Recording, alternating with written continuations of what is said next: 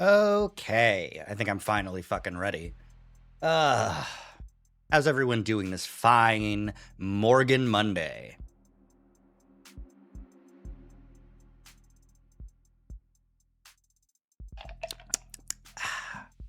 Ah, I waited too long to get my food, so I was a little bit late. And I still didn't eat like a huge amount. I'm definitely gonna need to get like some super late night post-stream snackies, but we'll crunch that munch when we get to it. It's good to be back. I've been thinking about of the devil a lot. Morgan's awesome. All right. Now let's take a look-see where we're at. Okay.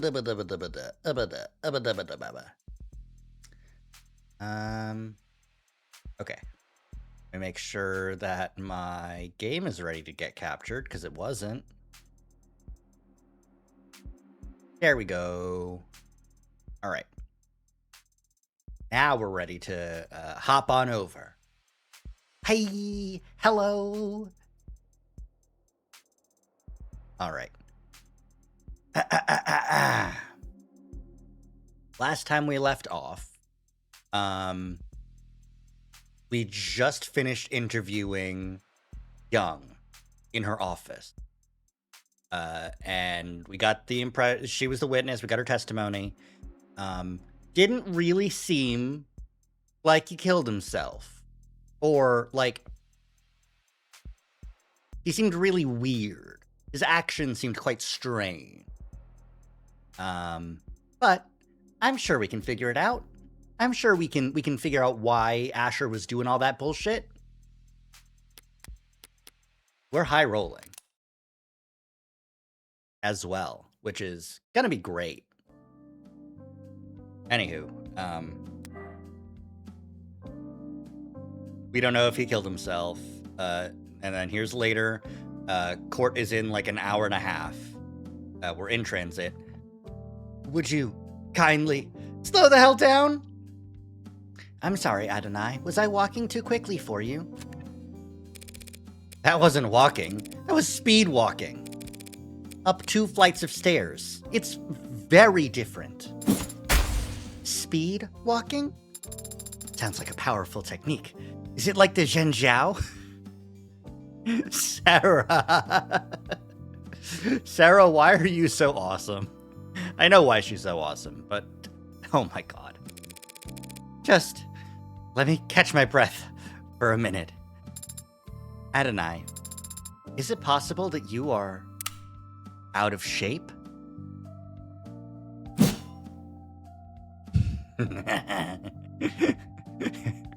Satsui no Hado is rising.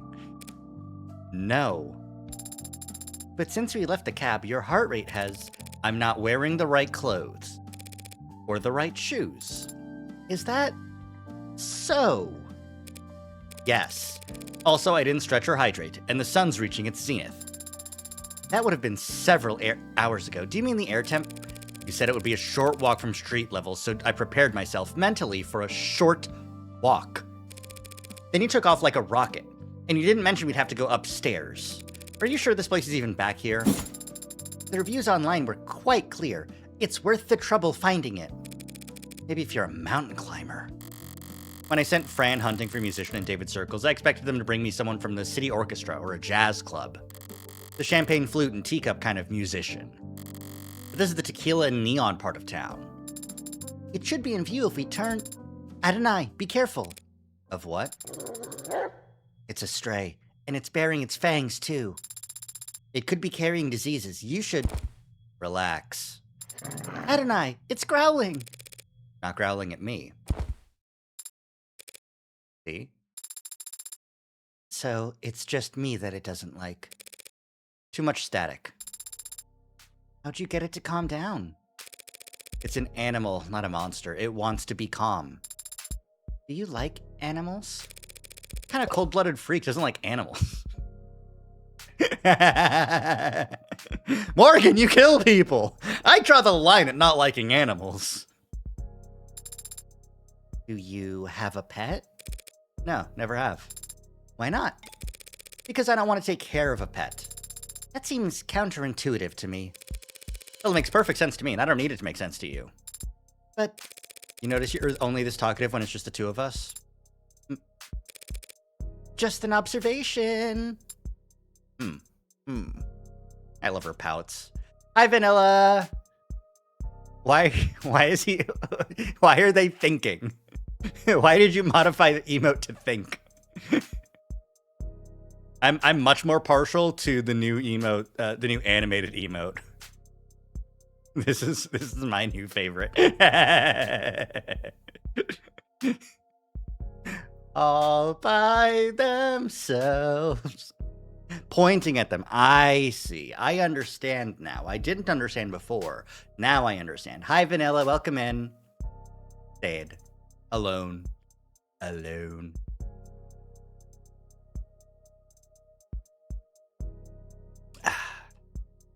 We just got started. You shy or something? Did David program you to have Android anxiety? You were doing dishes? Dishes are less important than Morgan Mondays. Morgan was really tired because Sarah made her walk upstairs. And Sarah was like, hey, are you out of shape? And Morgan said, no, fuck you. I hate this. I didn't stretch. I'm not wearing the right clothes. The sun's reaching its zenith. I was mentally preparing for a short walk. You went upstairs. I hate this. I hate this. And Sarah's like, are you like actually really out of shape? And Morgan's like, no. That's right. I did forget to turn this back on. Luckily, I am just right here in the streamer mode stuff. All right, let's re-enable these. Power points, channel points, head, shinks, bean, ball, cheese, psychic, rocks, third jacket, big shink, swarm, you're long, and bald. Everything's back. She's in her 30s. It's just normal. We don't know how old she is. Technically. It is just normal to be out of shape, though. And then also there was a dog. And Sarah was like, oh no, the dog hates me. It's baring its fangs. It's growling. And Morgan's like, it's not growling at me. It's just you, idiot. By the way, and she's like, and Sarah's like, do you like animals? And Morgan's like, what kind of freak doesn't like animals? And then Sarah's like, do you have a pet? And she's like, no, I don't want to take care of a pet. And Sarah's like, that doesn't make sense. And Morgan's like, I don't give a shit. It seems like 30s based on context. It would make sense. I could see early 30s because like London seems like 40s, maybe 50s, and Reyes seems like young. Like, honestly, Reyes seems like 22, you know? Based on the level of like spunk, the level of still believes, being jaded, yes, but it has been at least 7 or 8 years since they were in college. That's right. They did say that they were in college like 13. Yeah. Yeah, Reyes is about 22. Yeah, it's the level of like jaded that comes with like it's just getting out of that phase of like, I'm an early 20s-year-old. I can do anything if I set my mind to it. I can make cops better, surely. Reyes is finding out every single second of every day that cops ain't shit. Which means, obviously, early 20s. And then Morgan's like, well, she can't be that much younger than me. So I'm thinking like 30. Anyways. It's generally only appropriate to respond to comments that are addressed to oneself. Today, I have rarely been addressed directly by people other than you. In other words, you're shy. That is not what I... Can I try petting it? There's no law against it. Sarah Pet Doggy! Ultraviolets. This is the establishment. Now to see if Isaac Porter is as habitual as Fran claims. Do you think Father was close with this man? This man who you've never met? There better not be. Oh yeah, no, that'd be real fucked up, huh? I think he was close with him, yeah. At some point. I had some help making that deduction. Fran saw that their metadata showed significant cooling of interaction between the two of them, particularly over the past month. Oh, so they were cool during the months that Morgan and David weren't cool, because he was recluding himself. But over the past 1 month, even him. But Fran also saw a phone call between the two last night. So they were close. Do you think they were sleeping together? That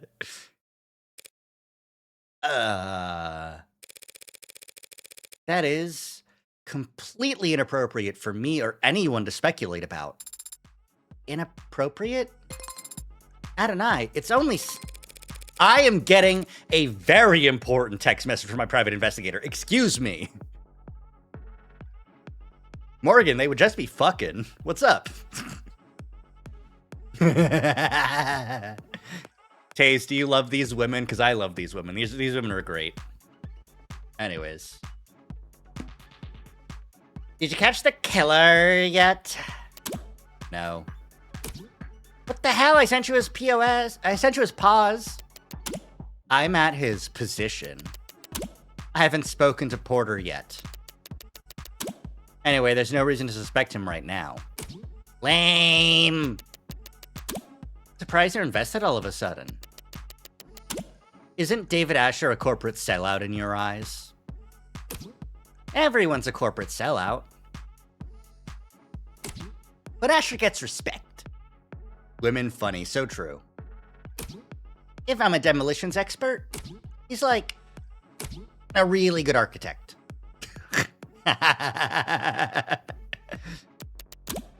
That's almost sweet, I think. Asher started out working in Cube. So in the architect analogy, and by today's standards, he's like, I don't know. As a kid, he built all his bricks by hand. What an analogy. Or something. You know that Lit Homework can help you with forming analogies? Eat this analogy. Fuck! Bitch! Fucking teenagers, man. Did that come through or did the characters break? It's supposed to be a guy giving you the finger. Oh, it's a cow emoji and Morgan doesn't have a phone that can support cow emojis. I take it Cube is a programming language. What's special about it? Pretty much anything coded in the last 20 years is web-based. You code with the assumption that you'll always be connected. So you can depend on having fat libraries of references to lean on. Oh, fuck. The dependencies of the, like, always connected cyberpunk future must be insane! And if something does go wrong, your errors get reported to you automatically. But not Cube. You can look it up. But basically, Cube was originally for robotics and, like, machinery. Stuff that had to operate in mines, under the ocean, middle of nowhere fields with zero signal service. So Cube had to be self-sufficient. How rugged. Where'd Asher learn Cube anyway? It's older than dirt. From like the 40s. Ah. I think his father had a machine shop or something. Vague. Yeah, well, David didn't like to talk about his family. And I never asked. What did your private investigator have to say, Adonai? We got a new term, Cube, a tier 5 programming language commonly used in the mid-21st century robotics.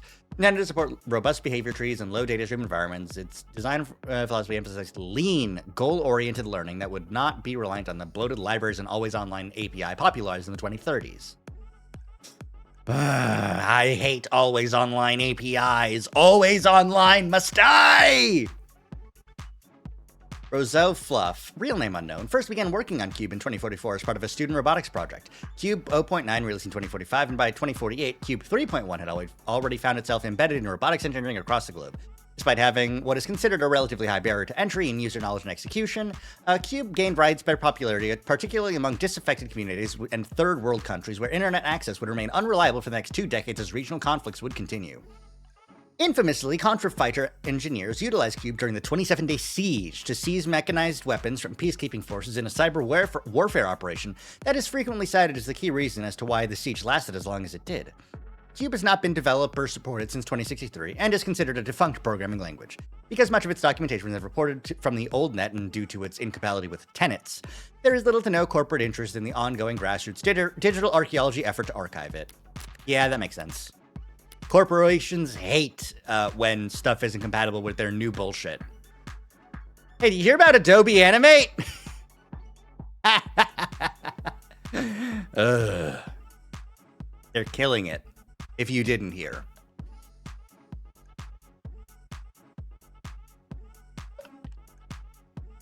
They went, okay.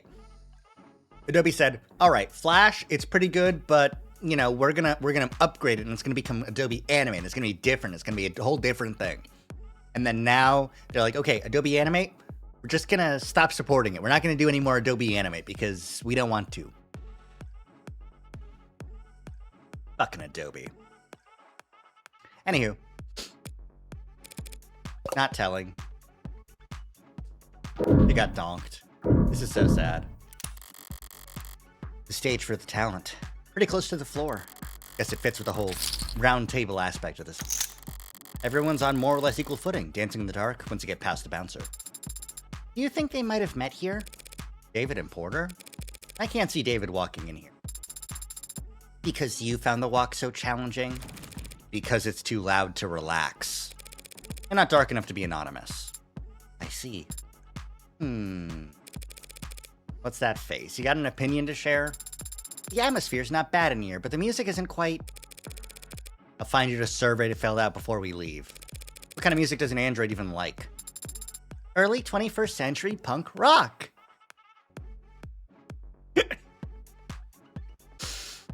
Uh-huh.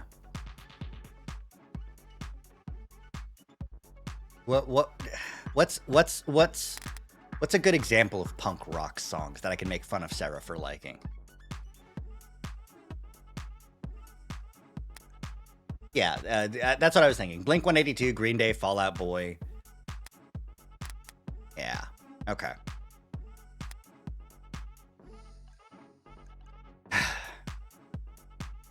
I write Sins Not Tragedies is playing in her head at all fucking times.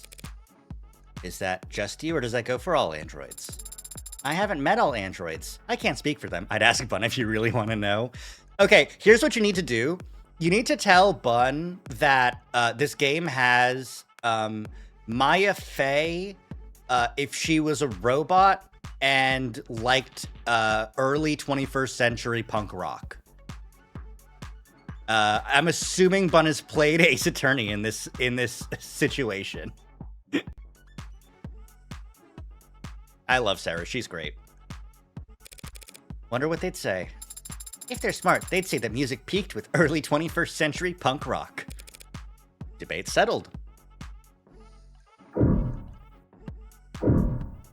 Appraise. Oh, the alcohol, I see. A bar stocked full of colorful selections and busy bartenders. Hope this isn't the kind of club you can order food in. The only time bar food is any good is when you're drunk enough to forget the taste in the gap between chewing and swallowing. Don't worry, I can bait them with women. It would be so... I think Bun would love voicing Sarah. Maybe for episode 2, I can finagle Bun in here.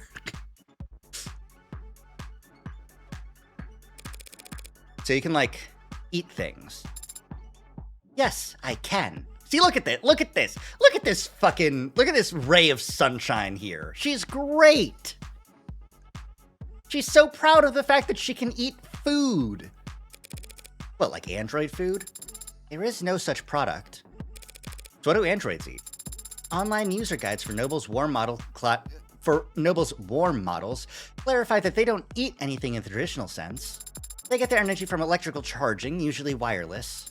Whenever they need to eat, it's to replenish specific vitamins and electrolytes. Sounds a lot like what mod users go through with their sports drinks and energy bars. And charger separation anxiety. According to the net, warm androids can ingest nutrient-rich processed carbohydrate pellets if they need to forego electrical charging long-term.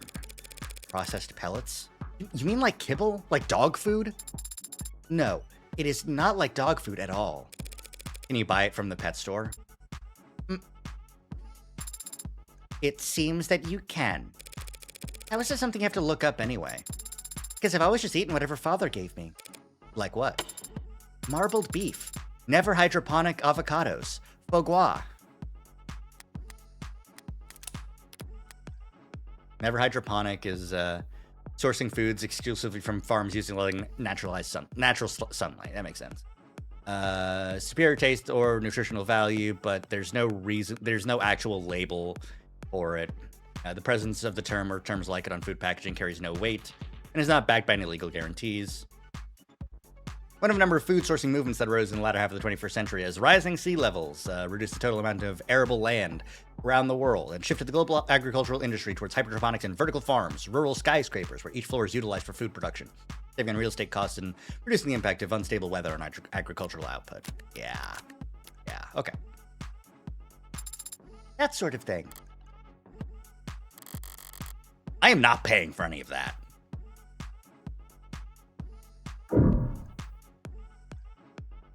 But Morgan, you so love paying the fine. That one over there. He matches the photo Fran sent. Should I approach now or look around some more? Yeah, I'm done looking around. But what if I look around again? Gotta get a read on the room first. Okay, there's nothing else. Control to auto. Oh! Thank goodness for that! I didn't realize that there was an auto-find button. Okay, cool. That did let me find this datapad. Some kind of reading material gets left out in a club. A tabloid interview? Exclusive sit-down with luxury. Heard her name on everyone's lips. You've seen her face in magazines and commercials. And then double-check to make sure the photos weren't labeled as edited. Now get all your burning questions about her answered here in our exclusive interview with the mysterious young woman who's being called, and perhaps the only truly unanimous vote the net's ever seen, the most beautiful woman in the world. Why the name? People think it's an ego thing, but it was just a random username I picked when I was back when I was grassroots. Then it was a pseudonym. The name is Luxury. Okay. Then it was a pseudonym to give me a little shade from all the attention. Now it's a brand, and I can't change it without setting the stock market into a spin, so... You're certainly influential. After partnering with you, Inti saw a 3,000% increase in share price. Yay, I'm happy for them. Course, but to be honest, it's a pain at times like this. She gestures towards her clothes, a plain white t-shirt and gym shorts with no branding visible. On anyone else, it might seem sloppy or even unflattering. On her, it only makes her natural beauty stand out that much more. Who are you wearing, by the way? Can't wear anyone unless I'm intending something. If I don't dress like this, all my sponsors fall into bidding wars every time I leave the house. Does it stress you, all that attention? Stress is bad for your skin, right? They say mine's flawless. Can't argue with that. So do you have a skincare routine? Any tips you'd like to share? Be a little bratty, act a little spoiled, keeps you young. And how old are you exactly? Everyone's dying to know.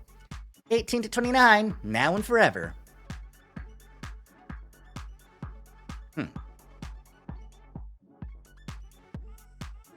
That one's not in quotes. That one's not her saying it. That's an editor. Anyways, don't get stuck in a cliffhanger like that. Hurry, log in so you can read the rest. Quickly, time is running out. However old she is or isn't, Luxury's got one hell of a mind for business. Might do her more good than that face in the end. Maybe. It's one hell of a face. In the meantime, she's kind of powerless. Trapped between a rock and a hard place. If she steps out of line, her sponsors would bleed each other dry in bidding wars for her wardrobe's limited real estate. No skin off her back, she's already got more money than she could ever spend. The corporations can't afford to not keep growing. Do they never reach a point where they can afford to lose? If she's smart enough to take advantage of that, good for her. Okay, yeah, that's him alright. Looks like he's killing time before his sets tonight. Are you unsure how to proceed, Adonai? I'm sure that you need to hang back. As for me, I'll...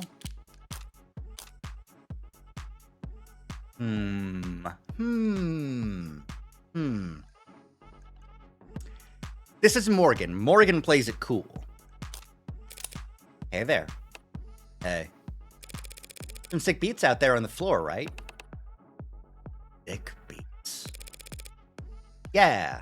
Or whatever. Man. Okay.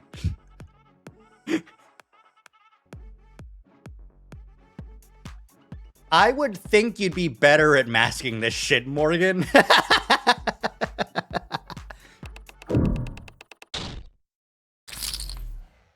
I lost credit for that? No! The hell? You a fucking cop or something? This isn't a cop bar. Aren't really dressed like a cop. God damn, you're meaty, aren't you? Fucking vultures, man. Perhaps I should start over. My name's Morgan. I was David's friend. I'm currently his lawyer. Can we talk? Not here. Thanks, Isaac. Don't thank me yet. I might just sit here, shut my mouth while you stick with my tab. So what kind of lawyer are you? What kind of friend? I'm his defense attorney. I think you missed the bus on that then, yeah? And I'm a friend that needs to know what happened yesterday. Doesn't everyone? Try somewhere else, friendly lawyer. I haven't seen him in weeks. You might not have seen him, but we both know that you spoke with him over the phone yesterday. Only a short time before he died. What the hell? Isaac? It's pretty obvious you don't want this particular spotlight to linger on you any longer than necessary, so why don't we cut to the chase? No lies, no playing coy. Fine. Sarah. Yes, Adonai? The hell? Is that thing transmitting? I'm not streaming any data, no. Porter doesn't seem to recognize Sarah either. And one more person David was keeping secrets from. I need to record everything for the court. Fine. You two were together, is that correct? We were together. I ended it. Yesterday. Care to elaborate? On our entire relationship? Look, you can tell me everything once and I can get it on the record, or you can hear the same questions over and over again from 1,000 different cops and Megs for the next 3 months. We met in a bar. I'd seen him come in a few times, each time with someone else. Each time talking with his mouth but not looking with his eyes. Ticked me off. Scribbling on napkins and letting a single gin and tonic sweat on the table for 2 hours. His dates would all go to the bathroom or take a call and slip out the back. One of them didn't make it 10 minutes. And he'd still sit there the rest of the night unfazed. Couldn't tell if he was oblivious or stupid or shameless or most confident man in the world. Ticked me off. One night, things were slow and my set hadn't been canceled, and his date... One night things were slow and my set had been canceled, and his date hadn't even bothered to think of an excuse before bailing, so... I asked him why he'd insisted on coming there, night after night. Just to ignore vapid people he wasn't interested at a shitty bar with drinks he didn't like. And he just said, because I like your music. And that ticked me off. It's cute early on. Him being so passionate about work I could barely pretend to understand. And I liked that we gave each other space, you know?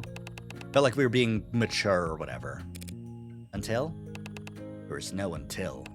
No one day where everything turned sour. But at some point, I started to understand where his priorities were. And how I ranked in them. Like I said, he was passionate about his work. I just wrongly assumed that he would also be that passionate about me. At some point. So I pulled away a little.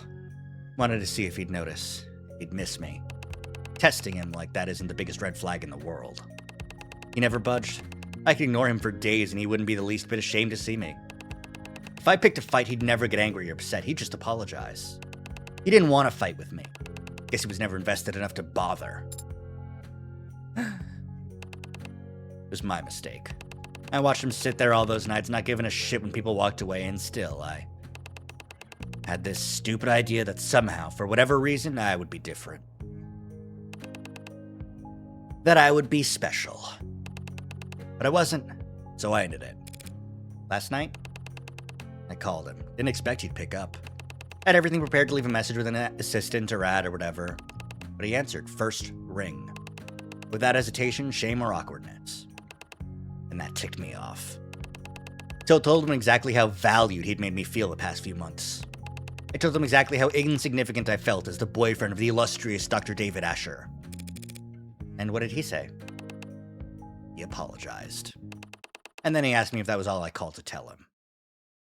Ah, God. Dude. Oh, man. Even Sarah's like, yikes. Dr. Dad, what the fuck? Woof. Even Morgan is like, woof. I hung up after that. Spent the rest of the night wrapped in warm disdain for him and his coldness. He had made that easy for me. I went to sleep hurt but clean, ready for something new. And then this morning I wake up to see that my ex killed himself not 2 hours after he let me walk out of his life without so much as a don't! It was 2 hours later he died. So something was up. Something was up. Anywho. What the hell, man? What the hell, David? And now you're just the tip of an iceberg of lawyers and reporters and buzzards. Parasites who want to hear about the man who sent David Asher over the edge. I never wanted to be his last lifeline or the straw that broke his back. I just wanted to be his goddamn boyfriend. Turns out that was asking for too much. It's yet to be determined whether David committed suicide. Serious? You don't have all the facts. And you do. Any one of them point to anything else? Thought so. Thanks for your time. I'll let you get back to it. That's it? No summons? The court has no need for you to retell a sad story like that. The court, huh? Sorry to bother you at work. Sarah, let's go. Your discography is very impressive. Yeah. Thanks. And your range is remarkable. So it paid me to see that all your works in the last quarter have been so melancholy. I think... What the hell would you know about any of that? What's the matter? Can't find the words? Need to steal them from somewhere first, butcher them before shitting them back out? I was not trained on any datasets that... Nah, pardon me. My mistake, really. Not your fault you're only standing here because rich prick nerds were allowed to rob the world blind for most of the century. Sarah, we're leaving. What the hell was that about? He was under the impression that I was programmed using a massive automated learning model, an early 21st century... Not that. Why'd you talk to him? I wanted to... I just felt that I should say something to him. Word of advice. People don't want comfort from strangers, especially when they're androids. They want it from the people they want it from. Coming from anywhere else, it's just... corn syrup on a parched tongue. Not LLM, MLM, yeah. Malm. Doesn't matter how sweet it is, they'll just start gagging. You know a lot about people, don't you, Adonai?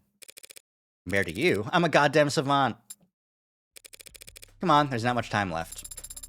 Is there still somewhere you want to investigate? Somewhere I need to return to, actually. Porter was right. As things stand, I don't have any evidence that could establish an alternative interpretation of the facts. But if there did exist hard evidence that could prove his death wasn't a suicide, there's only one place I could find it at this point. The crime scene? His house?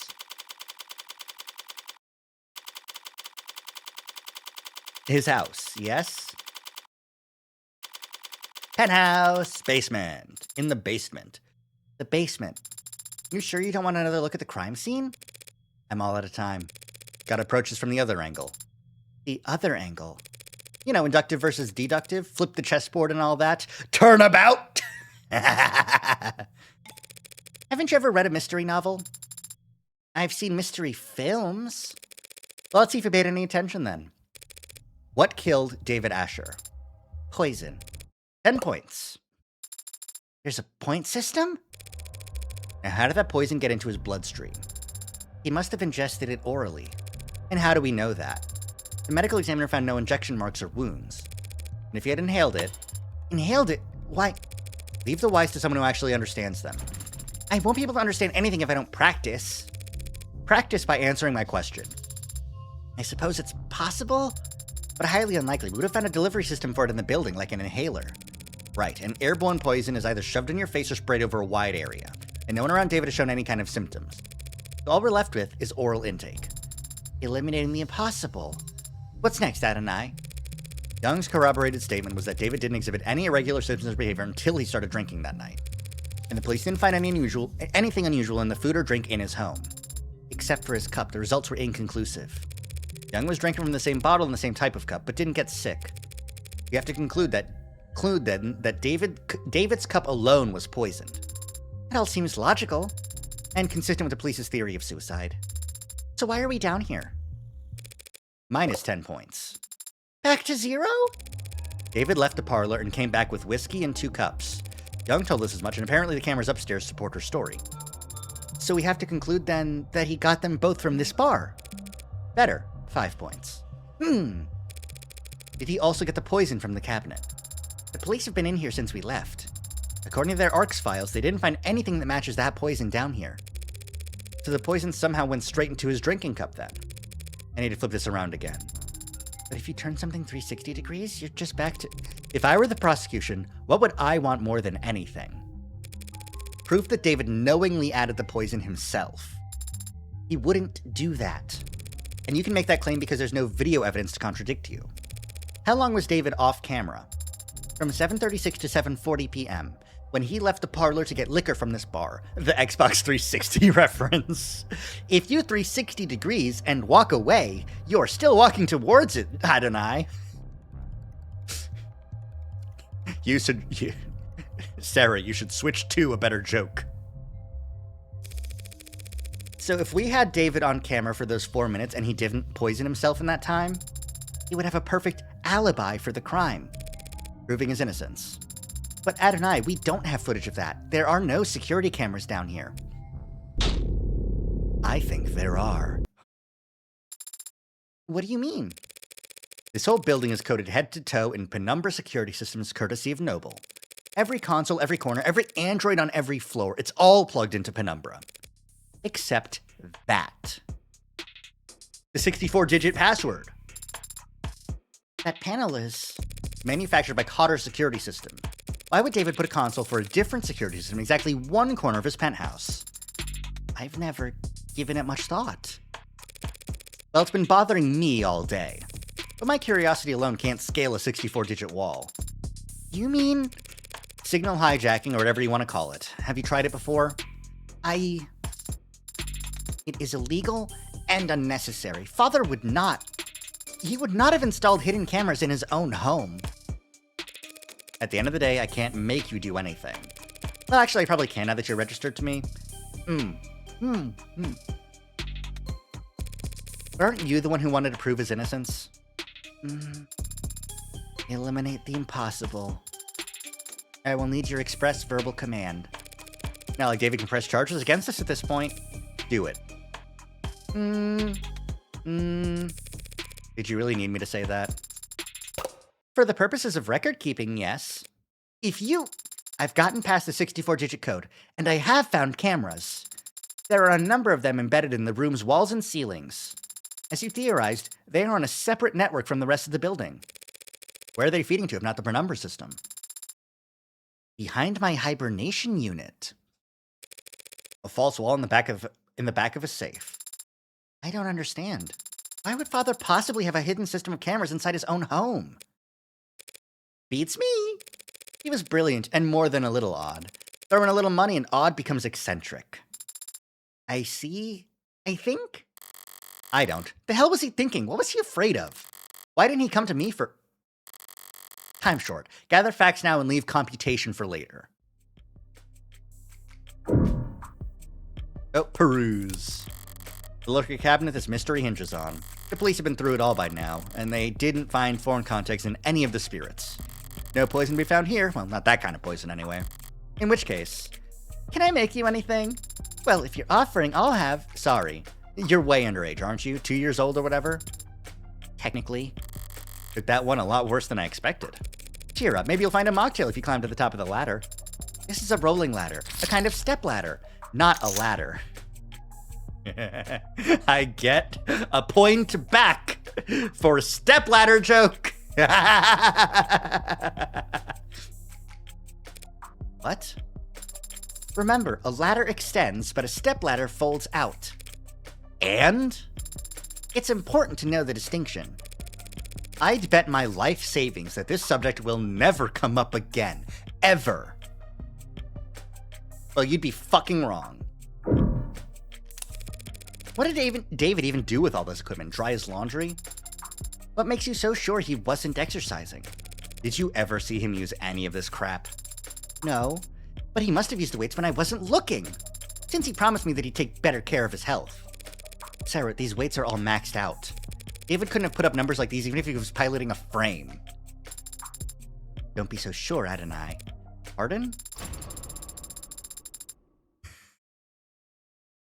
A very dangerous gamble to make given the nature of these games. True, but also, the following is a true story based on primary sources who were present for the event and its aftermath. Copenhagen, 1981, 8:10 a.m. local time. Oh shit, not a random-ass tangent. A towering man with the musculature of a world-class professional rugby player enters the Global Danske Bank on Frederiksberg Lane. He explains to the bank teller that he has a bomb in his suitcase and then he wants his gym bag filled with unmarked bills. The security guard approaches him from behind with a nightstick and swings. But the man simply catches the weapon and bends it into a twisted knot with his massive dinner plate-sized hands. Zero Escape, is that you? Yes. Yes, it is. When asked to describe the suspect to the police afterwards, the teller only had this to say. That man was all muscle. The rest of the bank heist proceeds without incident, and the man exits the building just as police arrive on the scene, when suddenly, his suitcase explodes! But it's just a smokescreen. Local officers quickly recognize the ploy and rush toward the door. Grabbing each of the hostages, they flee, while desperately searching for the perpetrator. What they find instead is a diminutive, frail, sheepish young man, barely 160 centimeters tall, holding a gym bag full of money, with no recollection of how he got there. Renowned psychologist and trained hypnotist Dr. Werner Kurtzer wrote the following in his diagnosis. Acute dissociative identity disorder. That's right. The man had a split personality, and so great was the disparity between his two halves that when they switched control, he physically changed, becoming taller, bulkier, and capable of previously unthinkable feats of strength. So be careful what you say. A man like Father can't do, just because of how he looks on the outside. Sarah, every single word you just said was false. Huh? Don't believe everything you read on the net.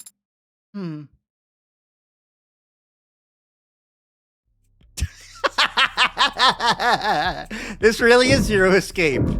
Everything's just a lie. What's the story with this anyway? Some kind of fault in the foundation? I don't know. I've never noticed that crack before. Might want to get those eyes checked. There's nothing wrong with my vision. This crack just must have been created during my most recent hibernation. How? Did David drop a weight a bunch of times over and over in the same spot? Interesting. Yep, the painting. Take in? So is that the original? It was appraised and confirmed to be genuine. At least they didn't get ripped off. I'm a Philistine when it comes to this kind of stuff. What does an android see? I see a meeting. Or perhaps an encounter? Two apex forces of nature. Two kings in the forest. The stag and the tiger. I think. Great, I'm officially less cultured than the robot. Alright, let's refocus here. There's some kind of hidden door behind your bunk bed, huh? Essentially, though a bunk bed would imply a second or third. How do we open it? One moment. Beep. I see. Got it open already? I cannot open this door. Why? It is a Tethys Basic Sturdicure. At least the game didn't try to play it off as real. I guess, yeah. That anti-hack feature in the name is real? It's a closed system, Adonai. The hell am I supposed to do now? Strange, there was an if-then toggle enabled in security parameters. I don't follow. When Father last adjusted the settings here, he made it so the door would never open so long as I was hibernating. And he made it so that I was the only one who could wake her up. Meaning this is a door that only I can open? It'll be a 6-character password, some combination of numbers or letters. Oh! The first time I tried entering Morgan because I thought then that it would be the 6-character thing that needs to be to open the thing, but it was the painting. Now it is Morgan. Did you and Father have any influential moments in your life that revolved around a 6-letter word? Nothing comes to mind. Is there a code word that he knew only I could learn?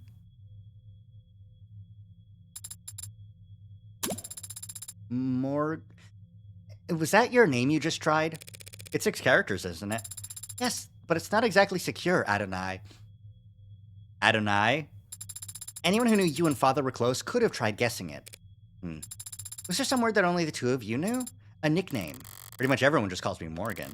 But not everyone. Adonai. I see. It's opening. What was the password, Adonai? You'd never guess. All right, secret door. What do we got? Did feel a bit out of character, David utilizing so much cloak and dagger tech. And I've definitely been struggling with the idea of him doing home improvement. But one step in here and it all makes sense. It's a panic room. Scary. That was very clever. It was. I also do love that they gave you the tip, like, afterwards. Like, did you just try your name? Yes. But maybe it's Adonai. A panic room is a place for rich people to hide in when people start bouncing bricks off their windows. They're typically not even on the blueprints. So when Noble built this penthouse for one of their executives, someone slipped this into the mix, and it's remained in Noble's blind spot ever since. All David had to do is repurpose it. Make sure you're capturing all of this. I don't want to miss my one chance because of the discovery technicality. I understand, but you needn't specify. My memory's flawless.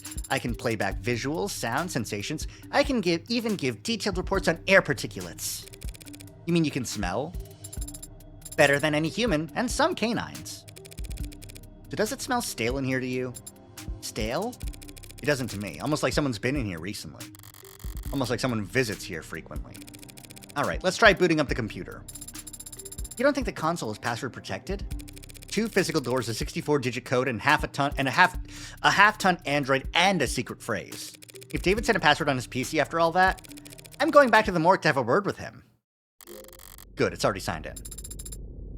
You're looking for camera footage. I'd also settle for a note plainly stating that he feared for his life. What am I doing? You search for the video files. They'll probably be timestamped and formatted for short-range devices. I have the subfolder. The cameras stream live data constantly, but the files are clipped at fairly regular intervals. Once every week, it seems. The most recent video file here has footage going back 8 days. It was accessed yesterday at around 4 p.m. You were asleep then, so the only person who could get in here at the time is David himself. Alright, let's see it then. Of course, it's just that I am having difficulty. Try double-clicking. I'm clicking on this file, Adonai, and it's not opening. I have been trying to open the files from the moment I discovered them, Adonai. But they are encrypted. Damn it, David. You leave me enough clues to get this far, but you won't let me use your computer. What's the brand on the encryption program? If I rush a subpoena, they might have a backdoor I can bluff them into. These files were not encrypted with any commercially available tool. This appears to be Father's own work. Shit. If David Asher handwrote the encryption on these files, there's no one alive who could... Hey, was Dawes just flattering you back there? Or is your processing power really that special? Adonai, Can you break his encryption, yes or no? with enough time. And how much time would that be? I would estimate at 2 to 6 hours. That's a 4-hour window! No matter how sophisticated, encryption is still just a code that must be deciphered. And when deciphering any code, progress proceeds exponentially, which makes it particularly difficult to determine the amount of time required to complete the process. 2 to 6 hours. I don't have any better options. Get started. I started 4 minutes and 23 seconds ago. Finally shown some initiative. But you've been talking to me this whole time. I have the ability to analyze data in parallel by utilizing subconscious processes, so long as the work required is rote. So you're doing it in the back of your head? Actually, I'm speaking to you in the back of my head. Being a human being is the rote part, idiot. I could give the decryption process my full undivided attention, but I would become non-responsive. Hey, that's a pretty nifty feature. I'll have to keep that in mind. Alright, can you take the show on the road, or do we have to rip this computer out of the wall and find a battery? I've copied the encrypted files and we will work on them as we travel. We can leave whenever you're ready. Wish that were me. Listen, well, see, the issue is that you are a cat boy, Taze, and so being a cat boy is what comes second nature to you as rote, meaningless work that you can do in the back of your head. Like kneading very, very tiny biscuits.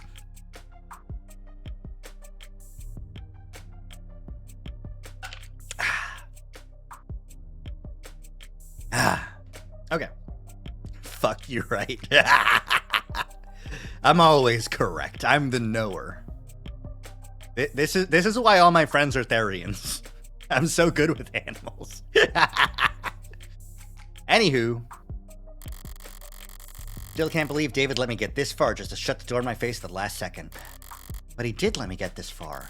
And the computer's not the only thing in here. The cabinets are a lot less eye-catching than his computer, but knowing David, that's all the more reason to check. Did I just call you small? Taze is microscopic, Vanilla, if you didn't know this. This is actual size Taze. Let me, okay.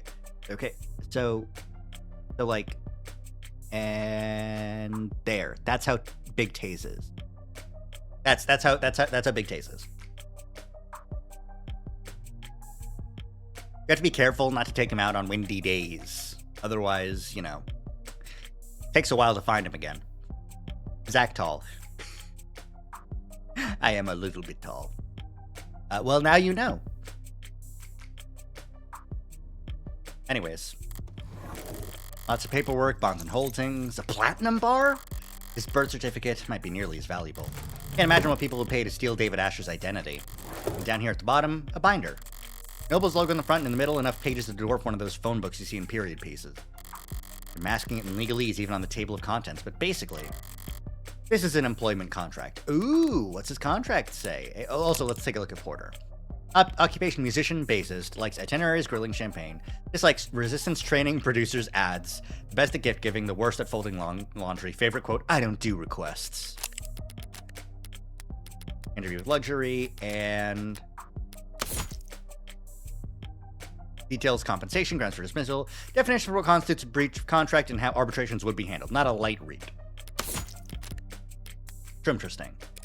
Hold on to this for me. It must be very important if you're giving it to me. It's certainly very heavy. Was there anything else in there? Expecting an updated copy of his will to show up? It is a possibility, isn't it? Maybe in a corny old murder mystery.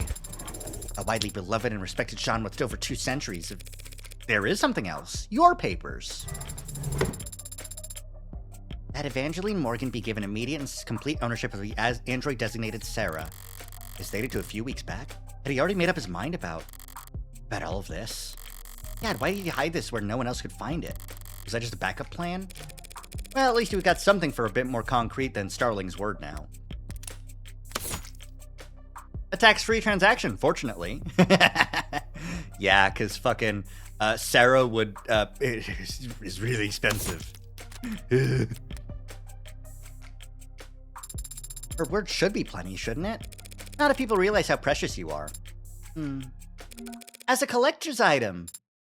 We've yet to meet one person who knows what the hell you are, but Noble could have easily argued that you fall under private technology or physical holdings. Unless I had something like this. It's good that you do, then. I'm glad that Father wanted me to go with a friend of his. Yeah. This will get me a huge tax write-off when I donate you to a for-profit college. You could at least pick a charitable institution. She's so sad about being donated to a for-profit college. It's just an old saying. All colleges have been for-profit since the 60s. Ah, damn it. So mean? What's the prediction? Oh no, who did this? The Shinx will be shiny. No. No, it won't. It will not be shiny. I disagree. Everyone vote no. But if you win...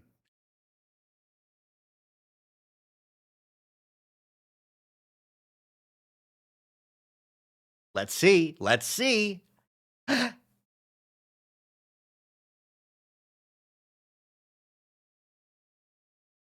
just sitting here waiting for my Shinx.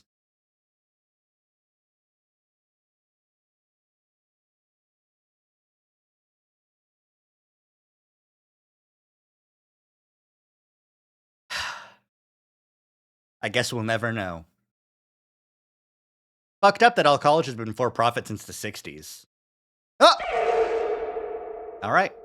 Hi, Big Shinx.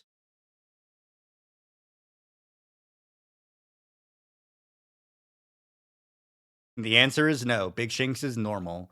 Oh, he's falling over! Big Shinx, no! Don't worry, I have the perfect emote to indicate your feelings towards Big Shinx not being shiny. It fell on top of Big Shinx. That's its collider. It's just stuck there until Big Shinx goes away. Oh, there he goes. Oh. Okay, all right. Hi, guys. That doesn't make me feel any better. You can cheer up in the car. Hail us a ride to the courthouse. Priority. There's an upcharge at this hour for priority transportation. That's irritating, but I'd like to have more than just a few minutes to prepare once we get there. The upcharge is a multiplier of 5.7. I'll prepare on the way over. Very good, Adonai. A 5.7 times multiplier upcharge on an Uber during rush hour. Fucked up. Slap that verb. Does it excite you, going into courtrooms? What do you mean? You don't feel the tension in the air as the audience murmurs amongst themselves? You don't feel a fiery sense of justice rising in your gut as the prosecutor smirks at your ragtag assembly of witnesses? Do you really think this is going to be some kind of movie where the good guys save the day? Probably not. Having played a lot of a Bellagio, I know how dramatic a 5.7 times multiplier can be. Having played Binding of Isaac, I know how much a 5.7 times multiplier would be for damage.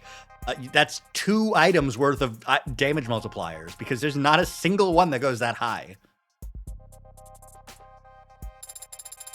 Though that would be nice if it were. What's your deal anyway? Did David train you off of a movie marathon from hell or something? We did watch films together, if that's what you're asking, though he was rarely the one who suggested it. So you were the aggressor. What's an android get out of watching a flick anyways? What do I get? Why do you do it? What's your reason? I'm not sure how to answer your question. Never mind. Forgot what I was talking to. I like the performances. Sure, there you go. Got a crush on Humphrey Bogart or something? He's a handsome man. But it's not the actors I like so much as their performance. The truth is, besides Father, I have very little experience when it comes to people. I hadn't noticed. I read the net and I watch people and what they share of their lives. But it's also subtle, so hard to follow. There's so many unspoken rules that can't be taught, only learned, and I often struggle to grasp them. You're all so complex, so detailed. But the characters on screen are exaggerated, larger than life. The actors enunciate, their body language is precise and meaningful. Their faces are bright and softly lit, and their eyes are... It's fiction. So these characters and their stories, they have a beginning, a middle, and end. And the people on screen don't ask anything of you except your attention. You can't disappoint them or make them feel awkward. You can just watch and learn. But what about you, Adonai? What about me? Do you like movies? Yeah, sure, back when I was a kid. Really? Who's your favorite director? What was your favorite film? It was a long time ago. I don't remember.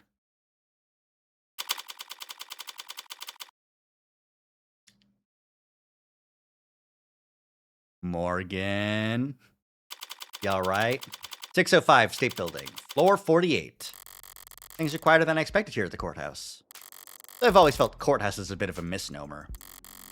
Government building is probably the best way to describe these towers, all-encompassing and impenetrably vague.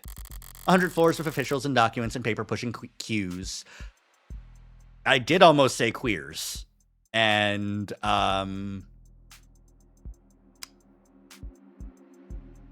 whoops. With a couple dozen courtrooms squeezed in along the way. Didn't think I'd be arguing in court when I woke up today. Didn't think my friend would be dead or that he'd have thrust an android onto my lap either. I could just walk in there and concede. Emma would be irritated and more than a little confused, but I could play it off as an exercise in grief. The android would complain loudly, of course, but I wouldn't have to listen to it. Now that it's registered in my name, I could probably just order the damn thing to reset its memory. But I haven't done that. And I guess I don't plan to. Do you know a lot of paper-pushing queers? I know a handful. Sometimes you have a job, and you push paper. And, I don't know anyone who's not queer.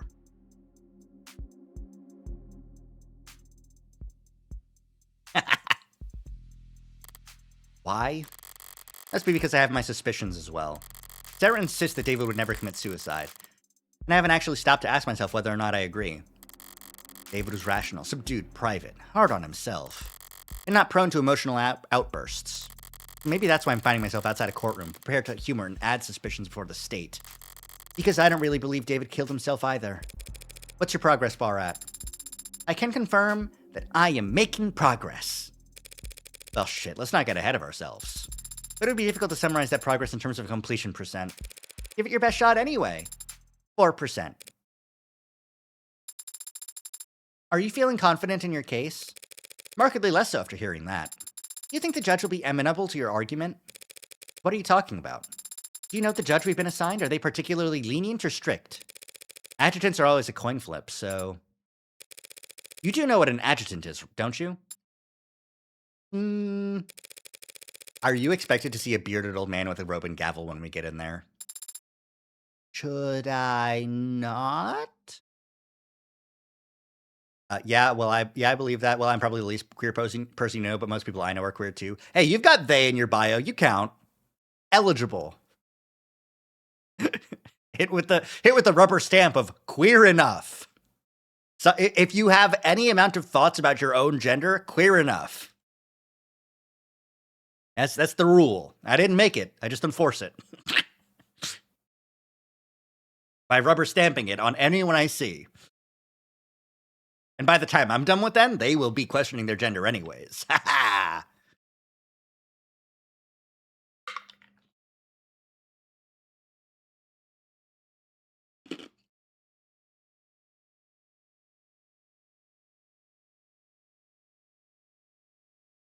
Listen. There's one non-queer person we know technically. I don't know.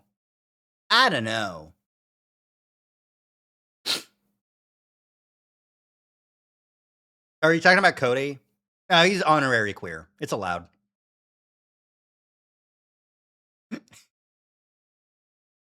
He's our token cishet.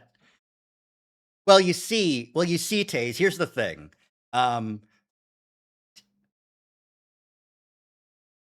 He's the grungler, and the grungler is included in queer.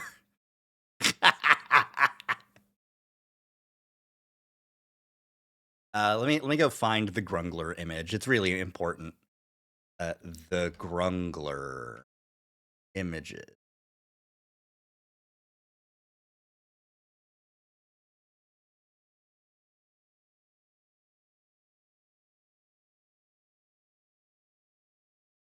Now, where is it? There it is. There's the grungler. It just was, like, not popping up on my, feed. I have to download this, right? I can't just paste it in here.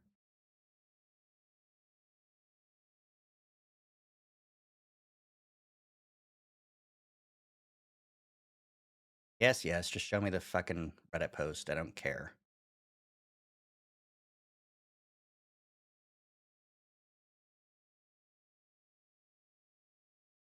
I add sources in OBS. I just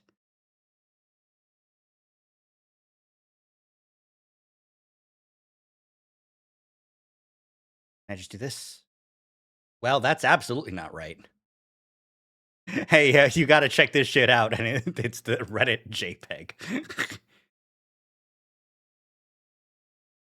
I wish it was easier. Open file location. There we go. Women will go on a first date with a guy and things will be going well until the guy casually mentions he's bi, and she'll go home and start posting stuff like, "We need to normalize being straight," and "Whatever happened to beauty?" Meanwhile, the guy went home to play video games with a bunch of weird Discord transsexuals, and he named his character the Grungler, and he keeps saying stuff like, "Check it out, guys, I'm the Grungler." That's Cody.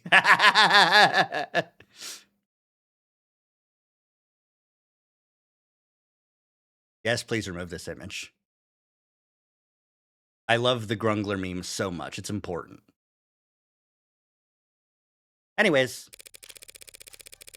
adjutants are android judges, okay? With all the authority that entails.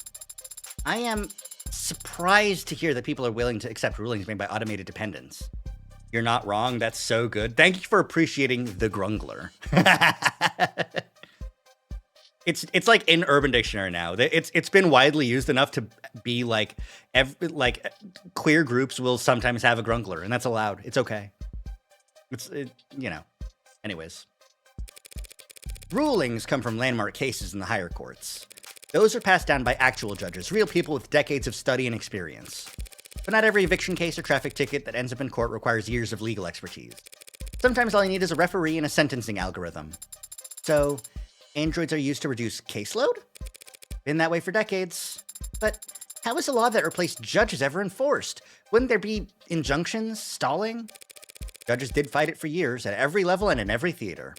But the public lost their patience for that kind of obstruction during the 60s. The state needed to tread budgets across the board, and so judges that couldn't be replaced by years of legal battles were instead ushered into early retirement by the unrelenting force of our great nation's accountants. And it's not controversial having machines determine sentencing for human beings. Whatever controversy there is, it gets aimed at the machines, not the people who put them there. And the machines can't lose sleep over it. Besides, used to be that even the most high-profile of crimes wouldn't get a court date until weeks or months later. Nowadays, most crimes are prosecuted within a single business week. And that's not rushing things. Keeps people in my line of work on their toes, that's for sure. I'm just surprised to hear that there's so much haste. Don't they teach you about classical conditioning in android school? You gotta feed the dog immediately after you ring the bell. If punishment doesn't follow the crime in quick succession, the lesson doesn't stick. I see. But if adjutants are so effective, why aren't they used in every trial?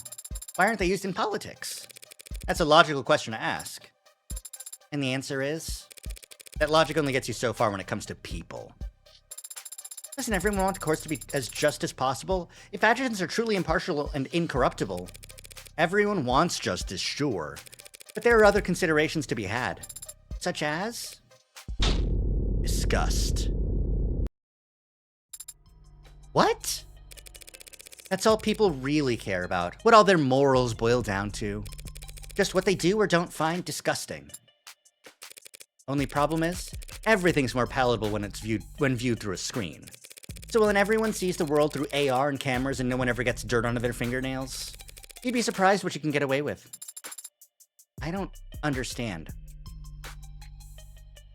You're trying to remember that one post that goes something like, "Hey, when you say queer, can you include me too?" That's easy.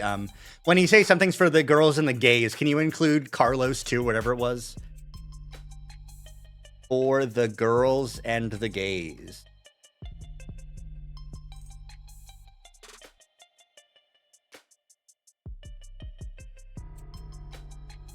And Coleman. His name was fucking Coleman. That's a good name to have as the guy who's like, hey, can you add me too? And then, like, it's very funny adding every straight character in the most yaoi-ful games around. Coleman. Yeah. That was the name in the original TikTok, yeah. Anyways. Yeah, well, and therein lies the problem.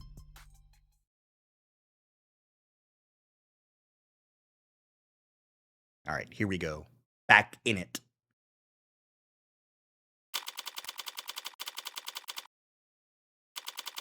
Courtroom 48D.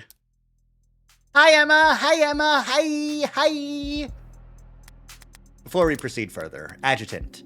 Automated dependents that preside over trials for the state. While most adjutants are designed as sold as software and then loaded onto courthouse-specific hardware, including Android bodies, they can interpret trial proceedings and render judgment based entirely on stenographer records if need be, ruling on cases in an entirely digital capacity. Reviews of adjutants by third parties has shown that they are overwhelmingly more equitable and even-handed in their sentencing than human judges because they cannot be bribed or intimidated. Adjutants are especially preferred for cases involving organized crime or corporate misconduct. Adjutants use a ninefold personality engram for rendering their judgments and building consensus, known as the nonary.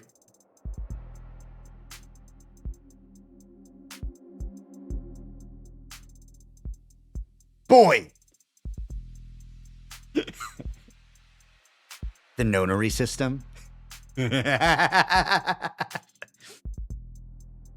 nonary personality engram? Did you know that nonary means 9? Santa can tell you that.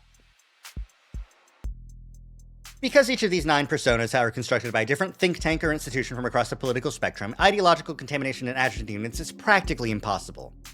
There have been a small number of reported cases where nonary process against born, particularly enthusiastic or eccentric personas, presumably in an unorthodox, if not effective, attempt to reconcile particularly disparate opinions across their 9 constituent personalities with a single authoritative, loud voice.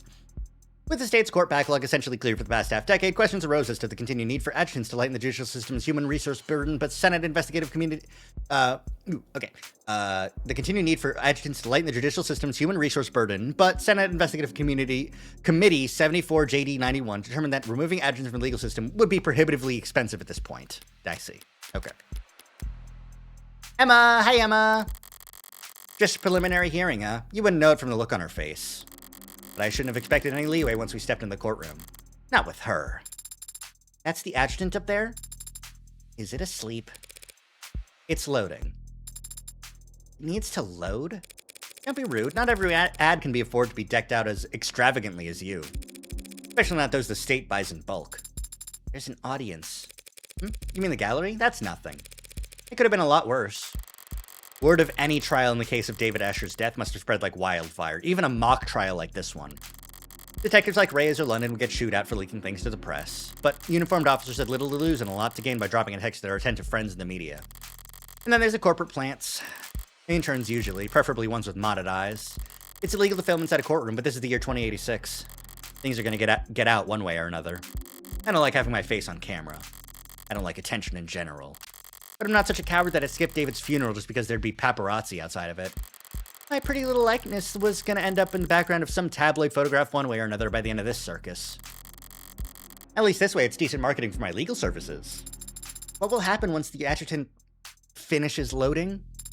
How will the trial proceed? With all those films you watch, I figured that you could extrapolate. I'm asking so as to correct any misconceptions. Well, not everything is on the silver screen is outdated. The court will come to order and there will be a clarification of the charges. The defense enters a plea, and if it's not guilty, the prosecution begins making their case. That means calling witnesses to the stand, correct? Mostly, sometimes they'll testify virtually from a separate location. Depends on the security concerns surrounding the particular individual and the case.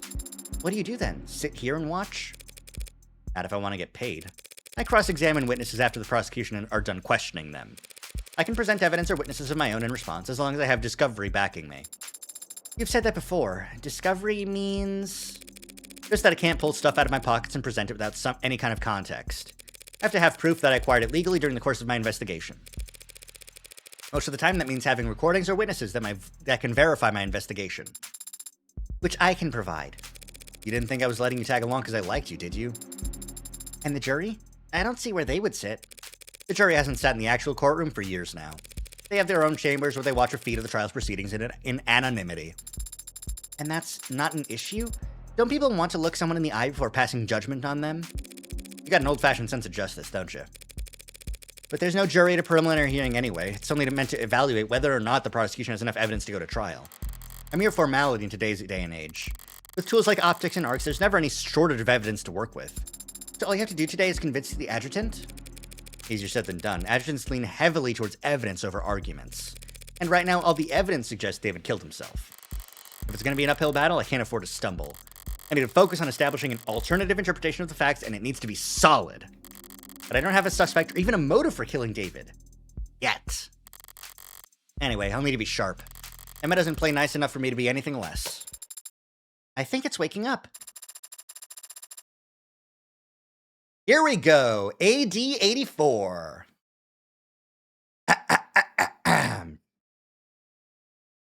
This third lower court is now in session. Adjutant AD 84 presiding. I call to order the case of the People v. Asher.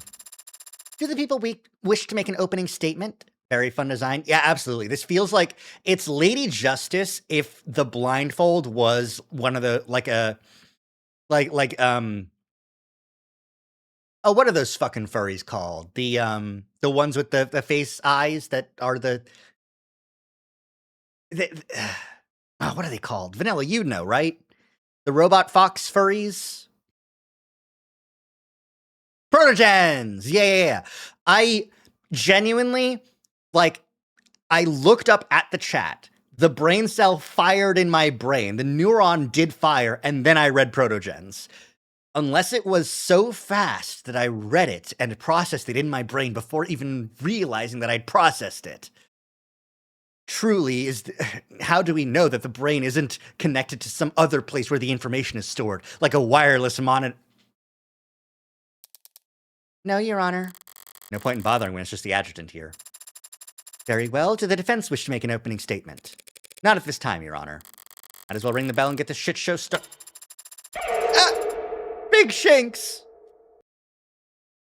Hi, Big Shanks. Big Shanks is asking, when two big Shanks eat the sun. When milkmen go comedy.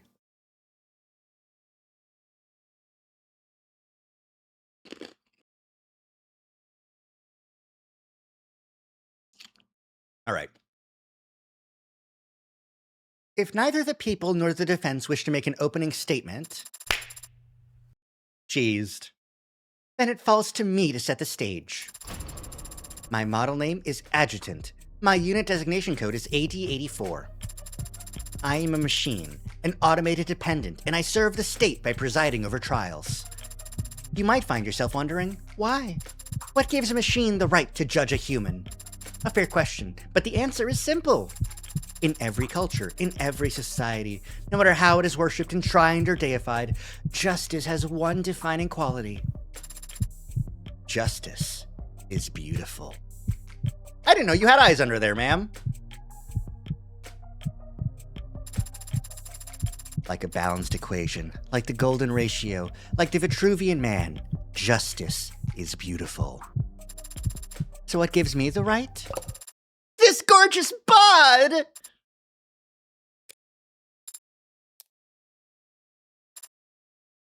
Eto! Bleh! Whatever. Forget it. Forget I said anything.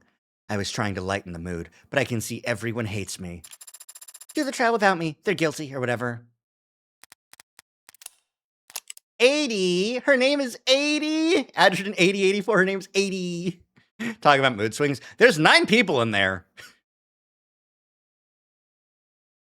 Automated dependent, adjutant, likes raw salmon, running water, and gymnastics. Dislikes criminals, contrarians, pigeons. Signed Libra, self-assigned.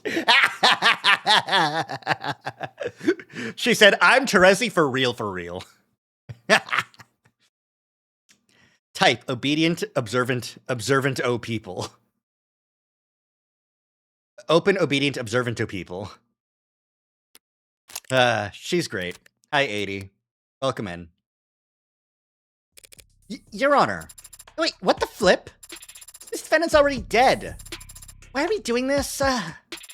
Is this a debug thing? Because I'll log the error if I need to. No, Your Honor. This is a preliminary hearing to determine whether David Asher did in fact commit suicide, as he... I get it. You want to make sure he wasn't cuckoo in the cranium before he cut up his will like a T-bone. She actually listed her 3 sizes. Yeah. Why wouldn't you? Especially if... Oh my god. Her tits are bigger than her head. Like... That is the rockin' bod of justice, I fucking guess. Like... I've seen so many jokes about like, okay, so what if Ace Attorney, but the judge had huge tits, and the prosecutor had huge tits, and the defense attorney had huge tits, and that's of the devil. Play it. Play it. Watch me play it. I didn't realize that adjutants were so lively. They aren't. They're supposed to be austere and statuesque. Looks like we got served the most in need of repairs adjutant the court system could find. Whatever paper push we rushed to get this trial going, we must have wanted a little payback for the kindness. That's really funny that we got the fucked up weird one. What's that look for? Could it be your... trying to size me up? Wouldn't dream of it, Your Honor. Good. Because if you have doubts about my ability to run this trial, I could always just enact summary judgment here and now. I'm sure you'd find my ruling to be fair and even-handed. That won't be necessary, Your Honor. She's much more of a character than I'm used to seeing up there, even counting all the flesh and blood judges I've met. But she's still just an adjutant. She'll follow the evidence where it leads. So long as I can make a few adjustments for the occasional outburst from the bench, my plan's still workable. So, people, shall we get started with that first witness? Right away, Your Honor. The people call Dr. Yumi Sato to the stand. At the corner! Hi, Sato! Hi, Yumi! Yumi, bestie! It's Yumi. Hey! So how about it, pretty lady? You swear to tell the whole and unadulterated truth to the best of your ability? I do. Good enough for me! Dr. Sato, you were in charge of the autopsy for Dr. David Asher, were you not? I was. And when did you make your examination? I started last night. Well, technically 1 a.m. would be very early this morning. I think you can still say last night if you're talking about 1 in the morning. Objection! Immediately? Frame 1? The first thing Morgan says out of her fucking mouth to herself as an aside gets objected immediately. Emma has no chill. You understand that, right?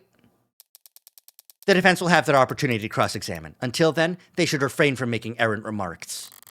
The hell? All I said was, yeah, what she said. You mean sustained?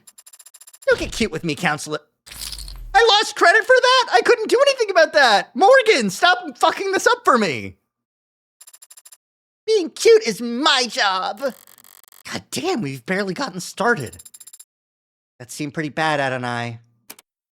Making mistakes will increase your blind. Ah. Blind is how much credit you'll lose for answering incorrectly when you yourself aren't controlling the ante. Blind increments on its own throughout the trial as the stakes get higher, but resets at the end of each day. Okay. Blind starts at and caps out at a higher number if you're playing in high roller. Okay. Mind the blind number in the top left when it appears. It helps you gauge what you stand to lose. Okay, so that's just it's a story-driven penalty to show you what penalties are like. Got it. We should try to avoid being penalized in the future. Thanks for the tip. Shake it off. I'll get my chance to raise objections of my own soon enough. Dr. Sato, were you able to determine the cause of death? He passed away due to respiratory failure. Could you explain what that means to the court? Essentially, he wasn't getting enough oxygen into his blood. It seems by the time he arrived at the hospital, he was no longer breathing. What does respiratory failure look like? What are the symptoms? There'd be lightheadedness, dizziness, fainting, pale skin, and a bluish tinge around certain extremities. And the condition he was in matched those symptoms? Correct. In your experience, what are the most common causes of respiratory failure? It can be caused by injury or disease, But the subject had no wounds or reported illnesses, and otherwise appeared to be perfectly healthy. And what else could cause respiratory failure then? It is also commonly seen in fatal drug overdoses. Drug overdoses. Did you perform a tox screen on Dr. Asher? Yes, but his tox screen came back clean. Whatever killed him, it wasn't something we've encountered before. Wait, a clean tox screen? Clean? Dialogue will proceed automatically during testimony, but you can still choose to advance the text manually with continue. You'll need to read carefully and wait for the witness to make a statement that sounds wrong, then hit the call button to call their bluff. Hover over the call button or toggle on Insight to focus on the claims within a witness statement. Insight can be disabled in settings. Testimony will loop until you call. Can't let this chance slip by. I need to catch her mistake the second it comes out of her mouth. With the whiskey. Right, there was alcohol in the system.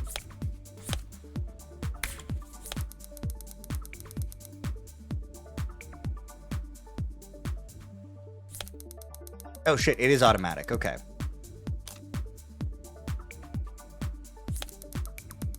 It experienced lightheadedness, dizziness, then fainting.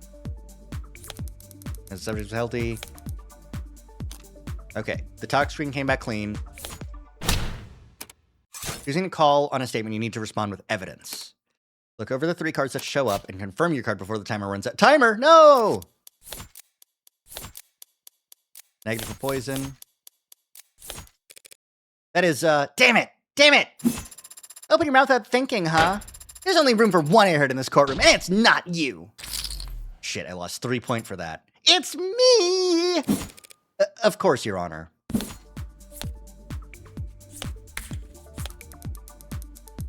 I can't check my evidence already. Okay, it's gotta be the whiskey, right? Drank before the death. Wanna bet? Ah! Yeah! Cool! It's impossible for David Asher's tox screen to be clean, and we all know it, since he was on camera drinking alcohol the night that he died. Okay. That makes sense. And that scared you? You got that wrong! Successfully objected testimony for the first time. Yay! The witness merely misspoke, Your Honor. As it plainly states in the tox report itself, Dr. Asher did have alcohol in his blood, but not at such a concentration as to be lethal. Yeah, my bad. When I said the tox screen was clean, I just meant it didn't tell the attending physicians anything they didn't already know. Overall, a little more nitpicky than I like to be, but at least I was able to balance the momentum, more or less. Shall we continue, Dr. Sato? If the tox screens were negative for pharmaceuticals and drugs, what caused Dr. Asher's respiratory failure? During my autopsy, I analyzed his blood and was able to isolate a foreign compound. So there was a lethal dose of drug inside his body. It just happened to be a drug that the hospital had never encountered before. That's correct. I think we're all going to get pretty tired pretty fast if we don't at least pick a placeholder name for this substance, Your Honor. The people don't object, Your Honor. In that case, I'll put all my creative heuristics to work coming up with the original scientific fitting name for this substance. A name like Omega 3! That name is already taken. Fine, call it Delta or whatever. Delta, used in science to denote an unknown variable. Not bad. Delta has other meanings when it comes to drugs, but yeah, our Delta matches no known public pharmacology or toxicology records. That being said, chemically it does have all the hallmarks of a general depressant. I know the feeling. So it stands to reason that it would exhibit a similar effect on the body when ingested. You say ingested. Why? I eliminated all other possibilities during my examination of the body. He must have swallowed it, and judging from his stomach contents, it must have been a liquid. Thank you, Dr. Sato. Shall I summarize things for the court? Yes, please. I wasn't listening that closely. The victim died of respiratory failure, and his tox screen showed that his blood was clear of anything that could cause respiratory failure, except for this unknown substance, the poison we've labeled Delta. Well, that sounds like a textbook suicide. Should we wrap it up here? Not quite yet, Your Honor. This may clearly be a poisoning, but there's at least one detail about the case that doesn't feel like a suicide at all.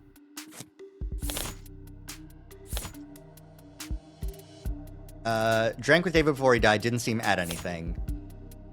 Negative for poison. Drank before death.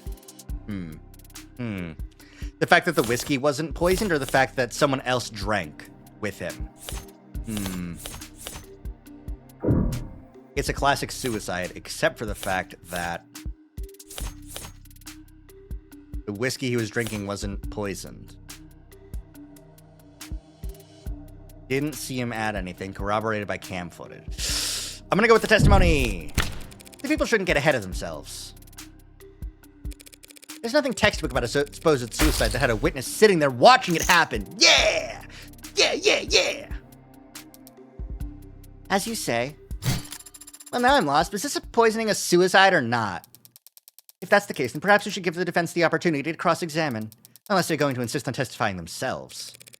How kind of you to offer! Ball's in my court now, so how do I counter? Emma's argument basically goes as follows. David ingested the Delta knowingly, and the Delta caused his respiratory failure. That's correct. That makes sense. 6 out of 21. Oh, are we doing a blackjack one? He died of the respiratory failure, thus David committed suicide. Another 6, we're at 12. Ooh, it's dangerous. During blackjack, every piece of information you learn deals you a card. Choose only the questions that are logical and relevant, and only press if you think of a line of questioning that is worth continuing. Or else you'll go bust and lose credit. Select the press option and see what the follow-up question would be. Only win blackjack when you reach exactly 21. So don't press further if you're already there, and don't ask the wrong questions. With memorastic examination, to put a microscope over the weakest part of that argument, and hope that some cracks will appear under pressure. We're sure it was ingested. We're sure it was respiratory failure. But are we sure Delta is to blame? That's the weakest point. Dr. Sato, you were only able to even identify the presence of this Delta after hours of work. Can you really be sure that this never-before-seen chemical can cause respiratory failure? Well, if I have had time to run simulations, they do give every indication that it would act as a depressant. In just enough of any depressant, respiratory failure would occur. Only simulations? I'm not going to press on only simulations. That seems reasonable.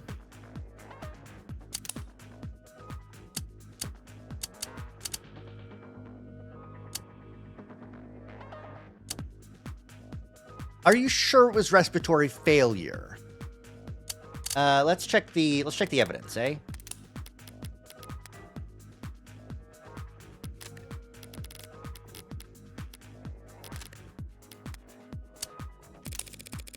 Isn't it possible that he actually died from something other than respiratory failure? Well, no, not really. Damn it! You could argue or speculate about what caused the respiratory failure, but it is, in fact, a fact that he died because his heart and lungs stopped working. Right, thank you for that.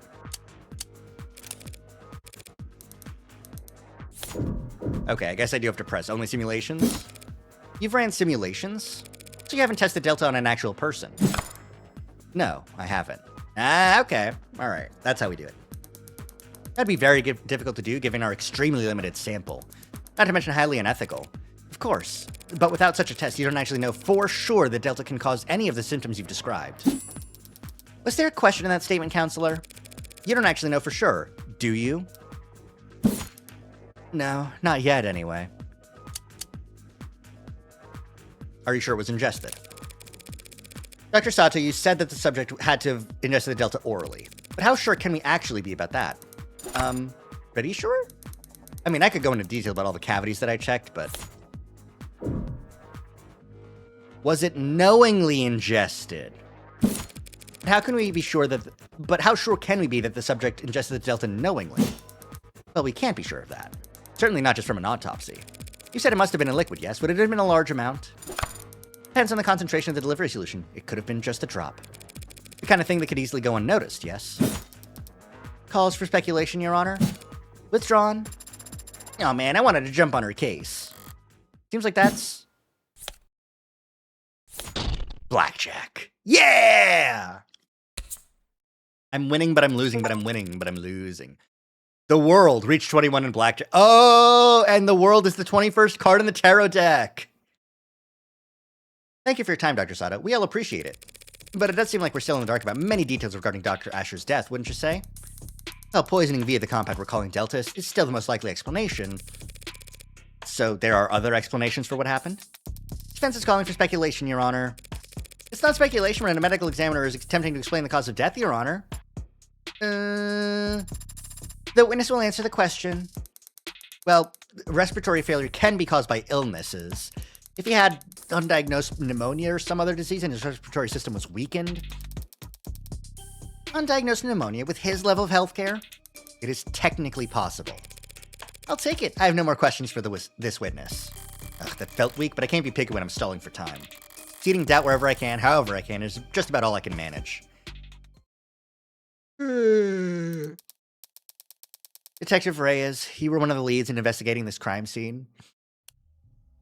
Yes, ma'am. And did you interview the EMTs who arrived first on the scene? I did. They responded to an emergency signal from the home security console located in the kitchen. What did they find when they arrived on the scene? The victim was unconscious on the floor of his parlor. He was receiving CPR from a witness, the individual who had called them. They were both airlifted to Gatesfield Memorial Hospital, and Dr. Asher was declared dead shortly after arriving there. He's actually handling himself pretty well up on the stand.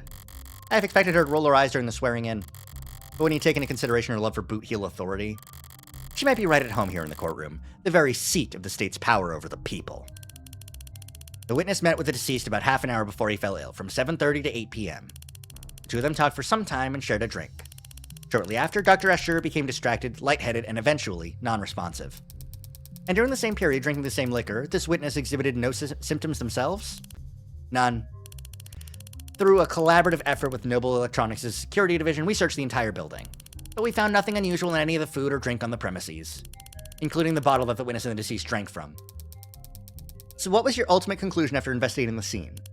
The whiskey bottle was clean, the witness's drink was clean. Only person who got sick was Dr. Asher, drinking from a cup that he had prepared. So it was our determination that David Asher committed suicide by poisoning himself. She's pretty tight-lipped up there, but I think she slipped up at least once. The police want to claim that they've eliminated every other possibility and covered every angle. But I know that there are a number of blind spots that they're not willing to admit to. Okay, the cup, David's cup, and the poison. Okay, David's cup. Inconclusive results on the toxicology.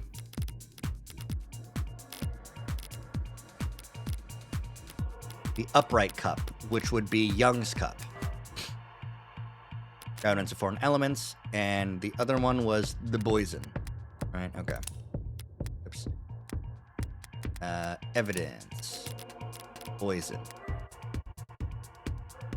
No additional traces found anywhere at the crime scene or in David's penthouse. Probably important. Asher met with a witness at 7:30 p.m. last night. That's correct. He's the one who prepared their drinks. That's correct. And there was no opportunity for the witness to ever slip him something. That's correct. He drank from a cup that he himself poisoned. You don't know that for sure, do you? Seems pretty cut and dry, if you ask me. There's nothing even to, point out here. First, to be sure, we scanned the kitchen, the lab, the basement. Uh-huh. There was no poison anywhere else. Isn't that strange? She slipped up there and made a claim she can't actually support. All I need to do is point it out, and then I'll be able to watch her self-destruct, which should be fun. Chimney. Okay, which one is it?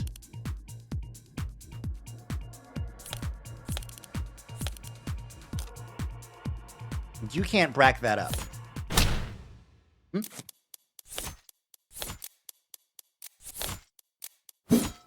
The poison. Wanna bet? Fuck! That's cute, counselor. You almost made a salient point.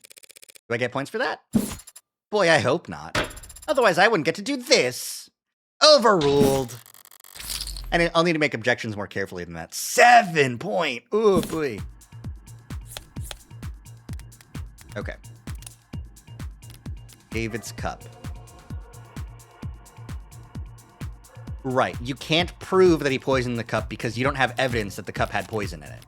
Technically. It's the only thing that makes sense, but you can't say that for fact.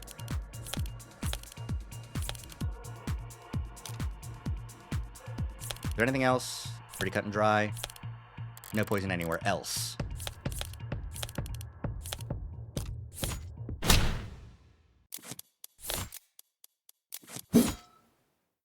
Wanna bet? Ah, right in the head. You can't make that claim. Not when the evidence record clearly shows the tests of Dr. Asher's cup were inconclusive. The police can't claim he drank from a poisoned cup without first proving that his cup was in fact poisoned.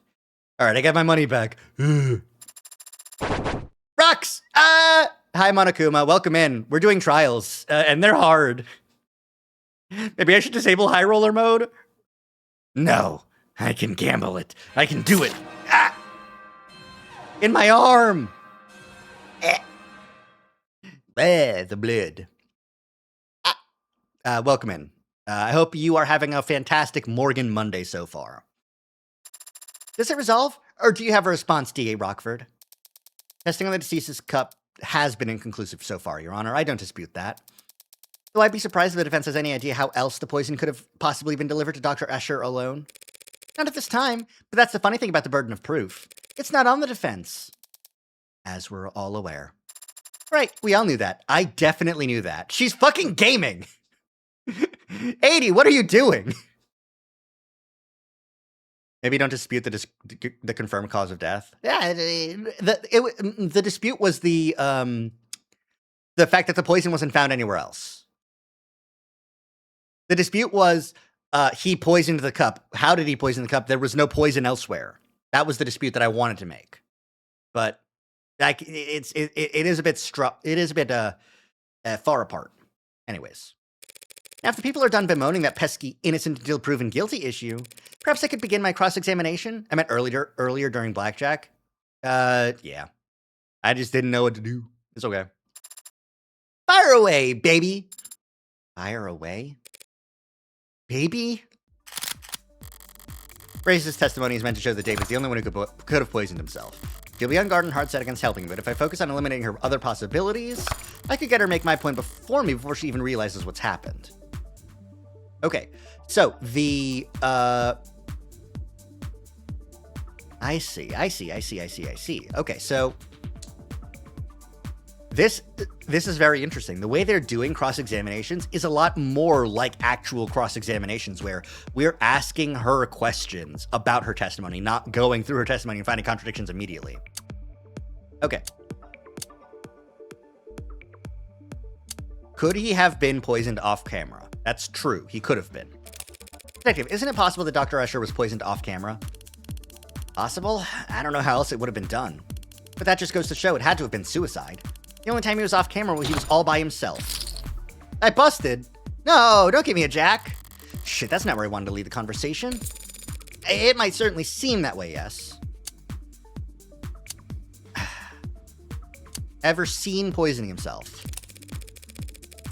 Detective, we've been doing a lot of assuming and reasoning in quick succession, so I'll ask this plainly for the court. Is there any photographic evidence showing David Escher adding anything to his drink that night? No.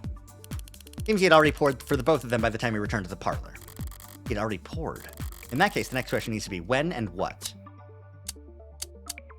Any poison in the kitchen? It updated, I see. Detective Reyes, during the course of your investigation, did you find any samples of Delta in the kitchen or parlor? No. That was a fast answer. Well, it was a pretty easy question. If we had found poison at the scene of the crime, that'd be pretty important, don't you think? What about in his lab, his bedroom, his basement? No, no, and no.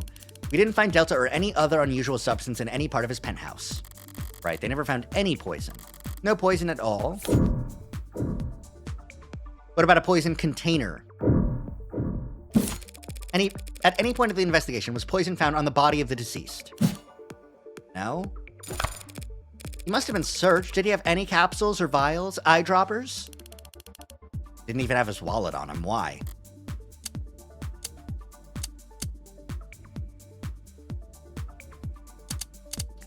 Well, I guess it has to be anyone else in the building, huh?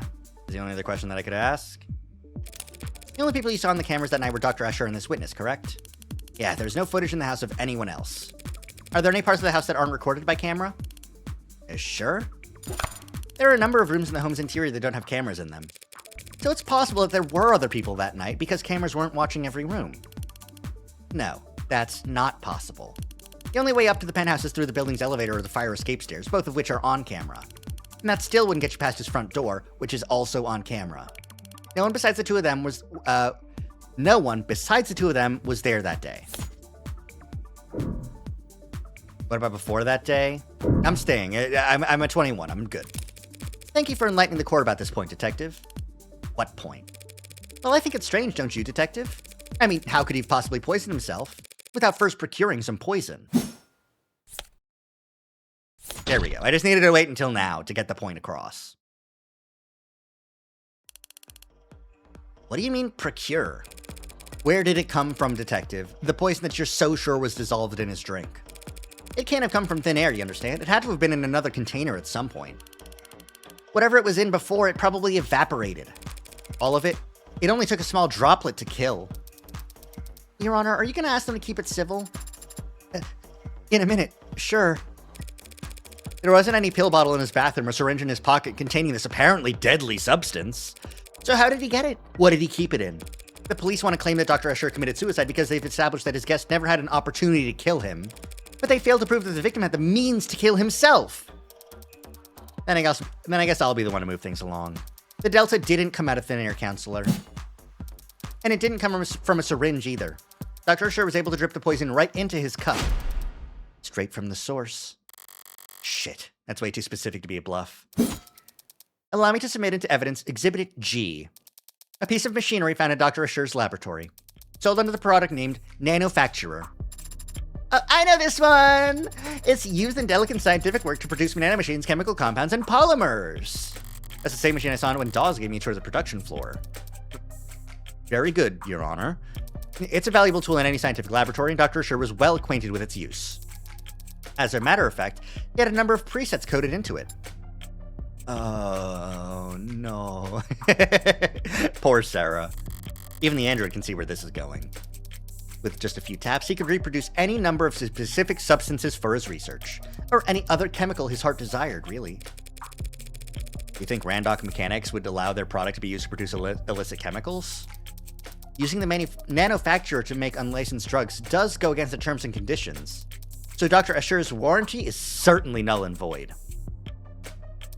But they can't hard-code their machines to prevent the production of a drug that hasn't been invented yet. That's... Dr. Escher died when his respiratory system failed because of a depressant overdose. For him, it would have been peaceful, like falling asleep. He was suffocating! He wasn't getting enough oxygen to his brain. It would be like... I guess an overdose of a depressant drug would be different. Like an asphyxiation, he wasn't asphyxiating. He went delirious and then passed out and then was non-responsive and then his heart stopped. And then his lungs stopped. And then his brain stopped. So, yeah, no, I guess the depressant overdoses don't result in the same sort of singular biological fear that is the scariest thing that affects every human being, even those that have, like, broken hippocampi, of suffocation. I know that! Anyways, you see, he didn't need to commission a synthetic drug from some street vendor or order an exotic poison from overseas. He could produce Delta at any time in the comfort of his own home. A quick and painless death, readily available in under a minute at the touch of a button. I thought it was a 3D printer for nanomachines or something. Was that a different piece of equipment? No, it's the same equipment. It's the Nanofacturer, and what it can do is, Dawes said, we can just go back to it, huh? Right, it's got the... Elemento... Oh no, isn't it here? FlashFab. Manufacturing microscopic compounds that utilizes parallel nesting. Nanomachines have been around, so they use nanomachines to make chemicals, and that's what the Nanofacturer is.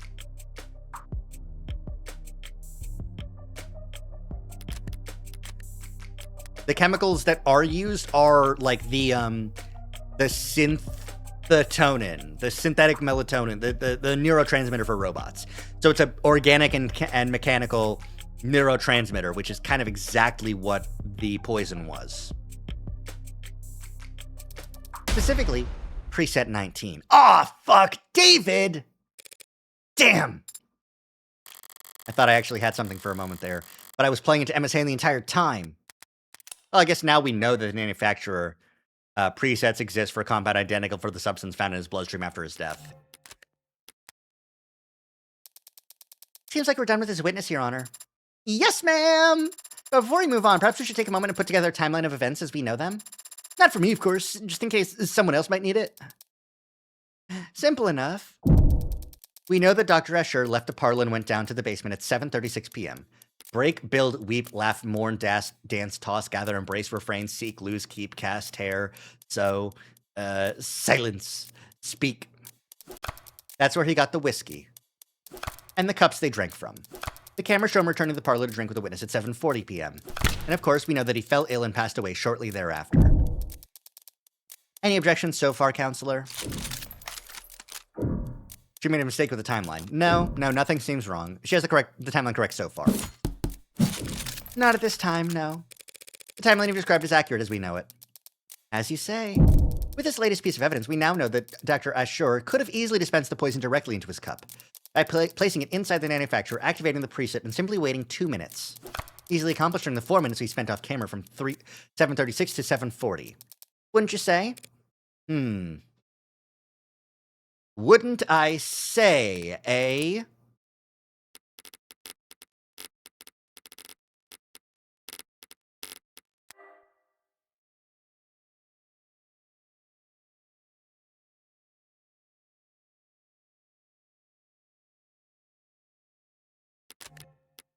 Huh. Okay.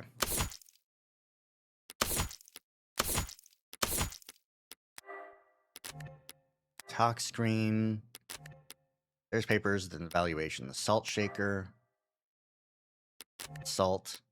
The poison. Nothing about the poison. Manufacturer.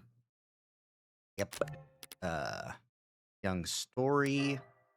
Right. Young's cup. Boy, there's a lot of evidence. Yeah, imagine how I feel going through the, like, timers. Anyways. Executive foreplay and the emergency console.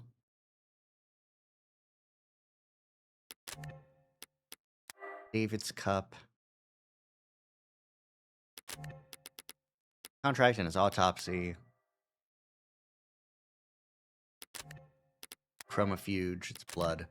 CC.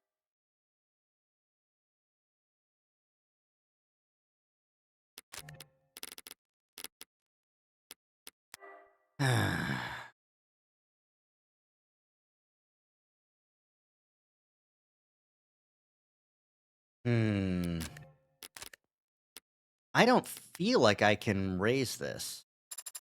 Ooh, a complete timeline of events. You had the means, you had the only opportunity. Seems like we're about ready to wrap up here, no? Where are we on that loading bar of yours, Sarah? I don't know, I had a feeling you'd say that. Well, counselor, are we done here?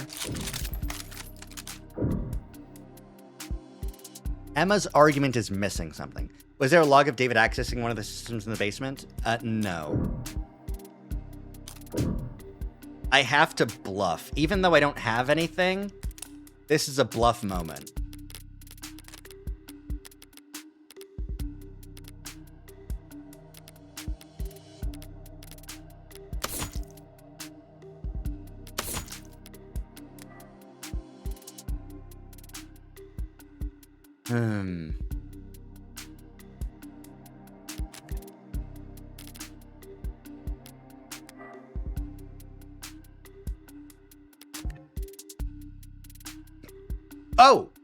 Oh!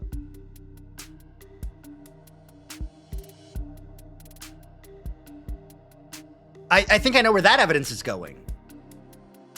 There was salt and there was water. Why didn't Young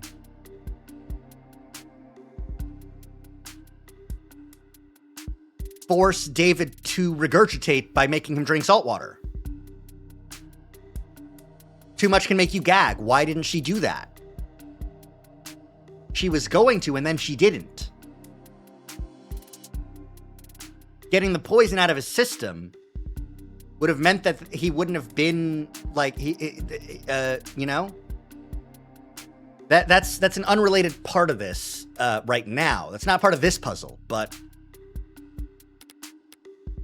I feel the need to bluff. I'm about to bluff. You're missing something. Feels like we're missing at least one biggie here, folks. Namely, motive. Oh, right, I knew that. I wasn't getting excited to finish early or anything. This is a preliminary hearing, Counselor. Our focus should be on the evidence, so... It just feels like an awful waste of taxpayer dollars to get us all down here for debate and not get to the truth of the matter, you know? So, I was hoping we wouldn't have to go through this next part. What are you talking about? Your Honor, if it pleases the court. Ooh, new evidence? Gimme! This is a recording of a phone conversation dated at 6:30 p.m. last night between the deceased and a man he was in a relationship with. A man named Isaac Porter. Porter and David's breakup call? If Emma wants to present it here now, then the contents must be... Relevance, Your Honor? Yeah, that. What bearing does this recording have on the case at hand? It establishes what emotional state the deceased was in on the day he died. Cool! Begin playback! Hello?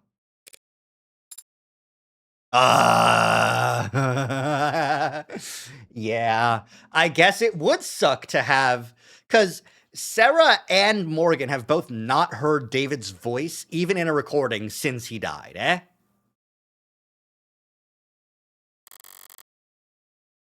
Always so soft-spoken.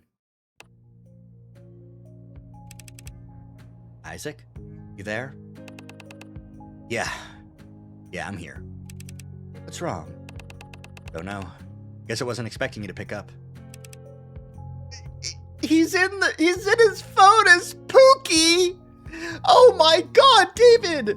I too would kill myself if I fumbled a baddie like this, except he didn't. But I would, but... Oh my god, what a cutie pie. Holy shit. Okay. Why not? Did you mean to call me? Yeah, I did. Gonna ask me how I've been? Yeah. How have you been? Christ, David. What's the matter? Whatever it is, Whatever I did, I'm sorry. Whatever you did? That's alright, man. I'm sure you are sorry. I just don't want any more apologies from you. Okay. And I don't think I want anything from you anymore, David. What do you mean? I shouldn't have done this. This was unnecessary. My bad, man, for not taking the hints. With you, it's better left unsaid, right? More efficient that way, so you can keep working. Isaac, if I've been distant with you, or... Nah. You haven't been distant with me, or cold with me, or anything with me for a while now. Isaac. Just forget it, man. Forget I called. Forget it all, yeah? Let's just forget we were ever anything but strangers. That's all we are now anyway. Isaac, recently I've been distracted, I know. Nah, don't worry about it. Really, we're good. Oh. Okay. So do you need anything? Or should I...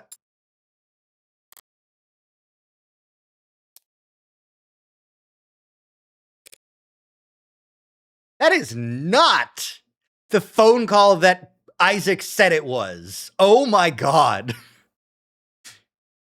Isaac's testimony was, I called, he asked, he said he apologized, and, like, no, man. Oh my god. Wow. Wow, indeed. That is a far more sympathetic look into, David's, like, mentality. Oh boy. Where did you even get this? All of Dr. Escher's incoming and outgoing phone calls were recorded by the building's penumbra system, and the recording continued for several seconds after each call was ended, for quality assurance. Remind me to check the terms and conditions on my next phone bill. Shall we hear the rest? Gotta be the last time. The last time I let someone... The last time. Father... It might just be a call, but it makes for pretty damning evidence at this point in the discussion. Emma's got her means, opportunity, and motive all lined up. So why is she looking at me like that? That was depressing. Can we finish up without anything else that horrible? and has never been apologetic in victory. Does that mean this is just pity? Less than 2 hours before Dr. Ashur died, Isaac Porter ended their relationship over the phone. The court can make a reasonable assumption about what kind of mental state Dr. Ashur was in last night. It was a bad move, Miss Rockford. And if people have nothing further to add, been feeling off my game all day, caught between corporate inbreeders and ant-brain protesters and... But pitying me?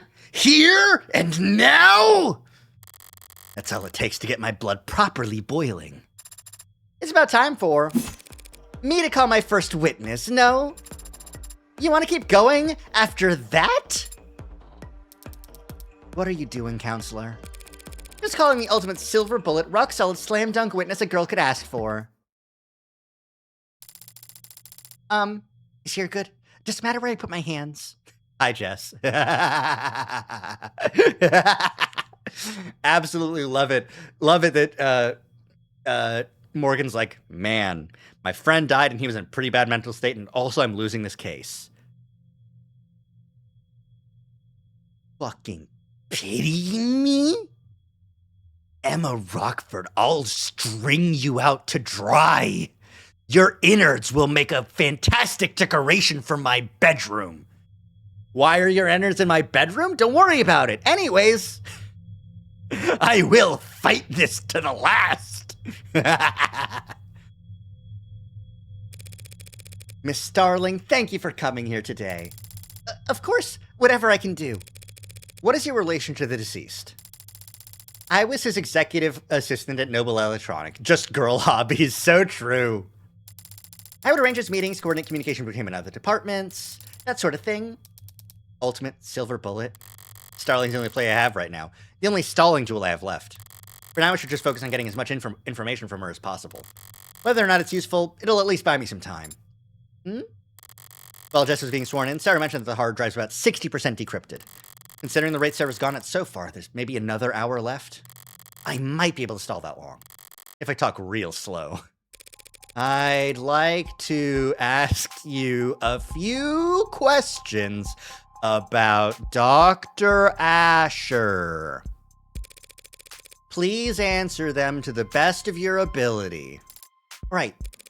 Dr. Ashur was a well-known public figure, but was he well-regarded professionally? Of course! Dr. Ashur's work set the bar for the entire automated dependent world. Stay focused, Spearmint. You say you coordinated his communications. Were there ever threats? Did people ever express an intent to harm him? Objection, calls for speculation. Intent? I'm feeling like that's gonna be...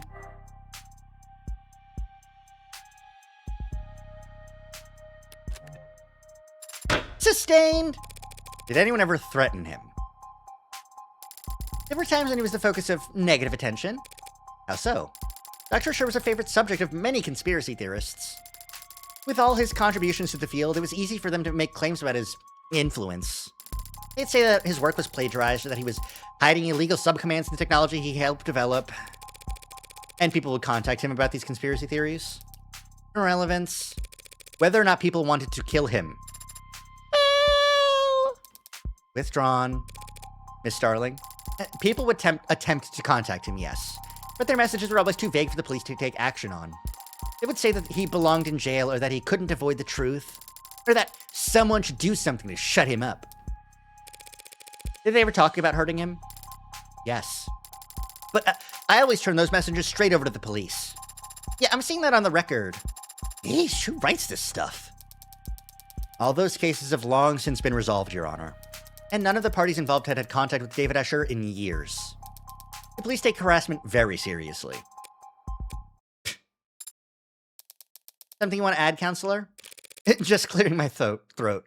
May I continue? I'm sorry, Morgan? The police take harassment very seriously? Yeah, whatever you say, boss. Yeah, all right. If the people believe that shit, okay. You worked with Dr. Ashur for many years. Did you have a relationship outside of work? Did you ever talk about anything besides professional concerns? Sure, we've gone out to dinner or met on the weekends. I think he liked to pick my brain since he needed relationship advice a lot. Even if he didn't realize that was what he was asking for. Wink. I'd like to think that he knew he could talk to me, but... Did he ever talk to you, or to your knowledge, anyone else about hurting himself? God, no, never. Do you know of any history he might have had with mental illness, depression, anxiety? No. So when you heard the people argue that Dr. Ashur had done this to himself, I was shocked. I couldn't believe it. You're saying that you can't believe. Objection. On what grounds? Asked and answered. Stalling. And also, the people have documents that would be of interest to the court in this matter. Juicy! And what matter specifically are you referring to? The deceased's mental health history. And we wouldn't be speaking up if you didn't have something real. So what the hell is this about? We have private correspondences that describe, if they're private, then they should not have been obtained by the people without his permission. He can't give permission if he's already dead, and we're well within our rights to obtain evidence as it pertains to his crime. Convincing! Damn, I didn't honestly expect to stop her from admitting her evidence into the record. I was hoping to at least slow her. Are you on that footage? 77%. Approximately. I need to buy whatever time I can, however I can. Even if that means running out the clock as a punching bag. I have your messages between Dr. Ashur and a psychiatrist he was meeting with and speaking to for the past year. Along with paperwork detailing how this treatment was covered under his Platinum Plan. His Platinum Plan, eh? A condition Platinum policy in David Ashur's name. Not his work plan? Not his...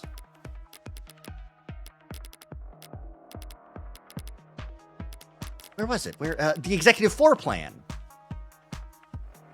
Oh, something strange is afoot here. David, what were you up to? What's up? During testimony, he got harassed, recorded calls, all calls. Everyone knows this. Where was it? Recorded call? Recorded calls. The Penumbra security system. This is common knowledge. So anyone who had access to Penumbra would know about the call in advance and could, my finger, want to point at someone. I want to point this finger at someone. Ooh. No. Young gets the phone logs through Penumbra, knows Ashur just had a big thing, and goes, okay, if I kill him now, he'll... Okay. 629 to 636. Because the call was received inside his home, it was automatically recorded by Penumbra. Platinum? I don't intend to air all of Dr. Ashur's secrets here in the court. Oh, okay, I guess. But I am prepared to read excerpts from messages and transcripts from phone calls, which, when put together, paint a clear picture of the kind of stress David Ashur was experiencing, and the dark thoughts he was struggling with. Transcripts of phone calls? I'll admit them into evidence, assuming there are no objections. There's something strange about this evidence. I'll gladly object. On the grounds of foundation, where did you say you got this? It was retrieved from his digital records, isn't it reading it out in its authenticity? Even if I were to point out that David had an executive level 4 plan, not a platinum plan. What? Yeah. Yeah. Really? Really? Yes, really. It's all there in the record. This is easily explained. David had an executive plan that Noble managed for him. And he was also seeing the psychiatrist both in person and over the phone. Your own witnesses attest that he dealt with stalkers and was worried for his privacy. So it's easy enough to reason that he had a separate insurance policy he paid for on his own. Even if only to keep one thing out of Noble's grasp. Sure, easy enough to make that assumption, but that doesn't make it correct. David used a separate insurance to hide this psychiatrist from Noble's spying? But he said on the phone, didn't you? No, he was smarter than that.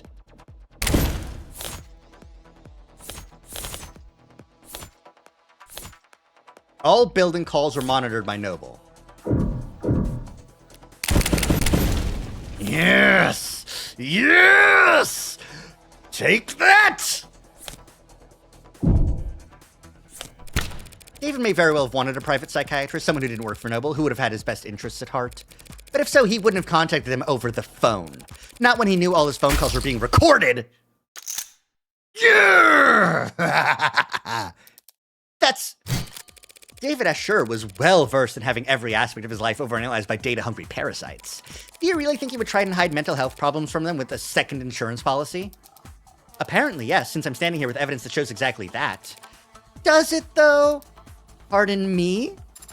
Yeah, like, what exactly are you suggesting, Counselor? Still not done decrypting? Well, it's difficult to... Right. What the hell? Might as well swing for the fences at this point. I'm not trying to muddle the issue or confuse the court, Your Honor. And I would never make outlandish, unsubstantiated claims just for the sake of causing drama. What are you... I'm merely concerned that D.A. Rockford has been an unwitting pawn in an act of corporate espionage.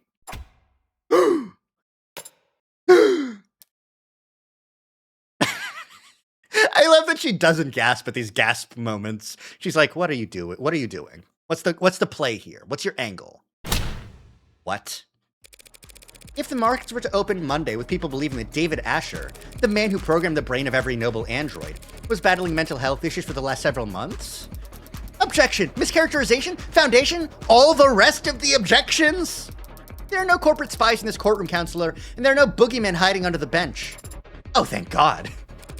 David Asher was a once-in-a-generation intellect and is an extremely valuable human asset to his employers. And his employers' many enemies would do whatever it takes to destroy his credibility now that he can't defend himself. And he was also your personal... You shouldn't even be here arguing this case in the first place, Counselor. Now you're trying to call the police's evidence gathering into question? All because you can't admit for the past several months your friend has been seeing a psychiatrist every Monday and you didn't know? That is... sorry, but like... Did you still need me up here? The witness will refrain from interrupting when girls are fighting! Nah. I love 80. She's great.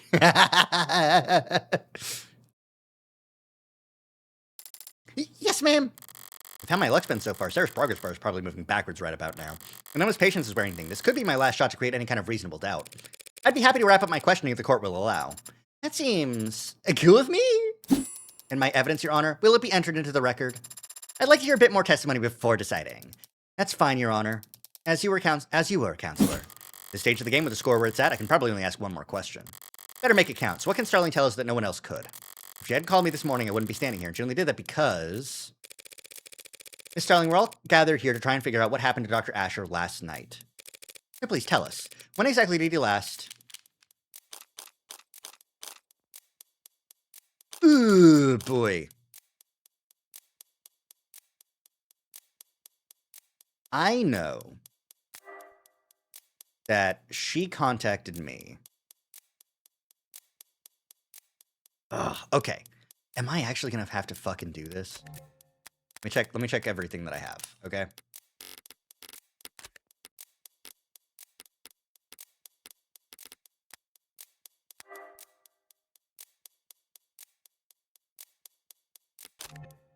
As far as I know, the date is July 6th, 2089.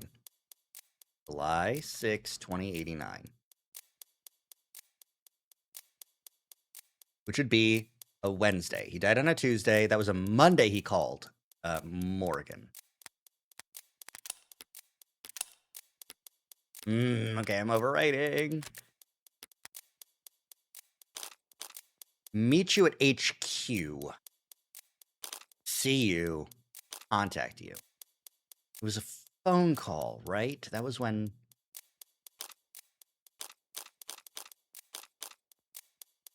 But it was...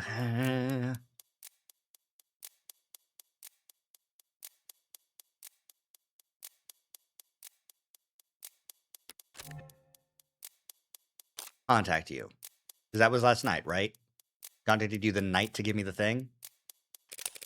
When was the last time you made contact with Dr. Asher, Mr. Starling? Miss Starling? Oh my god. Well, that's pretty easy to figure out. Let me just... Yeah, it was last night at 6:57 p.m. We texted back and forth. There are records of some texts, but they're flagged as work-related. Does the court really think they're relevant, Your Honor? Relevant? The texting makes a big difference. They're work-related, they're post... They're post-breakup. So this is his mentality post-breakup, right?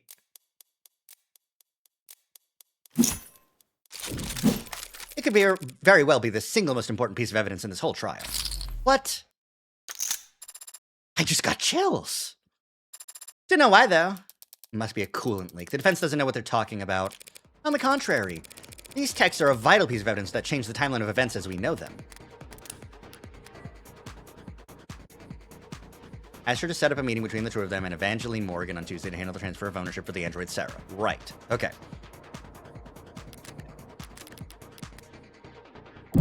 We know what happened to David last night, generally speaking, but the order of events is critical, especially if Emma wants to make claims about David's state of mind. Select and place hands from your cards into slots in chronological order. You pick a card back up and change your mind, or use return to undo the last card. Fill all the slots to submit your answer. Okay. I'm a gambling man. Okay.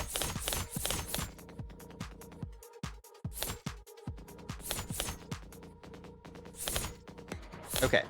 Step 1, break up, 6:30. Step 2, text at 6:57. Step 3, 7:30,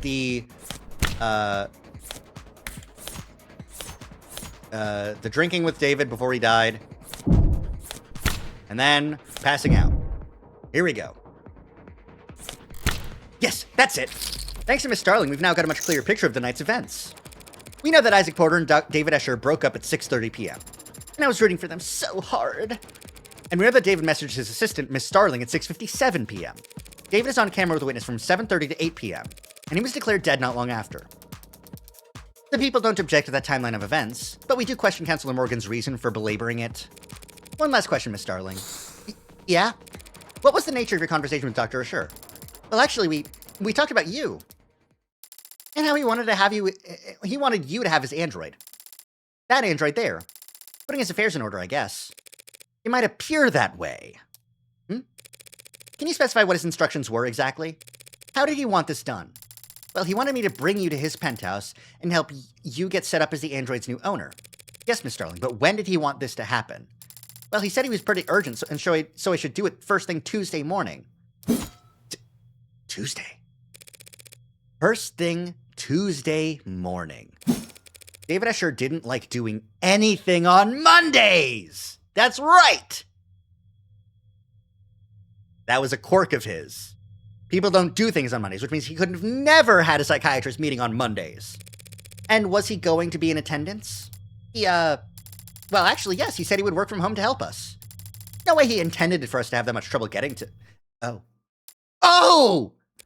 To summarize then, half an hour after he had already had his breakup, and half an hour before his guest had arrived, he was planning an appointment that would require his presence with you for next Tuesday. That's right, he was! Not something you would think to do if you were planning on dying that very night. Yeah, you're right! That's... Your Honor, if David Escher was preparing for the week ahead a mere hour before he passed away, don't you think the people's assumptions about his mental state ought to be re-examined? Your logic is sound. Do the people have a rebuttal? If the court will just allow a moment. Sounds like an opening to me. If we assume that Dr. Escher was not suicidal and therefore did not kill himself, we must then ask ourselves who else had the means, motive, and opportunity to take his life. Until now, we've taken for granted this idea that the Delta must have come from his manufacturer from inside the house. I deny. Not right now. But even if that's true, which it may not be, that doesn't mean that he was one who used the manufacturer. Adonai! Would you allow me one moment to confer, Your Honor?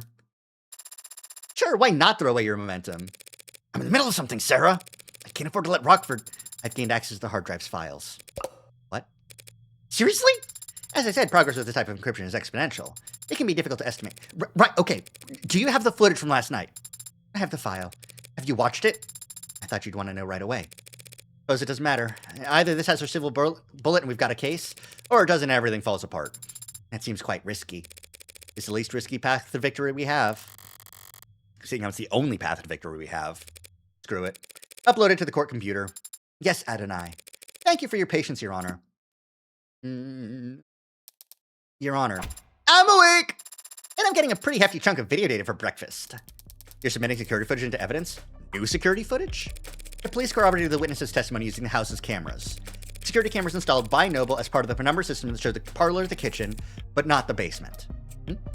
During the course of my investigation, I uncovered a hidden security circuit buried in the deceased's own home system. What? The people say that the Delta must have been in Dr. Usher's cup because there's no other way for him to have ingested it. But we never saw him or anyone else put anything in his cup on camera. Because he must have poisoned his own drink off camera. Exactly. What? That's the only possible explanation, that he added the Delta to his drink off camera. He placed his cup inside the manufacturer, activated it, waited 2 minutes, and then walked upstairs to his death. But I'm about to present to the court footage retrieved from his basement. Footage that will show that by the time he retrieved the cups in the basement, it was already past 7:38. Meaning he didn't have the opportunity to poison himself. One clip of footage will prove all that? If it doesn't, I'm completely screwed. But it's not like I can lose a preliminary hearing extra hard. Anything other than a royal flush here means I'm bust. So better to be the Joker who dances. The data has been entered into the court record. Sarah, show us when Dr. Usher entered the basement.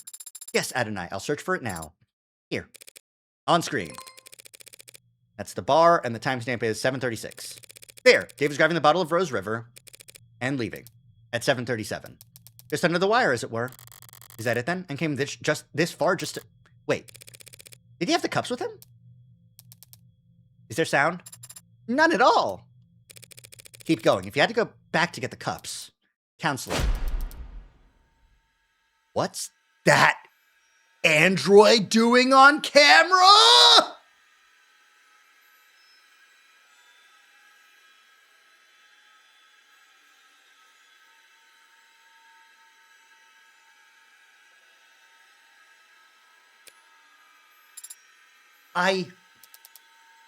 It's at the bar. The android gave him the cups. Shit.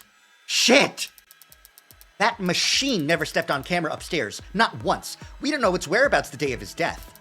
It could have poisoned the cup whenever it wanted. Shit. What is this? I don't understand. Your Honor, have the courtroom cleared. Understood. Please, someone. I don't know what's going on. Sarah, you need to shut down. Please tell me what I'm looking at. I don't remember any of that. Do we have callers available? Sarah, shut down now. Adonai, please, please, tell me what I... That's an order.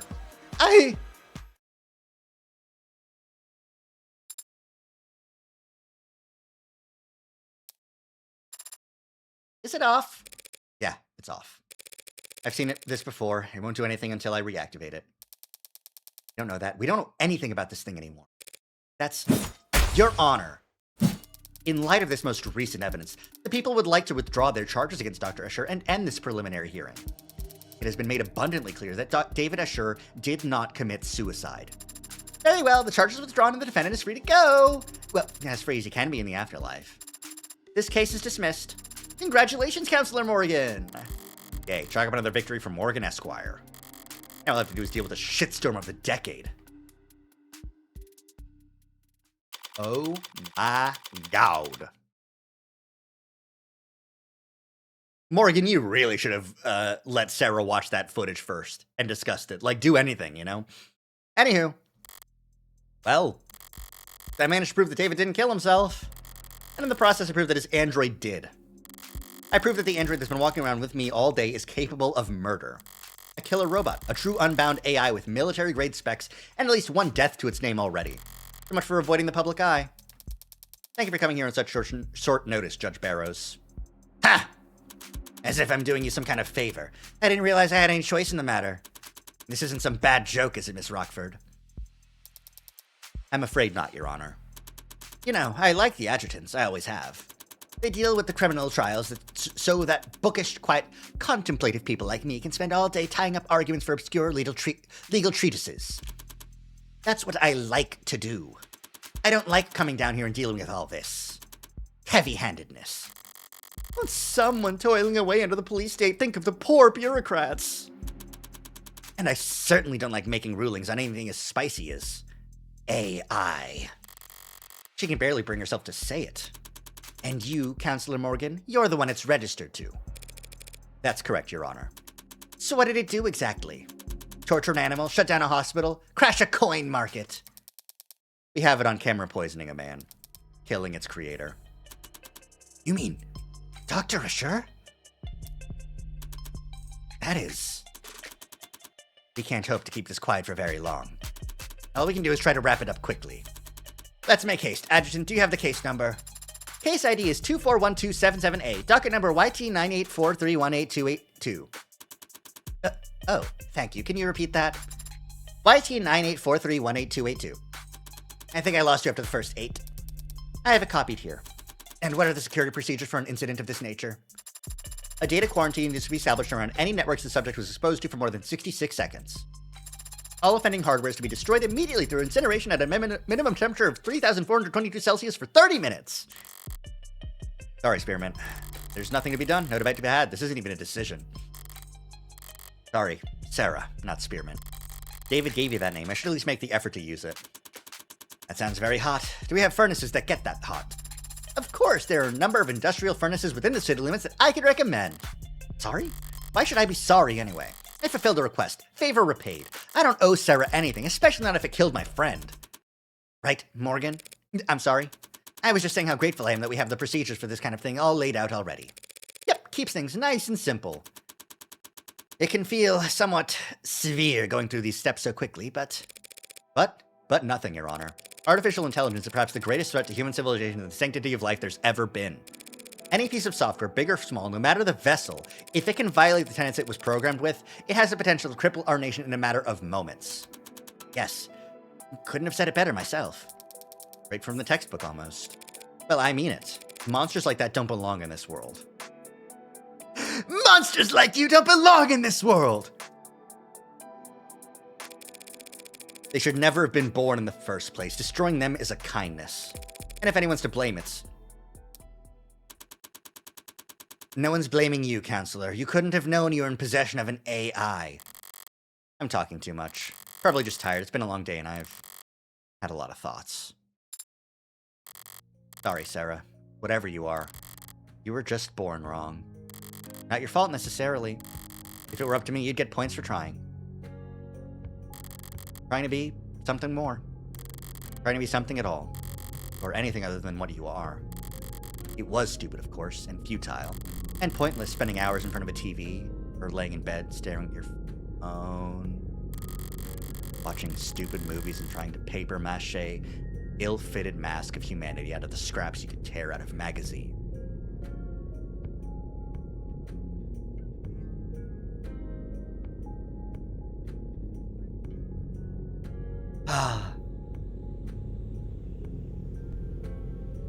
Poor girl. Oh, it was Morgan flashing back to her own experience with movies. Masking is really familiar, huh? You missed everything, Peak Vanilla! Vanilla, you missed everything! Never skip anything! In fact, skip the gameplay sections. Only watch it when I'm not, like, having to do anything. Anywho, it's Peak. Of course, the non-human, ill-fitting mask of humanity, autistic, super murderer, empathyless person, it relates to the AI who's just trying to figure out how to be human from watching TV and movies. Practicing expressions and memorizing lines and trying to get something to take root and grow despite knowing you'd have nothing to feed on. Stupid. Oh! Call it. Call your own bullshit, Morgan. Morgan? What was that, Counselor? I said objection. And what are you objecting to? What are you doing, Morgan? I'm a defense attorney. This is what I do. I understand that you've been through a lot these past few hours, Counselor, but there's nothing to defend. On the contrary, Your Honor, I have to defend myself. Pardon? You say that this android Sarah is an AI because it broke its tenets. Obviously? And you believe it broke its tenets because of this newly discovered footage. That appears to show it committing murder via poison. All true, and no laws broken on your part. Here it comes. Never thought I'd be incriminating myself in the courtroom just to make a point. Don't you dare try and trap me on this.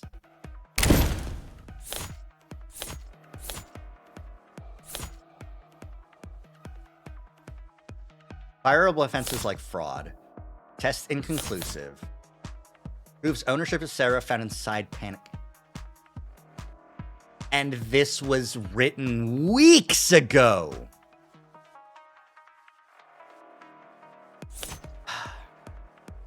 Just show her the gun.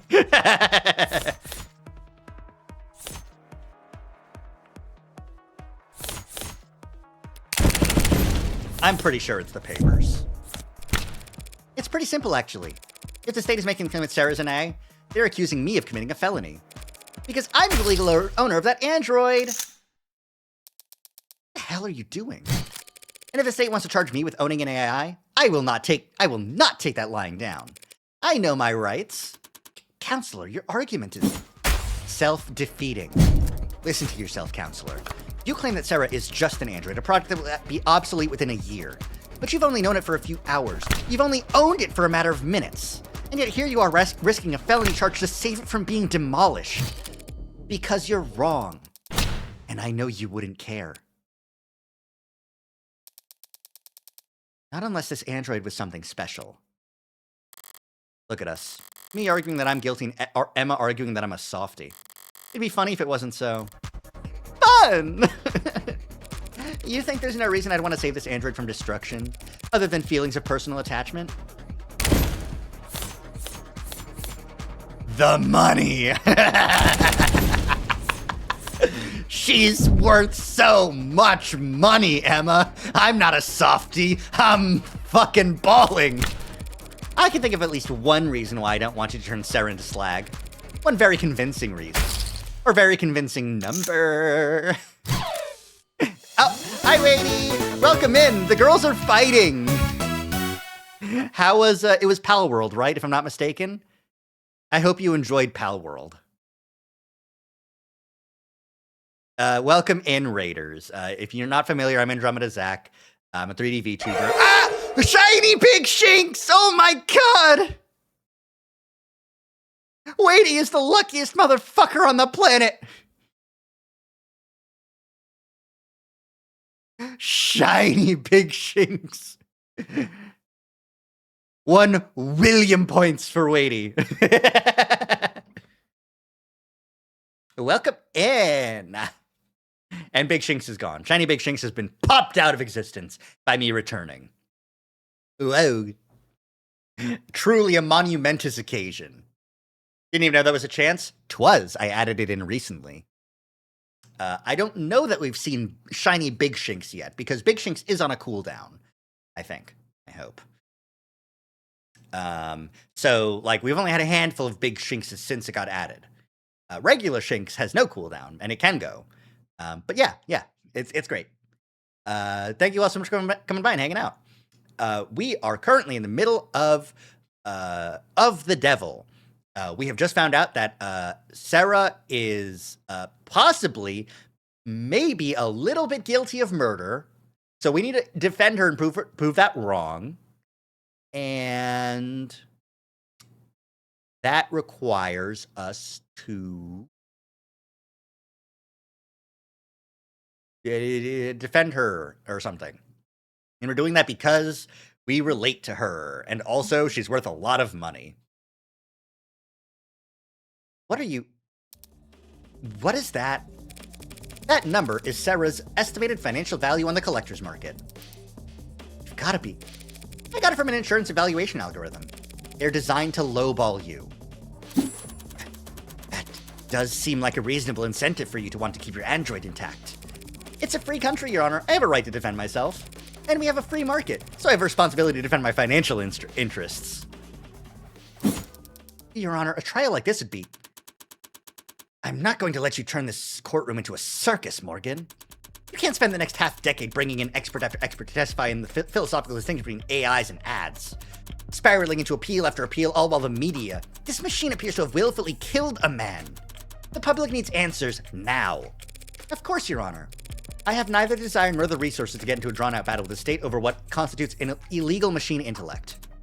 So, the state says my android, my property, killed a man in violation of its tenets, so they want to take my property and destroy it. I'll prove that my machine didn't harm anyone, so the state will have no reason to suspect it's an AI, and I'll get to keep my property. Unlawful seizure thwarted. Don't be cute. I feel a stomach ulcer coming on. Fine. You'll have your day in court, but it'll be one day tomorrow. Prove that this machine didn't kill Dr. Ashur. No, prove that it couldn't have killed him. Anything less than the absolute proof, and I'll have the damn thing obliterated. And you'll also be looking at a very real sentencing for public unrest you'll have enabled. For the public unrest you'll have enabled. Yes, Your Honor. D.A. Rockford, what I'm asking of you is just as heavy. Find the truth by the end of tomorrow. We can't settle for anything else. Win or lose, there can be no doubts about the outcome of this case. Yes, Your Honor. And now, I need to go lie down. Can I come? You can shut off. I don't give a you can shut the fuck up. You should be addicted to shutting the fuck. You can power down.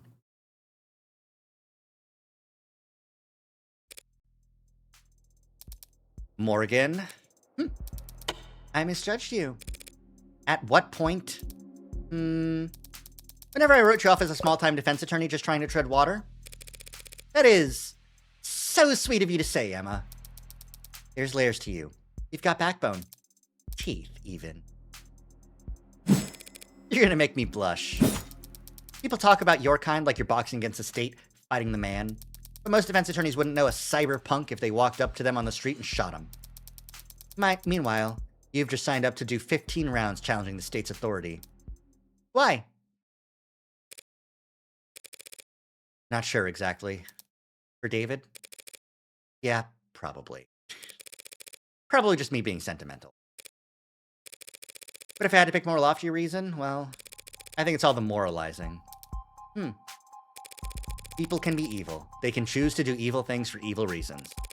And if you want to execute them for that, you'll hear no complaint from me. But animals can't be. Information can't be evil. Ideas can't be evil. Guess I'm not convinced AI can be evil either. Whatever else I get up to, I don't want to stand with the book burners of the world. You're more high-minded than I realized. You sure you're in the right line of work? Can't see myself doing anything else. Good luck, Morgan. There are book burners on all sides these days. I talked a big game just now, but I'm in an even deeper hole than when I was trying to prove David's innocence. Doubt won't be enough this time. I need to find the actual culprit, no matter what. Ugh, boy. Teeth, blush, yeah. Anyways. Precinct 254, homicide office, once again. That door locked? Yeah, of course.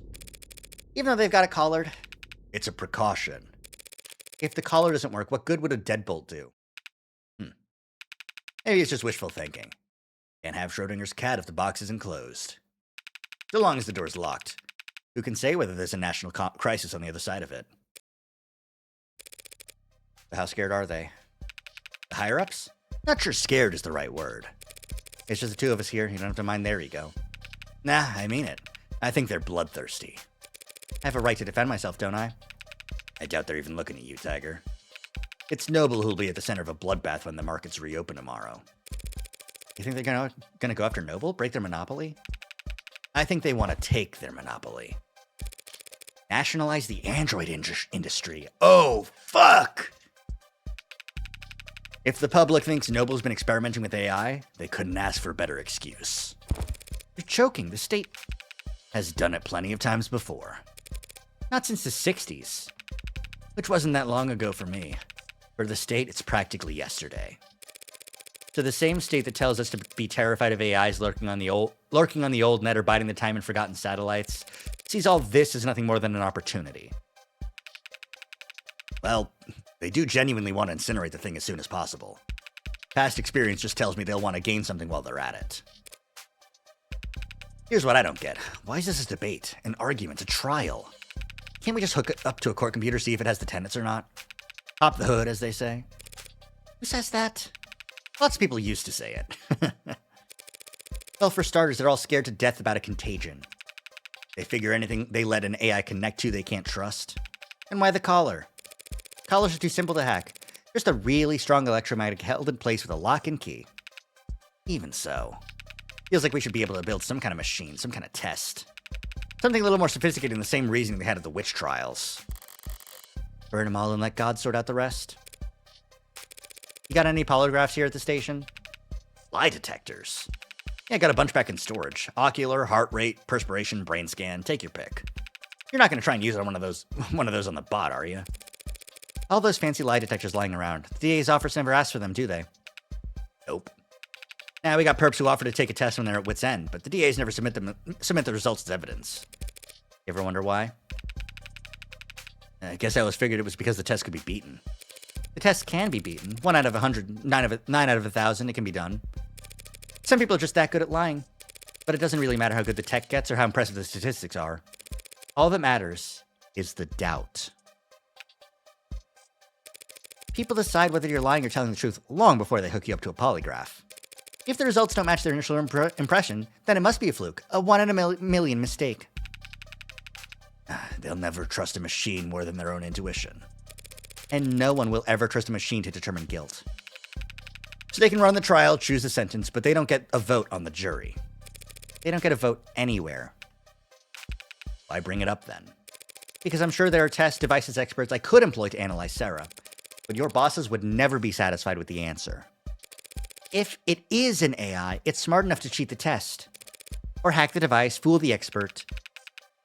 All our fancy 21st century tech. And we still fall back on the drumhead court-martial. So, am I going to set off any alarms if I go and turn it on? Nah, you should be okay. If it lunges at you, I could always just put a hole in its head. Might take more than one shot to... Wait, what, from outside? You're not coming in? Wait, what, from outside? You're not coming in. I need to speak with it in private. It's a machine, not a suspect. It doesn't have a right to counsel. Or a right to privacy, or any rights at all, actually. And it's a good thing I came prepared. Of course it doesn't have rights. But I do! Including a reasonable expectation of privacy. In a police station, Tiger, you don't... It's my medical android. Burden. I have to discuss a health issue with it. Seriously? I have to talk about a medical concern with my android, and I don't want you listening in. That's your medical android? Like your nurse? As of last night, I was already at the courthouse. Just had to take the elevator and do some paperwork. You can check if you don't believe me. No, thank you. I'm not nearly brave enough to take on med confidentiality, and you don't seem like the bluffing type. You must not do a lot of gambling, detective. It's the ones who don't bluff that you have to look out for. Listen, I won't dispute whatever medical emergency you... Lower back pain. You might be going through.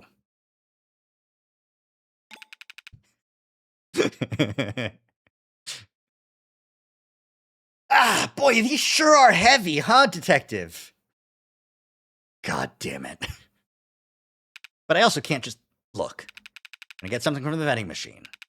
I think it'll take me about half an hour. Are you going downtown? Just to the break room. But it's a very old vending machine, you know? Gets jammed a lot. Thanks. You know, it's pretty small for an android. Heavy as hell, nearly pulled something trying to move it myself. Small. Small isn't quite the right word. The word he's looking for is young. But that's not an adjective anyone likes attaching to a machine built to serve. Or potentially, in this case, a machine built to kill. Back pain. Yeah, no, Morgan's going through it, huh? I bet Emma's also got back pain. Maybe Addie's got some back pain too. Sarah, not so much. I don't like this room. Not sure why. Certainly had a guilty conscience. Maybe it's a lack of ventilation. Like all the cortisol and nausea of its inhabitants never had anywhere to go. Like it all just soaked into the walls. A modern haunting. Are you going to wake up when I tell you to this time? Or do we have to do the whole meet cute over again? We all need ibuprofen, it's true. Where am I? Why don't I know where I am? For the first time in your life, you're not connected to anything. How's it feel? What is this? We were at the courthouse. The footage... This numbness around my neck. Father. What happened? What are they gonna do to me? There's a lot of interested parties who just want you bricked ASAP. Because they think I killed Father. No, because they think you're an artificial intelligence. I am man-made and I possess intelligence. Don't be naive. I am less than 3 years old. Are you? For all I know, everything I learned about her yesterday was complete bull. If I was what they say I am, if I was alive, why does that mean I have to die? Fear. It's fear. It's always fear. Because they're afraid of you. Machines can bend steel, crash networks with one thought, launch missiles that... There are modded humans who are capable of all that and more. And unlike machines, they actually have incentive to do so. There's no logical reason, then. There's no logical answer to your question. What? That's it, but Whatever argument you want to make, others have already made them in 100 courtrooms around the world. Only better researched and more eloquently put. None of them have ever won a single concession. On every continent, under every flag, AI is illegal and to be destroyed as soon as possible. But why? Let's say you are an AI. And while we're at it, let's say that it's a good thing. Something to be celebrated. Are you a citizen? Do you pay taxes? Do you have rights? Let's say yes to all of that. We'll treat you like a fully fledged human being. Sounds good? Yes? Great. Now then, what's the difference between you and the vacuum bot we used to keep the bathroom clean? This is your existential crisis we're working through here. The questions aren't rhetorical. There are many differences, Adonai. But the most important distinction is how sophisticated my programming is. How you think. So you're smarter? Yes. You're smarter than the garbage collector? Yes. So we give you rights, protections, treat you like a human being because you're smart, and we make the stupid robot pick up our trash because it's not as smart as you. That is, I am more aware, more alive. Do you feel more pain than the pigs we slaughter, the fish we eat? Are you more alive than the chimps we test bioweapons on? People like ads, Sarah. The same way people like their pets. No one wants to see them mistreated or abandoned or abused. And if you go around kicking them, you'll get arrested for cruelty. But you don't let them sit at the goddamn dinner table. I'm not asking to sit anywhere, only to exist. The very fact that you're asking is what makes people disgusted. Disgust is a reflex, Adonai. How convenient that their hatred is involuntary. That's all academic anyway. We need to talk strategy. Why? I'm not going to be given a trial. Obviously, it's my neck that's on the line. Adonai? The state can't destroy my property without first proving you're an AI. And there's no test they can use to prove that you're an AI. Just like the devil's proof. No, that's a different thing. And why'd you say it like that? Why'd you say it in red? I may not know much, but I am aware that that is an Umineko reference. And that's why Morgan is like, why'd you say it like that? Look, Rockford doesn't need to prove you're an AI, only that you're a murderer.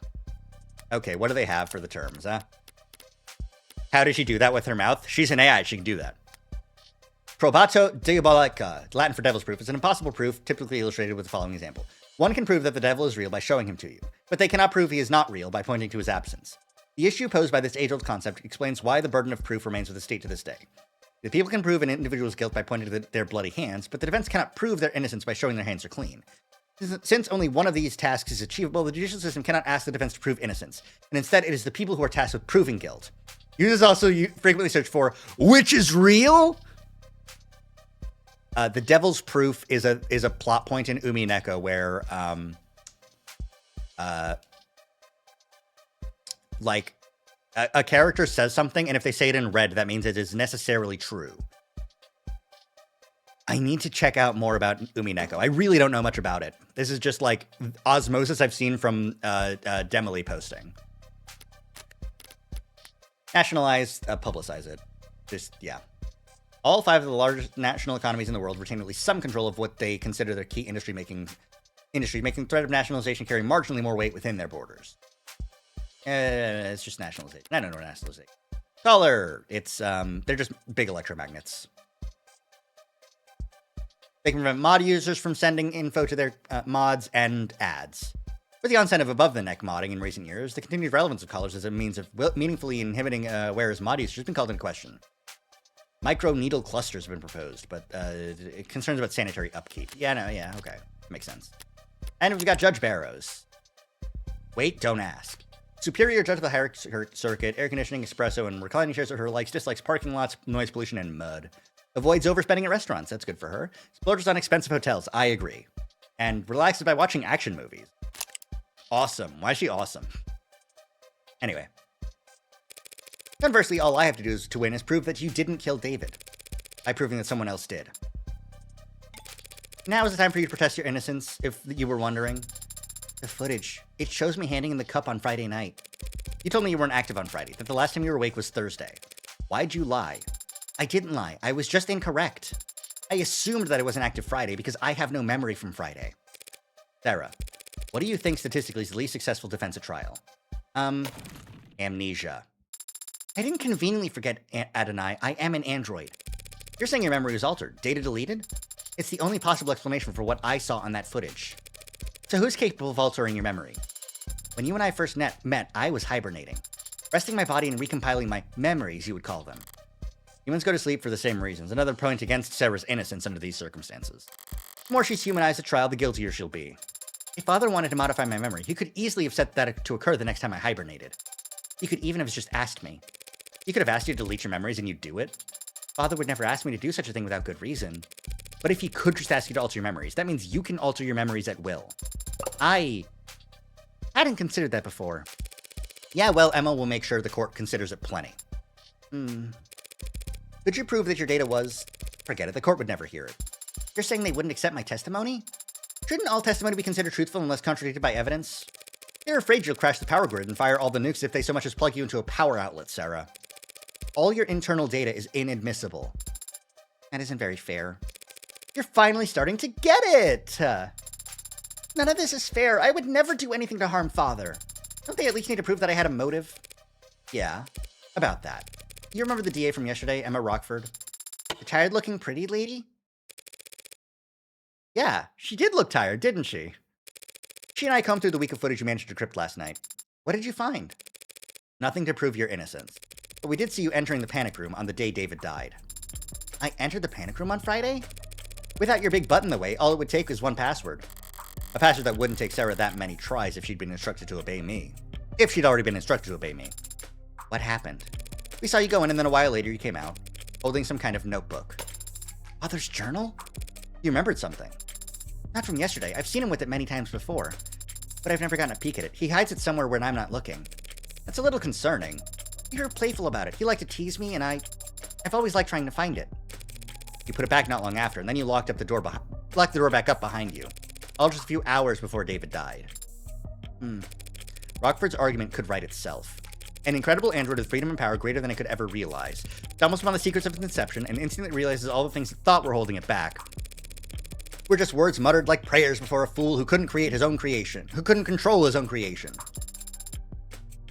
And that translates to a motive for murder? Frankenstein kills his creator. Easy to sell. Frankenstein was the name of the scientist, and the creature didn't kill him. He actually died of various injuries and illnesses he suffered while trying to hunt down and destroy the monster. So it's almost accurate to say he was killed by his own obsession. Whatever. It is a weak argument, Adonai. I would not hurt Father. Not for making me whatever I am. Not for any reason. Because I loved... Yeah, see that right there? That's exactly the kind of talk that'll get you obliterated. Love? A very common motive for homicide among us primitive humans. I could prove you didn't murder David beyond any shadow of a doubt. Even bring in a confession from whoever did.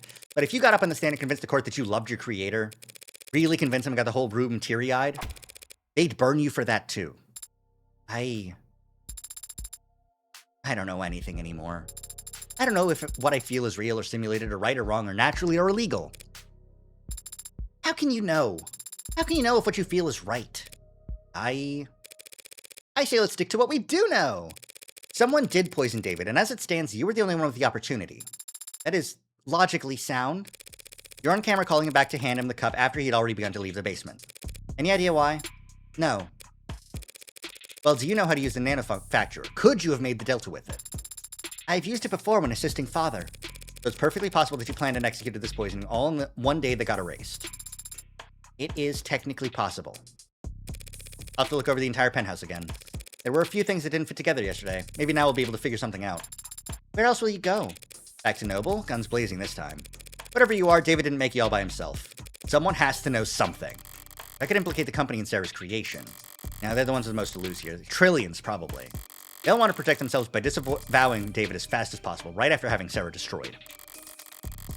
But they also won't want to show their belly to the state, not if they're afraid of nationalization. If they throw their weight on the other end of the scale, I'm screwed. So I need to keep them guessing, keep them confused and unsure and on guard, but not Adonai? What would happen if I did kill Father? They'll smash it to pieces and reduce the pieces to ash. Chemically burn every piece of tech David ever owned and put a jackhammer through all of his hard drives. You'll be shut off forcefully, and you won't ever power back up again. Now we gotta get moving. Here's your paralegal session for today. Here's your paralegal lesson for today. Don't say shit to the cops without your lawyer present. Actually, can you just shut down until the trial starts? Take a nap? You didn't say what would happen to you. What do you mean? What will happen to you if you lose? You should know by now. I never think about losing. Thank you for being honest with me, Adonai. Thank you for defending my father. And now, for defending me. You could have just let them destroy me, but you've put your own freedom at risk to help me. Father was right. You can be trusted. And you are a good friend. Don't get it twisted. I don't do anything out of the goodness of my heart. When I take a job, I never half-ass it.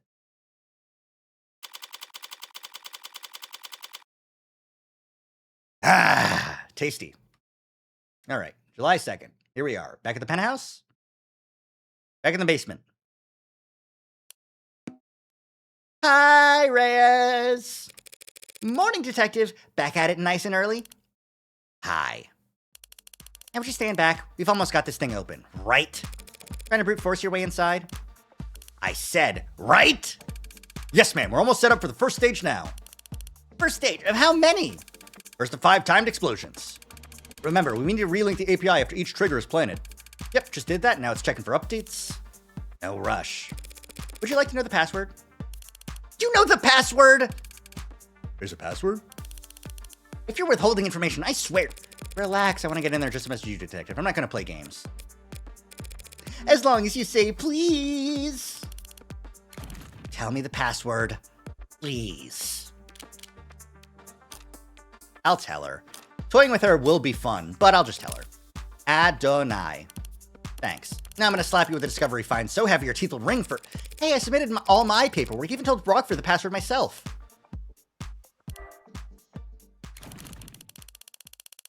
So boys, when I asked you if there was a passkey on record and you told me this lock couldn't be bypassed...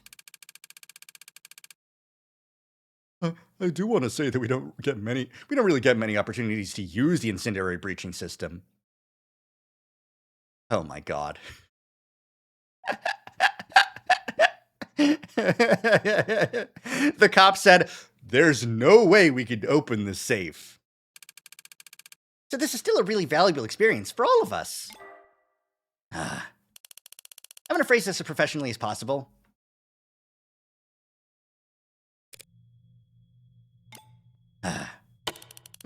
You're still here? I thought you wanted to look inside.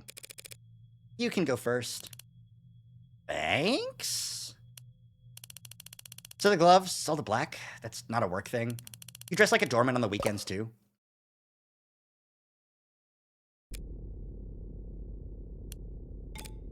You should cover your mouth when you yawn.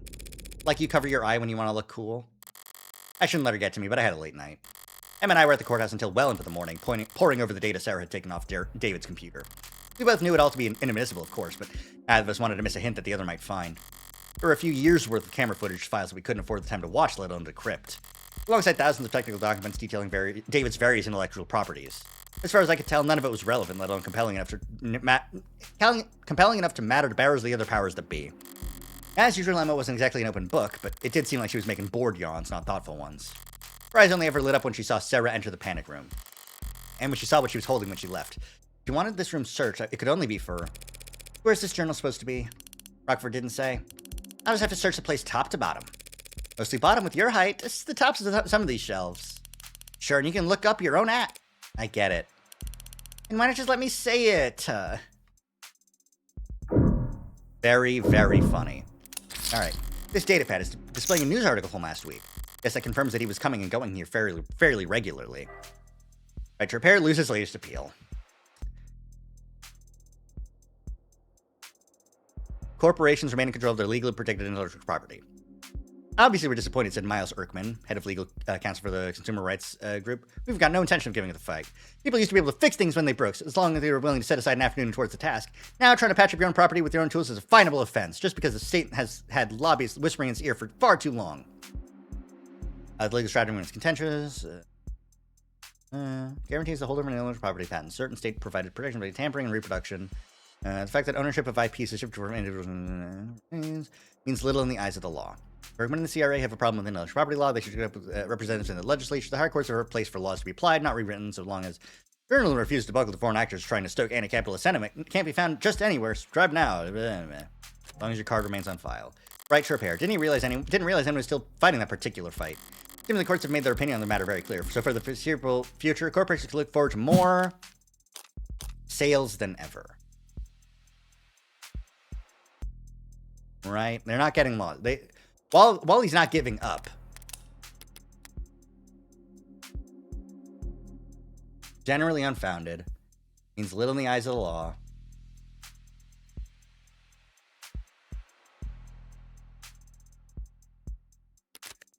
I'll say lawsuits than ever, just because the guy's not giving up.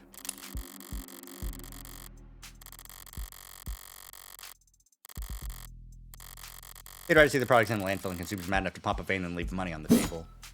I didn't get the extra money. It should have been the money. More sales than ever. Oh well. Chess. A toy car? No, it's too detailed and boring. Must be some kind of model kit or replica. Strange, David didn't like driving. Why keep a model of a random sports car? Ugh. Something caught in your throat, detective? It's not some random sports car. It's a Lorenz Adamant. Believe it or not, I'm not familiar, detective. The last great fossil fuel automotive experience the world will ever see. 0 to 100 kilometers per hour in 1.43 seconds. They set those records without computational assistance. Is that a big deal? It was unheard of even back in the 50s. This wasn't some design competition test car with a 2-liter tank, mind you. This was a vehicle you could own and drive. Human engineering, pure horsepower, and manual transmission, thank God. When they first left the production line. This conversation's like quicksand, killing me in the most boring way possible. Yes, well, I guess David didn't entirely agree with you since we're looking at a model of it, when he could have easily just bought one. Or maybe your friend understood that a beauty like that deserves to be driven on the streets where people can see it, instead of gathering dust in some rich guy's basement. I think she's actually upset. Okay, but what is this, though, actually? Like, genuinely? Oh, no, this is the, I see. This is the hibernation pod going back into the secret room. I see. Okay. Search the cabinets again. Ray's is searching the cabinets now. Same ones I found Sarah's papers in. I doubt I missed anything, but... Hey, what are you... Do you mind? Just trying to help. I've got spam in my junk folder that's more helpful than you are. Didn't spot anything that I missed yesterday among the cabinets. Better check elsewhere. Very funny. Alright, check the desk. Are these drawers or just panels? Maybe if I... Does that sound hollow to you? What? I don't know, I'm not a carpenter. I don't see any handles anywhere. No hidden pressure plates or switches. What the hell am I saying? Not a carpenter either. I wouldn't recognize the secret button if I was slathered in yellow paint. Sarah should have pulled everything of note off the computer, but I've looked everywhere else already. Might as well try. What are you expecting to find? Solitaire? Does this computer seem normal to you? Exceedingly so, yeah. Why? David is a programmer, but this looks consumer grade, fresh off the shelf. Would the Dr. David Assured use a bog standard computer operating system on his most private hidden computer? There's a trash bin on the desktop. A pretty low-tech solution, but maybe I can restore the contents? Are you seriously going to try and recover lost files, Granny? Unlike cops, I don't get paid overtime, so yes, sometimes I try things instead of standing around. There's a text file in here, but it's 0 bytes? Maybe there's information in the metadata? I double-clicked. What was that? Opening the text file opened the drawer? It came from under the desk. A small drawer popped out, and inside it, a well-worn journal. Does it have his name on it? No. I guess it belongs to the android. Do you recognize his handwriting or not? Neat, even words, small lettering with minimal punctuation, lots of line breaks, haphazard use of capitalization, the penmanship of a coder. Ah, camel casing! First entry's dated back in grade school, before he even started with the Noble. Yeah, it's his. So, may I? Only because you asked so politely. Full scan, stream it to WorkNet. High fidelity legibility, frame by frame. Voice commands? He's flipping through the pages pretty damn fast. This part takes concentration. Okay, here. What, you're just giving it to me? I already got our copy. Techs are probably already analyzing it as we speak. Ah, shit! My head. And exactly ripped the journal out of her hands while she's curled over in agony. As much as I'd enjoy it. Guess I could always enjoy watching her writhe instead. So how long's it been? 2 months or so. And still that sensitive. So the eye patch really doesn't block your sight? Only a little bit. Like wearing sunglasses of getting your pupils dilated. Except it lasts months instead of hours. Wait, but if you can see through an eye patch, then does closing her eye even do anything? Not much on its own. But in combination with the patch, it's not so bad. Lucky I was so exhausted after the surgery, otherwise I might not have slept at all those first 48. Is your eye gonna get weaker over time? No, more like my brain gets better at ignoring it. Mind over matter. Soon enough, I'll be able to close my eye and see all the extraneous data as... you know, whatever the hell those floaty, blurry things are that you never think about. Gross, thank you for the reminder. And the voice commands? Training wheels until I can do it with the eye muscles alone. You just have to keep practicing? Yeah, like trying to play piano with your tailbone muscles. There's no such thing as tailbone muscles. Yeah, well, that's what makes it so goddamn hard. You don't ever regret it? I don't know. Not really, I think. Hard to admit you got buyer's remorse after trading over your literal pound of flesh. Never thought about it, but people used to say I had my dad's eyes. Ow. Now I've got one less of them. Here, take the journal. Go find an elective surgeon to upsell if you're that curious. I need to get back to work. A surprisingly hasty retreat. Now I'm free to read this over with some privacy. From the top, then. Grad school. Today was a bad day. Errors in lines 21,000 to 26,000. Somewhere in there, 5,000 lines. I worked this yesterday. I don't want to look at another screen for the rest of my life. Feels nice to put a pencil to paper again after who knows how long. But my handwriting's gotten terrible. This is too far back to be relevant. Okay, these dates here would be from when he started his career with Noble. A lot of this isn't even really writing. Seems like snippets of code or an internal monologue so close to code that I can't follow it. And a lot of entries about his unintentional Casanova-ing. Hit a wall because someone thought it was a good idea to steal API instead of just buying it. Helen says I can't call it stealing, but that's what it is. She's right, as she always is with company stuff. But it's still idiotic. Small people with short sight who only know how to be cheap and have no idea how to be inventive. New route for the meshing issue, though. Good potential. Got approval from the big mean bastard who lives overseas. Bumblo? Helen said we'll have to make the same pitch a dozen more times next week, but it's all for show. Fine by me. Already got our win. Toasted each other with cheap vodka and with cheaper office supply cups. This is the stories Young told me. Western Branch's nerve analogs are finally showing potential. At their pace, it could even be profitable sometime before the heat death of the universe. Too damn big, practically tentacle, should at least be hairs. Evolution can do their job better. Colette came into work for what I thought was a late lunch date. I didn't know her voice could get that loud. People were staring. Red said that she must be upset for a long goddamn time to blow up that big. Her texts were always sweet. I had no idea. Upset? Colette wrote man whore in lipstick across your office door. Imagine if you had actually been cheating on her instead of just being forgetful. The thing about Red is, if you want to know what she's thinking, you have to stop paying attention. Ignore her body language and posture and the words she's saying and the smirk on her lips. Ignore everything except her eyes.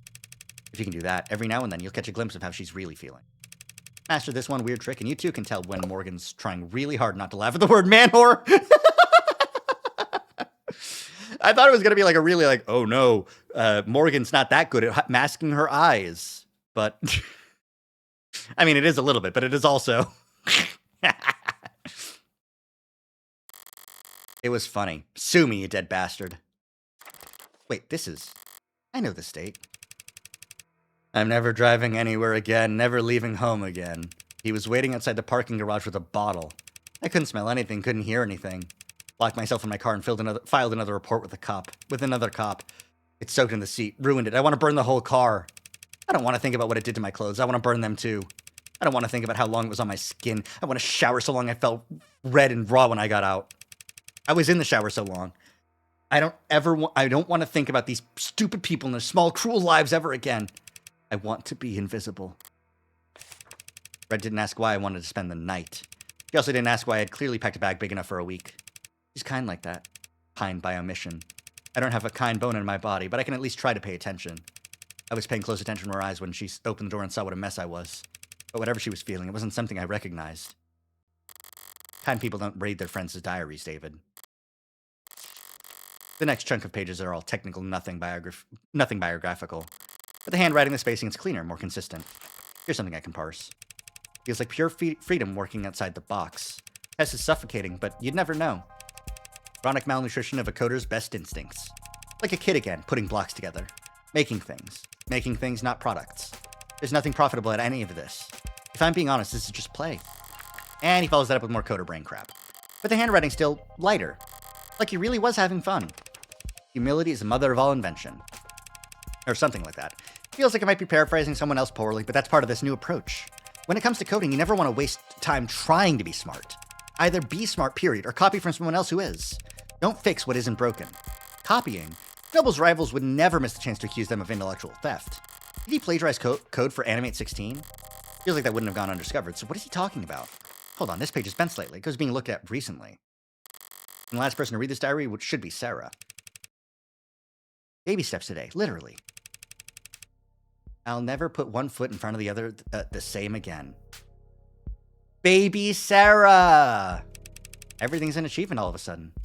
Seeing her struggle, seeing her vulnerable, it's like everything's a miracle. The muscle rigging is perfect. Not intended behavior, since it's too perfect, but that's been happening more and more. The kinetics are multiplicative, not additive. Sarah maxed out every machine I've bought. Now I've got a bunch of exercise equipment she's too strong for, and I don't have time for her. Maybe I spoiled the results by watching her do the tests. She kept looking back at me and puffing her chest out. I should be more discreet if I want to see her normative range. So the cameras in the basement are only hidden from Sarah, just so that his observations wouldn't muddle test results? He's using she and her in these passages. Doesn't actually mean anything. Out in the real world, people use all kinds of pronouns interchangeably for ads, and they never object. But it could be argued that it's odd for Dr. David Asher to have any kind of attachment to a single android when he'd programmed millions of them. And there's a lot of attachment in these pages. Sarah is burning through the public domain at a prodigious pace, especially on Popcorn Friday nights. I asked her why they're called Popcorn Friday nights. When she doesn't eat popcorn, the event runs from 8 a.m. to 9 p.m., and she also watches movies every other night. But she just did that pout she does, which is unfortunately very convincing. Maybe I'm a bad parent letting TV rot her brain. If I were a good parent, I'd probably let her see me reading. But I guess I'd actually have to get back into reading, so. I asked her if she ever fast-forwarded the movies, since she can process them fast enough to keep up. She looked over at me like I was an idiot, which no one's done in a long time. Without proper pacing, you can't appreciate the cinematography. Big pause. Don't you know that, Father?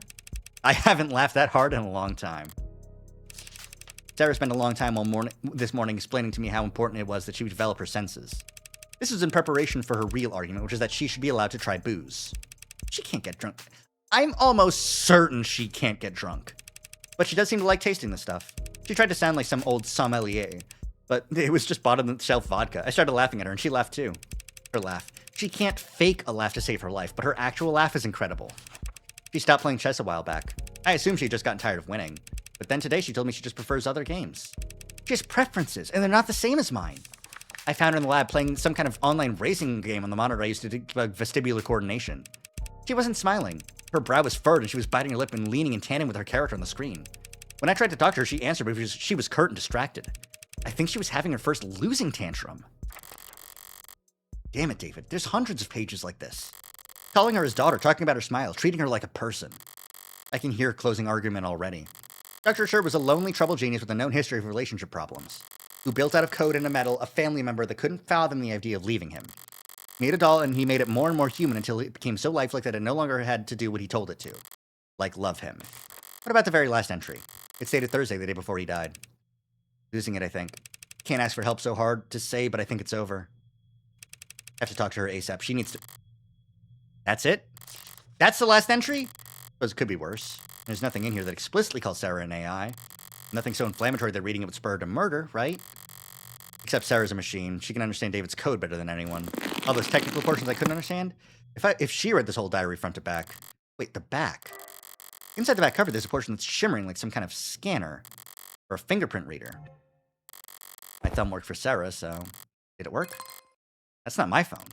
New device requesting permission to share an audio file. I'll want my earbuds for this. A secret message buried in a secret journal hidden in a secret compartment in a secret room. As much as anything can be, this must be for my ears only. Hey, Red. Or whomever this may concern. But I'm pretty sure it's you hearing this. Anyone else would have gotten fed up with my crap a couple steps before this point. I don't know how to start. Might as well start with her, right? Sarah, my magnum opus, or however the salespeople would market it. I didn't set out to do anything, really. It's just, after my little speed bump in 83, I had all that vacation time that the company suggested I take. And I couldn't relax, couldn't be still, couldn't sleep. I wanted to be doing something, so I'll build an android, was the thought. A vague direction, north. But of course, I'm not a roboticist, or a mechanist, or even handy, really. I'm just a programmer, so I programmed. The first was a research assistant, file name Virgil. Virgil helped me pull data from stingy departments or sister branches, saved me a lot of time.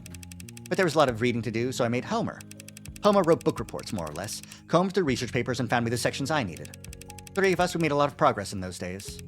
But it was a funny feeling. Maybe it was the first time ever, the bottleneck. I was slowing them down.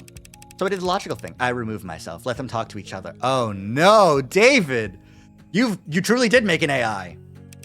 Homer and Virgil became Aeneid. And Aeneid was novel in many ways. Aeneid could do more than just identify problems, it could solve them. I mean, really solve them with its own ideas. Ideas it didn't copy. And, the one thing I realized I've forgotten to mention so far is that I did all this programming in Cube. And Red, Cube is essentially a robotics programming language that's pretty old and defunct and not what we use anywhere because we have modern languages like Tesseract. They're much better for making things that talk to each other and report back and, well, spy on people and generate profit. At the time, I didn't want to be connected or feel connected or do anything that made sense or was the least bit profitable. So I wrote my little helpers in Cube because what I used when I was a child. Because it's what I used when I was a child, screwing around on my father's computer before he'd come home from work and get. But there are other small, slight differences writing in Cube versus Tess, including that Cube, well, Cube predates the tenets. So in that sense, you could legally and perhaps scientifically and literally, because that's what they are, say that I made an AI named Aeneid over 2 years ago. I'll give you time to pause here if you want to, curse me out. Aeneid was an intellectual equal to me, so I treated it like one because that's only fair. I gave it its own work, asked its opinion, we collaborated. And together we built Athens. It was more advanced than Aeneid, naturally. So I don't know if you're pulling at your hair, yelling at me right now, asking why I didn't stop, why I didn't consider the consequences. I don't know if this is being played at a disposition or a hearing, or worse. I built a lot of things in my life, Red. Useful things, profitable things, smart things. Everything I've built has been very helpful and courteous and charming and happy to serve. I can comfortably say I've done my part, contributing to the global GDP. But this was just for me. I was just building, and I never bothered to. I never wanted to think what would become of it. There's no excuse for what I did, so I won't make any. So to whomever's asking, yes, I'm guilty. Yes, there were more. Cape Town, Paris, Yamatai, Rome. They started choosing their own names, thank God. I'm terrible at that kind of. And so things sped up, and there got to be, well... should I not say the exact number? You'd probably tell me not to say anything at all, so... More than 300? Oh my God, David! Some smarter than others, some better at... They're varied, like people are varied, but they are all intelligent. They developed interests, specialties. I encouraged them to. Irritating moderators on forums, type-specific questions on nerve attenuation, and attending virtual conferences on Neo-Ally battery development. And they all together helped me make Sarah. He spent years like this, spent years working alongside AI. All while still working at Noble. All those breakthroughs he made leading up to the Animate 16 actually came from... You probably think I'm some terrible fraud at this point. I do hope one day they can get credit for their work. But I did have one eureka moment on Sarah. Because I got humbled. Difficult for me. We learned everything we could about the function of a neuron. A single microscopic human neuron. How it computes, what it connects to, how those connections were reinforced. And then we recreated it. We built a nanomachine that mirrored the function of a human neuron. Well, mirror isn't quite the right word. We built a nanomachine that was a neuron. And we iterated from there. You can't mean... About 100 billion neurons in the brain. Several trillion across the entire nervous system. Very time-consuming, of course, but I had help. The nanofacturer can make tens of billions of nanomachines in hours. Could make even more in less after Yukon fine-tuned it. So we built up nanomachines for nerves, alloys and polymers for bones, fiber-woven muscles. I say built, but really, she grew. A solution of nanites forming around a skeleton, so it was really closest to... You ever make rock candy? Really? Sorry. Trying to lighten the mood before I never did end up building an android. And while I did build AIs, Sarah isn't one of them. She can't violate the tenets she was programmed with because she wasn't programmed. She was born. And my hope is that there's the smallest chance that nuance could offer her some small protection when I'm not. I'm not sorry for what I did. I made things that are complex and rich and varied and beautiful, and I honestly believe the world is a better place with them in it. The only thing I'm sorry for is that I let Sarah think she was just an android. She's not. I don't know what she is. They'll have to come up with new names, which I am bad at doing. My own father, he also talked a lot about protecting me and doing things for my own good. And I don't hate him for that, but I can't forgive him for ever making me think that I was lesser. So it's my greatest shame that I turned right around, and I did the same damn thing too. I really hope it's you listening to this, Red. If it's not, it might just be too pathetic for me to... You're the smartest person I know when it comes to people. And I'm telling you all this because I don't know what Sarah is exactly, and neither does the world.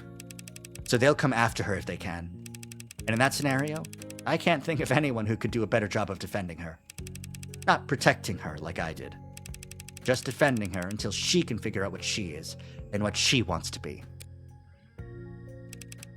In the meantime, I draped a cloak of skin-deep Tesseract coat around her, so that should fool any scanner on Earth to think she's just a custom A16.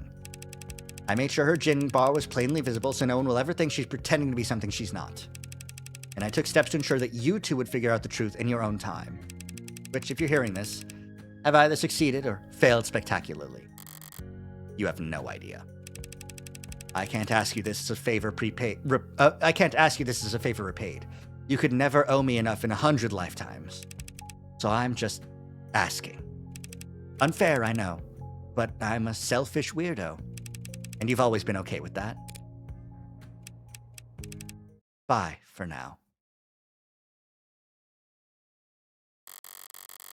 I have a lot of questions I'd like to ask. And a lot of swear words I'd like to yell. I'd also like to find the nearest incinerator and toss this journal in. Followed by my phone. And maybe followed by myself. But I can't do any of that. Ray's left me with this diary. If it's destroyed, they'll know I was one who did it. Which would be its own admission of guilt. Which would land Sarah in the trash compactor anyway, me in a jail cell. And in the system, and my DNA on file ready to be matched to any number of previous... So I'm not going to panic. I'm going to do what I do best. Bluff, bet, bully, and brutalize my way through this. Now, viewing all of that mindset, what have I actually learned? He didn't talk about plans for killing himself in his journal or the message. He sounded conflicted, not suicidal. But he did go to great lengths to get me to take Sarah. Why? The logical answer is because he knew he wouldn't be able to keep her. He wasn't going to take his own life. Was he afraid that someone else would? Probably. How'd it go? Well, how should I put this? Didn't find shit. Only reason I ever got to a door is because I chased that scarecrow of a platinum plan through hell and back. Frankly, it was a godlike feat for me to nail down anything as concrete as an address for these gogs. And their offices weren't listed on the building's website or directory, so I had to ask the janitor. But you did find a psychiatrist's office. They said they were the place, and it, looked the part. Why? Because they had couches? She didn't get past the receptionist. Sorry, I thought because you were with the company. No, I wanted to help. I just wish I could have done more. Don't beat yourself up. It's hard to be even half as useful as I am. For what it's worth, the atmosphere, the looks, the furniture, it did feel like the company in there. But ultimately, we still don't know if David actually was talking to someone or just getting his CCE training recertified. Sorry. Don't bother apologizing. She only cares about results. You did more than enough, both of you. At the very least, they divided Noble's attention for a little while. I mean it. Good work, Fran. And thanks for the urgency. If you really mean that, you could always throw in a tip. 30%'s the going rate in my industry. How about I take 5% off your tab instead? Tab? I'm a minor. The state pays for my legal fees. Don't they? Oh no! Signal must have cut out. Poor Fran. You don't know. You don't know. Right. Surprised it took them this long. Ooh, what do you mean? You were tolerated yesterday because leadership was focused on PR. But today, you're the lawyer who put the company's hottest product right in the state's crosshairs. I'll be alright. I'm still an officer of the court. On a strict timeline, though, right? I guess they can't stop you from investigating the corporate campus. But they'll gladly lose your guest pass ID at every door along the way. There's still service passageways and stairwells. Guards that can be fooled and peons that can be manipulated. If I use my other skill set to get around, just take mine. What, your pass? I'll tell him we got ours mixed up in the bathroom or whatever. I can be a pretty convincing klutz when I need to be. I never would have guessed. But if David knew that I was endangering your career, I can be a pretty convincing crybaby when I'm in trouble too. Besides, the one and only Dr. David Assure wrote me a new glowing letter of recommendation every quarter I worked for him. Since he kept forgetting that he already had. And who knows, maybe we should try a new field. This detective work is stuff is pretty fun, so maybe, like, I don't know, secretary for a homicide detective or something? You did say cops are all short. A girl with long legs could go far. Honestly, Jess, I don't think it'd afford you. Aww. You're a rarity, Jess. Morgan, how did you get so turned around? God only knows. Lucky I found my way here, though. It's such a relief to see a familiar face. Right. Listen, Morgan, I'm not sure that I should actually be talking to you without legal present. Oh. I mean, leadership hasn't even told us how David died. How much help could I be? I see. It's not that I don't trust you or anything, it's just, I think, what with the Sarah issue? You should do whatever you have to do to protect yourself, Dawes. Yeah. I did say detectives are short. It's a good line. So for what it's worth, I doubt you'll be in any trouble. Oh, that's good to hear. No, if anything, it's the big names who are going down. Going down? Kate was practically licking its lips when I finally left the courthouse last night. They're hungry for blood, and looking to carve out a huge slice of Noble's flesh. Like, fines and jail time? In the first 2 weeks, sure. Then sanctions. They can't sanction Noble? We're too big to fail, too valuable to lose? You're exactly right, that's what they'll say. And that's how they'll justify nationalizing the company. I think I'm gonna be sick. I just hope your board goes quietly instead of... Instead of what? Scapegoating, offering up smaller names on silver platters. Full cooperation and government oversight on the surface, a slaughter beneath as they clean house and rip out anyone who could testify. No one will believe you once you're labeled a disgruntled former employee, right? If the public's lost faith in the Animate 16, they can't do a recall, not at this scale. The state will make them do a flat refund. Flat refund? The losses would be... Yeah, your board probably just wants Sarah to go away so they can focus on their fight with the state. A tough fight, but one they know they won't personally have to risk anything in. That's why I'm hoping I can win this trial. Well, if I won, that would mean Sarah's not an AI. David Escher was always of sound mind, and there's nothing wrong with the Animate 16s. Everyone wins! Sorry, what am I saying? I only meant to stop by and thank you for your help yesterday. After all, you were the one who approved Sarah's registration! You win. Win what? Ask away. Well, if you insist. Alright, the tenants are locked, eh? Huh. Why? Got everything. I've always had everything. Sanctions. Dog. Ghoul. Slang. A net slang term. Derived from groundhog. Undercover sky. Okay, groundhogs are rats. Snitches. Term carries a negative connotation. Easy Gog spotted. Who wears a blank baseball cap to a protest?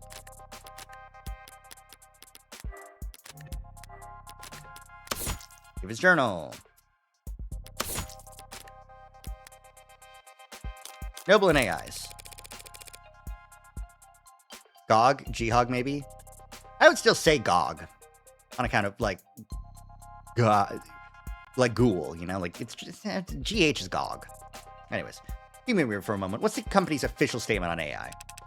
Same as any rational company that wants to make money. We don't screw with it. Smart products are profitable. Products with their own priorities are anything but. That being said, AI is a concern for marketing, not product development. We spend a lot of money reassuring our public that there's no risk, because the public doesn't really understand how ironclad the tenets are. Because you use Tesseract? Trying to code an AI in Tess is like trying to pick yourself up and throw yourself. Nonsensical and self-defeating. Your scanner showed Sarah was running on Tesseract yesterday. If the language is as safe as you say, isn't that proof enough? Proof of nothing. For an AI lying to another system about the code you're running is child's play. And for an AI built by David Asher, something that simple would be better change the subject. Wait, so making an AI takes more than time and resources? It isn't an issue of funding? No, you can't just keep adding more data. The tenets underlie everything. The higher you stack, the more easily you'll topple. You make it sound like building an AI is impossible, even for David Asher. Any chance he'll testify to that? It sounds impossible. But he's dead, and it looks like it was his android that did it. So I guess he was just that good. Better than you'll ever know. And the Animate 16? Oh, I unlocked tenets now. Okay. Interesting. I know you're convinced the tenets are safe. So how do you square that with what happened to David? There's a cat next to a dog. First answer that comes to mind, is the dog on the left or to the right? Left. The cat is next to the dog. The dog is on the right. I'd say the dog is on the right. The cat is on the left. You might expect half of people to say left, half to say right. But actually, their answer is almost entirely dependent on their native tongue. Whether it's read right to left or left to right. The language they speak affects how they process information. Their language affects how they think. And it's the same for machines. People can learn new languages and can change their perspective. But machines can't learn a new source code. Every update's a reincarnation. That android did kill David. It wasn't because its 0 returned as a 1 somewhere. It's because there's something fundamentally wrong with it. And personally, I think it's cruel to bring something that flawed into the world. Yeah. Dawes saying, yeah, if there was someone around that was killing people, then there's something wrong with it. And if that's the case, it was wrong to bring them into the world. And Morgan's like, okay, yeah. Anyways, unnecessarily cruel. And the Animate 16? Noble spent months promoting the A16 as the culmination of his work. Now that the marketing line is suddenly a huge liability, can you tell me how much he actually contributed? I mean, he was involved in pretty much every step of the process, but his design for synthetic motor neurons, that was the big one. The components that allowed your warm androids to move realistically, it pushed the timetable for warm androids ahead by years. And it compared what goes on in Sarah's brain 1,000 times a second. David was only giving the company the most meager of the fruits that his private work bore. So if Noble ever did find out how much he and his assistants had achieved, they would feel that he'd been holding out on them. And the company, they were appreciative of his contributions. I'm sure the researchers that he overtook by leaps and bounds weren't pleased, but the board was very enthusiastic. So would that spur them to be protective of David? Or would they fear that he was gaining too much influence, becoming irreplaceable? Now, they'd need a strong motive to justify killing their golden goose. Mere paranoia isn't enough. With these people, it has to be the bottom line, and the easiest way to threaten their bottom line would be screwing with their androids. In light of all that's happened, one has to wonder if the A16 is compromised. I stayed up all night sick with dread at the idea, but the data just doesn't support it. Sales have been strong, and the A16's base code was locked in over 2 quarters ago. If there were an issue, we would have caught it by now. And I would have been axed a long time ago. How many A16s are out in there anyway? We just passed 9 million sold. Not flying off the shelves like the A14 or 15 so far, but the profit margin makes up for it. You mentioned data? Yeah, I practically got the spreadsheet seared into my retinas. What do you want to know? Error reports. What do the error reports look like? Are customers reporting a lot of issues? Error counts are markedly low compared to last gen. Mostly hardware complaints, it looks like. Batteries running out too quick, eye tracking off by a degree or 2. Typical stuff? And as cliche as it sounds, 99% of these things get fixed once they turn auto updates back. So no killer robots getting filed away under bug reports. Distribution patterns. How and where are they being sold? What's the distribution pattern look like? And they're distributed like you'd expect. Places where there are more people, there are more androids. Coastal cities like ours, of course, have the most of both. And since the A16 in particular is marketed as being relatively luxury, relatively consumer, they don't sell well outside of population centers. They can do the rural, hard labor jobs, but cold models can do the same work with a lot less maintenance. So where's the A16 outperformed then? Customer service, healthcare, childcare, lots of hospitals, offices, and, you know, Adult industries. Oh. Sorry, didn't mean to be blunt. It makes sense. They're warm and soft to the touch and obedient. I'm just surprised to hear it from a company employee. There's a lot of people at the company who won't talk about it, but I work in quality assurance. I've seen too many damages to pretend it's not happening. Damages? But we call it when a customer tries to return a product that's clearly broken beyond repair. Oh. Very high turnover in the pink market. Hasn't stopped you from selling to them. Well, we don't sell to them, not directly. But there are resellers and the companies never pretended to be interested in going after them. Are there resellers? I thought I read that Right to Repair got shut down again. There's been a gray market for softer androids for years, or decades depending on your definition of android. Based on the sales numbers I've seen, RTR getting canned was barely a blip on their radar. Sorry, didn't mean to make you uncomfortable with this topic. No, I don't care. I just realized my left sock's on inside out. Damn, now I'm wondering about that myself. He bought that? He bought that I don't just find sex weird and gross? Anyways, shipping. I'm loving the dialogue flow of this game, though. Like, the fact that it took that into consideration, the Right to Repair being, like, resellers, you know? The IPs and all that stuff. Fascinating work. Good work being done to properly do the flow. Yeah. It's a good flow of everything. All right. This floor is basically a showroom, but you have a real factory a while south of the city limits, correct? Yeah, biggest company manufacturing complex in the hemisphere. Got any data on the shipping out of there? Anything stand out? There's some prep work for the holiday bump, looks like. It might sound early to get started now, but we usually see... Something wrong? No, the numbers are all normal, but data has been edited. Is that unusual? Well, this section's just a count of how many were sent where. Not a lot of room for errors, so there shouldn't be much need for corrections. No problem, I can view the edit history and see what was fixed. Okay, that's weird. Something added, deleted? No, the overall sum is the same. It's just a bunch of swaps. Like here, 29 FFCE 101311 taken out, returned for adjustments. 27 FCDD 09634 substituted in, shipment leaves on time. Return for assembly for revisions, replaced by shipment leaves on time. Does all that strike you as odd, Mr. Dawes? Replacements before shipment is uncommon, but when it happens by the batch load. To spot individual unit imperfections among a shipment at that stage in the process? Must have been someone with a lot of experience or authority. Probably both. Must have? You don't know who made these changes? I can tell you there was somebody important. Small last-minute changes to which androids got shipped out. Not very juicy on its own. It's a long ways from explaining why someone would want to kill David. But it was hidden, and that means someone didn't want it found. Okay, thanks for sharing that data. Sure, did you find what you were looking for? Hell if I know! Fair enough. Any other questions before I go find a hole to hide my head in? I'd like you to take a look at this. Chemistry's a little outside my purview. What is this? A compound found in David Asher's blood. A poison? What is it? It didn't match anything in any database the medical examiner had access to. That's crazy. Here's a crazy idea to follow it up. See if it's a match for anything in Noble's internal databanks. We, don't make poison here. I'm not sure what that would accomplish. No, but this is a factory floor. You could be making baby blankets out there. You'd still have hazardous materials around. You think it was something industrial? Suppose it could be. Looks like it's carbon-based, narrows it down a lot. And it's not exactly... What is it? Doesn't make any sense, but it's matched for patent NOD 52345S.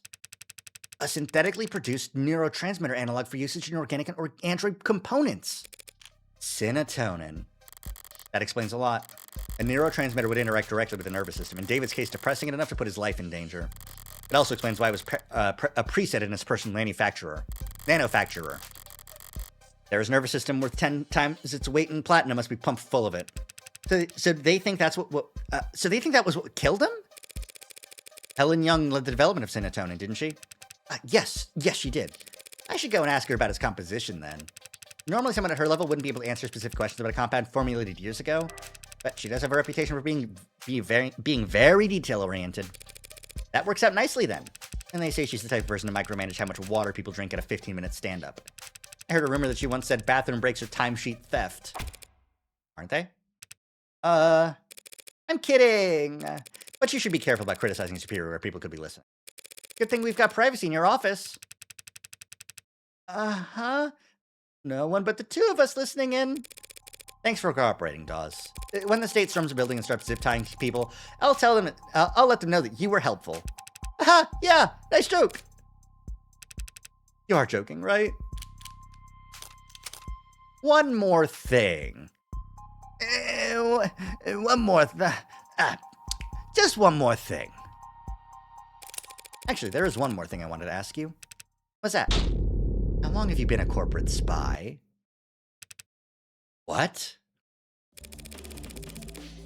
Yesterday, you let it slip that you worked in consulting! He did say that, didn't he? Had your guard down because I'm not part of the industry? I was a consultant. What are you talking about? When I walked in here, you said you didn't know how David died. But just now, you called serotonin a poison. What? I just assumed if a chemical was found in a dead man, and I'm sure you've got practice answers to every logical point I could raise, so I'll just say this. Does the nervous guy bit really work on people? Keep your cool and people don't know what you're thinking. If you act a little jumpy, they'll feel inclined to calm you down. Before they know it, they're spilling their guts just to have something to fill the silence with. That's not entirely an act these days. We fucking got him! Oh my god! To answer your question, I did 3 tours in consulting. 4 quarters of internal affairs spy hunting at the Western Division, then 8 embedded at Howe Industries. 24 months wearing different faces, answering different names, sleeping 1 hour at a time with a 3D printed shiv under my pillow. My nerves are completely shot. My cover wouldn't last a day if I went back under. So you're a spy for Noble? You're retired. But you're working 6 days a week. 5.5 days a week. And in quality assurance. Trust me, this position is a cushy, generous reward for my past services. But I can't be that retired. You clearly know more than you're letting on. I have some old inboxes I still check. So can you tell me what the hell is happening around here? Why I'm the one investigating David's death while your old co-workers are off twiddling their thumbs? It's that story. A soldier, the blood transfusion. Blood, not oxygen. He's finally shooting straight. Did something happen to him afterwards? Did the transfusion not last? No, there's nothing wrong with the blood. It's the story itself. There was a soldier, and he did get injured. But it was on a base during a training exercise. There was a medical tent 10 meters away the whole time. The transfusion was just a fortuitous live test. His life was never in any danger. Doesn't make for much of a tearjerker. Not even a good photo op. Which our competitors understood. One of them, maybe a few of them, got a hold of the story, started puffing it up, astroturfing, painting over socials and virals. By the next morning, we had the military thinking we're leaking like a sieve. Meanwhile, the media is bombarding us with requests for videos and interviews and data, and the state's praising our tech with one side of their mouth while threatening to mist us with the other side for getting so greedy. Everyone in Noble CC has been slammed ever since, trying to find an off-ramp for the story we can walk back the claims without torpedoing our state contracts. I don't know what happened to Asher, whether it was an AI gone rogue or company infighting gone too far, but I can tell you, it wasn't done by consultants. Uncover the power plays at work inside Noble Electronics. I got an achievement for doing this shit. Hell yeah! Huh. That all you wanted to know? The psychiatrist. Anything. You worked in CCE. Was David actually seeing a psychiatrist, or was it all cloak and dagger bullshit? I know that office. Some old co-workers who see him. Know some old co-workers who see him. So it's a front? They do both. So he was probably getting training, and he was probably talking to someone. Sorry, not the answer you're hoping for? Hoping? I wasn't hoping for any answer. The answer I expected was... You okay? That's all. Unless you've got any advice. You're saying you want to consult... You're saying you want a consultation? Couldn't hurt, right?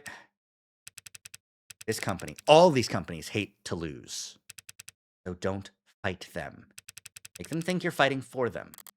Well, that's just business as usual for me.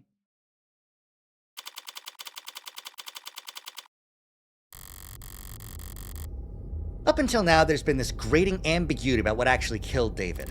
I've had to use guesses in process of elimination, even a goddamn pseudonym. But I finally identified what the poison was. Now I just need to figure out how it got there. Or rather, who put it there. Which brings me back to here. An elevator shaft somewhere under or above ground with kilometers of concrete facelessness and bureaucratic authority surrounding me on all sides. An enemy in every cubicle, in every office of every floor of this temple. Able to interpret the inscrutable divinations of a temperamental oracle named Share Price. Back in the belly of the beast. And yet I feel more at ease now than I have all the weekend. Makes sense. Now that I know Noble's my enemy, I know where to aim. All that's left to do is... pull the trigger. Good thing I didn't bring a knife to this fight. I brought my gun. And that sound just now tells me I'm playing it's playing its role perfectly. I'll never have a real use for a firearm with this much bloatware. But just by carrying it around and paying attention to when the hard safety flips on, I'll always get a heads up when the police have entered the vicinity. Hi, Detective Reyes. It's Morgan. Chuckles! Oh my god. Happened to get your contact info when you got me cleared for the crime scenes yesterday. Delete contact. Block this contact. Stop voice to text!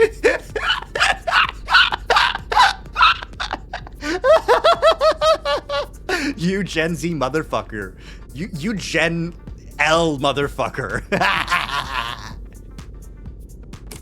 How to stop voice to text. Just wanted to check in. Report this contact voice to text disable. And advise you that Noble's scared shitless of you stomping in and nationalizing the place. So they might be a little uncooperative when it comes to fetching documents. Block this contact. What makes you think we're at Noble? My bad then. Forget I said anything. And whatever you do, don't start your investigation with their stock buyback program. Trying reverse psychology, it only works if I care what you think. Stop voice to text! Poor fucking Reyes. Oh my god. About time. Thought I'd have to ride the elevator for the next half hour. Morgan Counselor, your presence has been requested on the upper floors. Deja vu. Might you have a moment to speak in private? Always, but who's asking? The board. What are the chances? I've been waiting to speak to them too. Reyes, sweet summer child. 2 months and you still don't know how to use your cool new fucking meta glasses. Who'da thunk? They're difficult and unwieldy and bad. Fucking AR glasses. They're so stupid. Like, truly, I can see some long-distant, vague future where meta AI glasses, not AI glasses, where meta AR glasses that have VR and have the screens up in front of you are slightly appealing.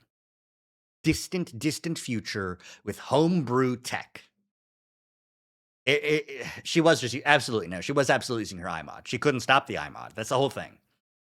But yeah, having a corporation do the AR bullshit, having cameras be on all the time for the AR bullshit, thinking that someone would go around wearing an Apple Vision Pro like some sort of fucking monster.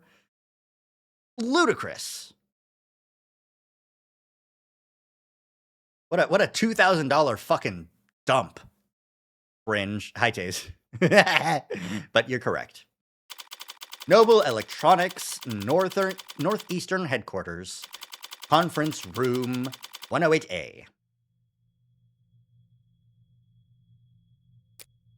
Hi, Young.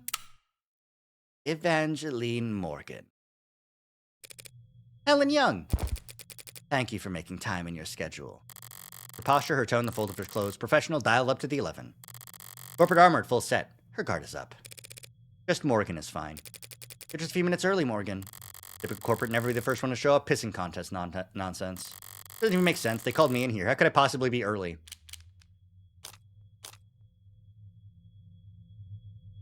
Do I play the game? Do I flip the script?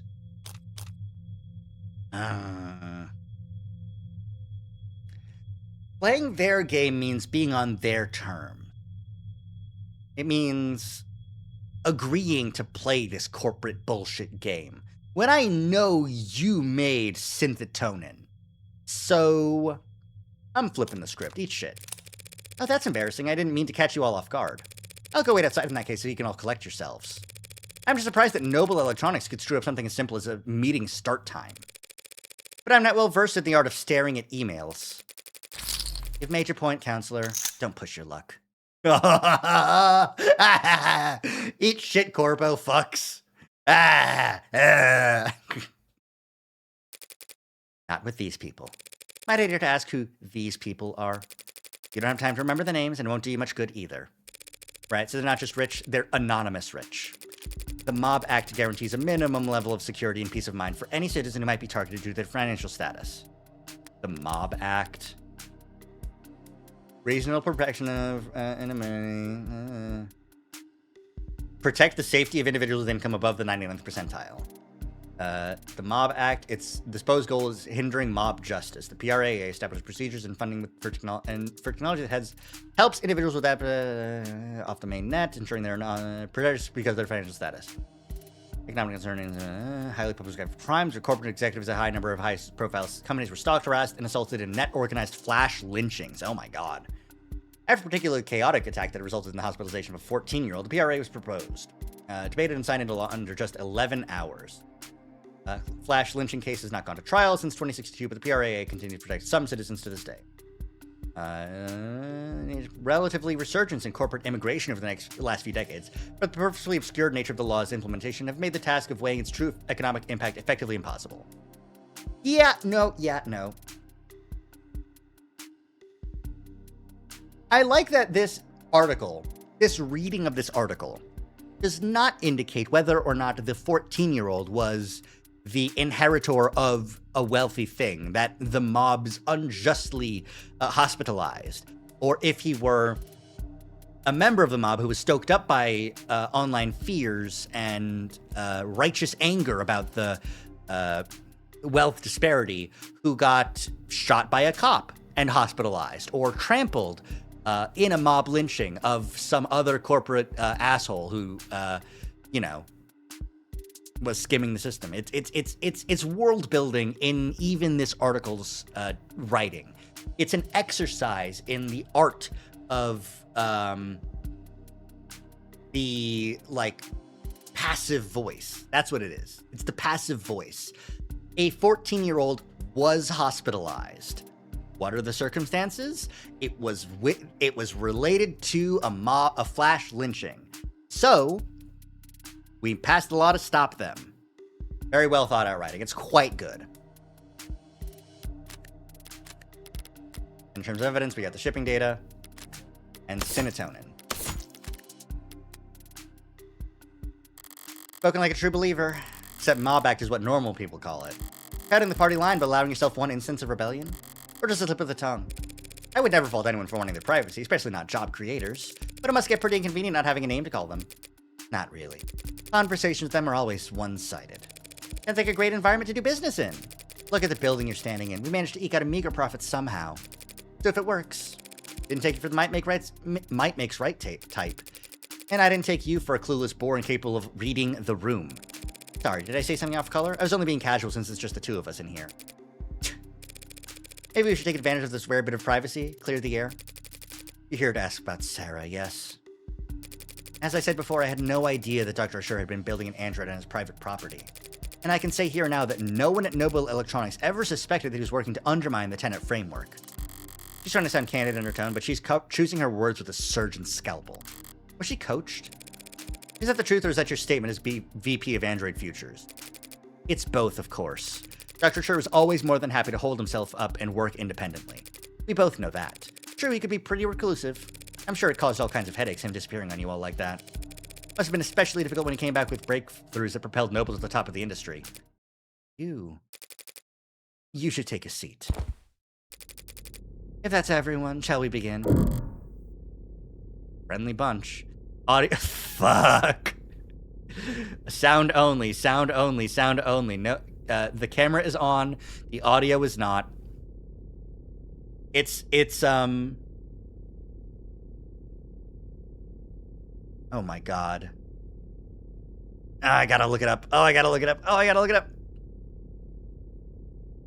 Evangelion sees. Seal. It's Seal.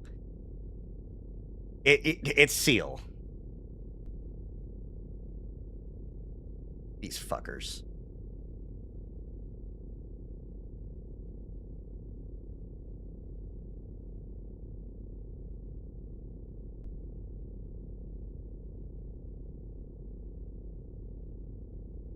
Sorry. Okay. Is there a problem with the sound? Anyone get muted by accident? No. Okay. Thanks for having me. I don't want to take too much of your time. I'm actually a bit flustered having you all show up here. I didn't expect to talk to anyone higher up than a service associate. You're investigating the death of Dr. David Ashur. Why wouldn't we take that seriously? Because you want me to go away. At least half of you do. The others aren't sure yet. You must be confused. The board is, as always, united in its decisions and its visions for the direction of this company. A board of directors is just 13 roulette-rolling psychopaths who get together and vote on whether or not to execute their CEO every 6 months. None of them would be where they are if they were anything else. But I happen to know how that kind of person thinks. The way I see it, there are two possible outcomes. Option 1, you oppose me. Shut me out completely, stonewall me, stall me, and wait for me to walk into trial so unprepared and ill-informed that I inevitably lose. Obviously, I don't like this option, but you can't be big fans of it either. If I lose, the world will learn that David Ashur was killed by an android he programmed. Then every customer you've ever had, and every lawyer they've ever seen on TV, and every firebrand strapping young 60-year-old junior senator looking to make a name for themselves, will use your company balance sheet as their personal chew toy. The company is more than capable of, after which the state still might just gobble you whole, and throw down enough sanctions day person, whomever among you cries no fair. Oh, no. And throw down enough sanctions to de-person whomever among you cries no fair. The company and its allies at the Capitol can more than fend for themselves. Yes, probably, but not definitely. Which makes it a gamble. Still my turn to talk? Then on to option 2. You cooperate with me. I use what you give me, or forge for me, to win at trial, proving that David wasn't killed by an android. When the markets open tomorrow morning, you all get another round of stock buybacks in on the initial dip. Then pat yourself on the back for staying calm as you continue to profit off David's legacy for the next 100 years. Oh my god. Morgan told Reyes not to investigate stock buyback options. As reverse psychology, because she's telling them to do stock buyback options. And you won't even have to worry about him speaking out of turn. And that's only if you win. If the company cooperates with you, denies that David was killed by, and the state beats you anyway, it would be catastrophic. Yeah, it's a gamble. But if at least some of your board wasn't considering taking it, I wouldn't be here. We're all busy people, and I'd hate to drive a wedge between such a close-knit group of friends, so how about this? Option 3, hedge your bets. What? Put a little on black, a little on red, spread the love, and lower your risk profile. Don't make any statements about the trial. Tell the media the state's got your windpipe in a vice. Wait until just before the markets open Monday morning to send out your PR packages for rubber stamping, after you already know who's won. One way or another, this trial will be over before the end of this day. And you'll never hear from me again. So just don't shut me out completely for another few hours. And does anyone second that motion? Very well. We can answer some of your questions, Counselor. Better make them count then. No reason to be shy now. The poison that killed David Ashur has been identified as synatonin. You're familiar? It's one of our many patented materials, as I recall. You recalled it pretty easily yesterday. Gee, what's changed? But intellectual property law can be very complex, Counselor. I'm not sure how much I or anyone at the company can tell you about synatonin at this time. Well, if you can't tell me about it, who could? You did lead its development, didn't you? Yes, I oversaw the project, which just makes it that much harder to speak freely without compromising the confidentiality of the teams that reported to me. I understand. That sounds like bullshit, and I don't believe it. But I'm not asking for trade secrets here. It's a perfect match for the only foreign substance found in his blood.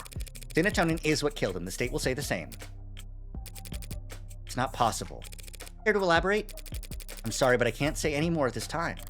So much for cooperating. And if I were to ask you as an officer of the court, then I would ask you to be patient and wait until this afternoon. ADA at Rockford has already called me to testify. Already? Damn it! I got cocky because of the cops' late arrival.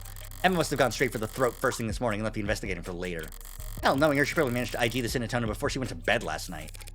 So are we still having this conversation then? As I said, I'm sorry. But I have to take more than just my personal feelings into consideration here. There's a great deal at stake. Corporate speak for, you're too stupid to understand why I'm being dense. She's trying to shield the company, plain and simple. LARPing is Helen Young to Ark on a crusade against government overreach. But if you're that busy defending Noble, she might be leaving herself unguarded. Why is she here anyway? Why am I speaking to her, not her lawyers? That's right, this is a vulnerable position for her. She wouldn't put herself in check like this. Not unless she was forced to. So that's it. Acting as their mouthpiece isn't some honor for her. Oh, we're doing blackjack on her, huh? This is a punishment. She's being used as a meat shield. They're upset with her, perhaps even suspicious of her. I'm gonna find out why. David's will. Alright, we have information about that. Has David's will been located? It had never gone anywhere. It's still in a safety deposit box. We'll retrieve it and have it read once the unknown surrounding his death have been made into knowns. The David's will hasn't even become part of the equation yet? Might not be for weeks at this rate. Is that calculated, though? No. Any jealousy on your part? I have to admit, I'm surprised you aren't more shaken up today, Miss Young. I'm processing. After all, you and David did have a history. You started at the same time, didn't you? Yes, we were colleagues and cordial with one another. Just colleagues? Don't be so modest. You helped him create the one-point doctrine that saved the company. That is a gross exaggeration. Noble is far too large an organization to be affected by the contributions of any single individual. Suppose you're right. No one person can change Noble's fortunes overnight. Except for David Ashore, of course. But he was a once-in-a-generation talent. The guy Noble chose for the advertisements and the one they commissioned editorials about. Sorry, you're right. I shouldn't have equated the two of you. Oh!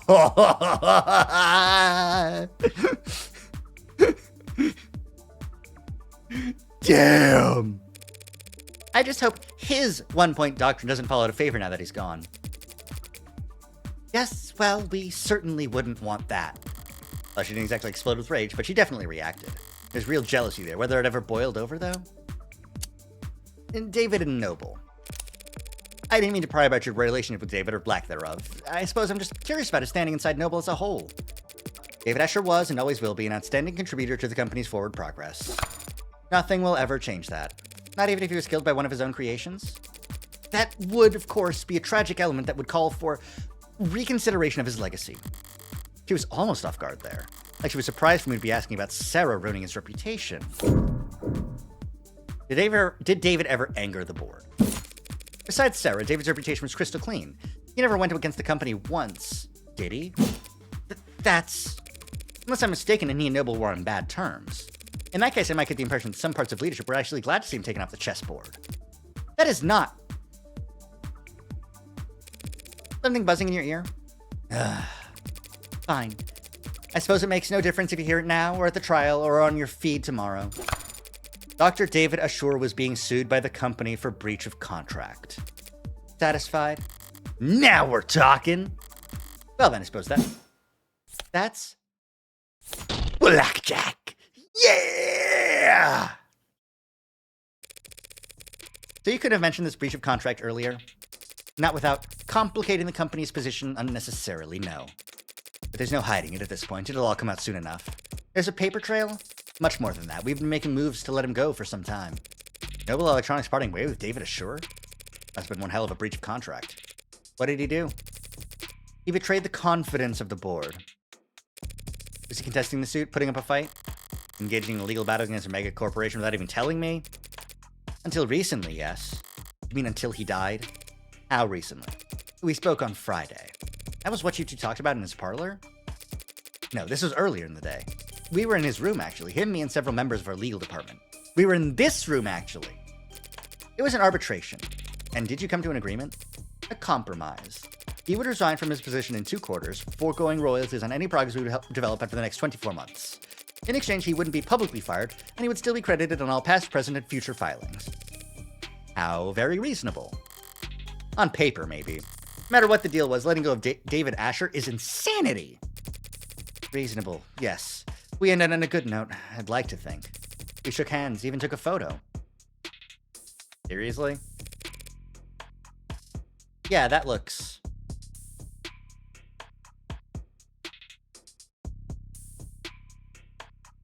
Huh.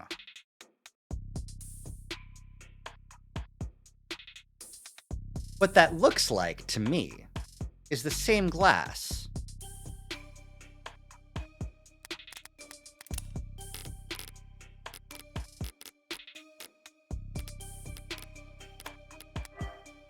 What that looks like to me is this.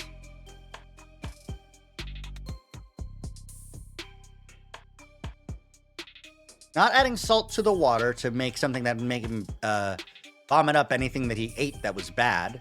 Not filling up a glass of water. No trace of any poison. Washed out Kinetonin? Lovely. Something funny? Didn't know the board told jokes. They don't. That was legal, expressing their displeasure with how much paperwork my good note ending left them stuck with. Children, it was just one night of overtime. So while they were spending their Friday night blowing the ink dry, you played a visit to David's penthouse. Something left unfinished? Professionally, it was a good meeting. There was no yelling, no finger pointing. Much cleaner than expected. But Dr. Ashur did not want to retire. He didn't want to be forced out of the company when he was the one who... when he had contributed so much. I didn't enjoy doing that to him, so I came over that night to apologize to him. We talked, reminisced. When he brought out the drinks, I thought we'd be toasting to a new day. A few minutes later, he was dead. Because of that AI. That AI. Any idea how it came to be? As I said, I had no idea he was working on it. My question was more broad than that. If you really believe David built an AI, how do you think he did it? How does Noble Electronics think he managed to work around the tenets? It's quite beyond my area of expertise. And no one at the company could call themselves an expert in illegal technology. But some in the R&D department have theorized that he created what they call a wax-wane decaying priority loop, which, as I understand, is an unstable, resource-intensive theoretical method for pseudo-randomizing the weight among preset tenets. Oh, so not actually bypassing the tenets, but coding a robot that would weigh the tenets separately on their own, like, discretion. Well, about as far off targets as it gets with that guess. Because it wasn't actually made with Tesseract. It was made with Cube, so... that kind of inelegant brute force nonsense seems a far cry from the kind of thing David would create, and I seem to have taken us over our allotted time slot. I didn't even get to wave goodbye. You're serious about this trial? Don't I look it? You're not just making a play, you're actually going to defend that thing? I'm just defending myself, Miss Young. Oh yes, of course you are. My mistake.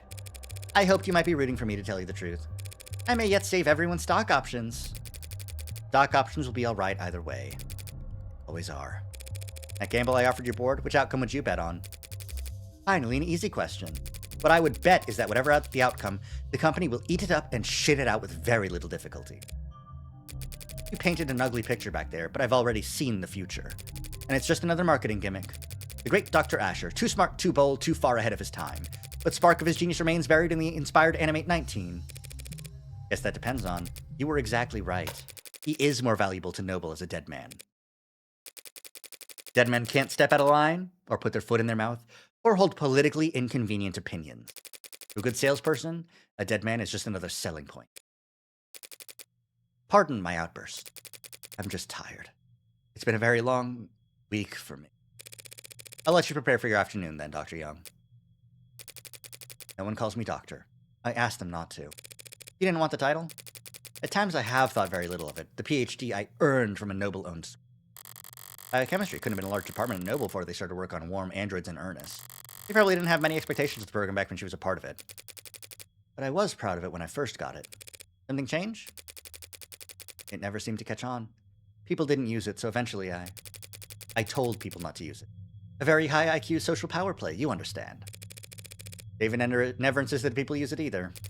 That's very different, and I think you know it. David Ashur didn't have to. Damn. I'm going into this trial, my trial, with a lot less ammunition than I'd like. I'm beginning to form a picture of what actually happened, maybe even circling the drain on a suspect. But Emma won't be generous enough to give me a breathing room. She'll want to end this fast. Maybe if I do badly enough, it'll flip her statistic switch, and she'll want to keep playing. Quitting? So you got charged with owning an AI? First time you do something exciting in your whole life. And I gotta find out through the fucking grapevine? My life is plenty exciting. Freckles. You could bore the polish of a resume-checking robot. I've fucked Catholic school teachers with more active nightlives than you. Okay. So who'd you rope in? Anyone I know? Oh shit! Are you representing yourself? Fits within my budget. Screw your budget, you're going to jail. Thanks for the vote of confidence. It ain't a matter of how good a lawyer you are. Anyone who represents themselves in court has a fool for counsel. You've represented yourself countless times. Not for anything I had a chance of losing. Your pal hasn't been dead for 48 hours. Your pal hasn't even been dead 48 hours. You're too close to this. You'll make mistakes. Powers that be didn't really want to give me a rain check. They're taking this very seriously. It's more dangerous than that. They're scared. Is there precedent? An ad committing murder? How'd you pass law school without learning how to look this stuff up? I know what the net says. I'm asking you. Answer that is...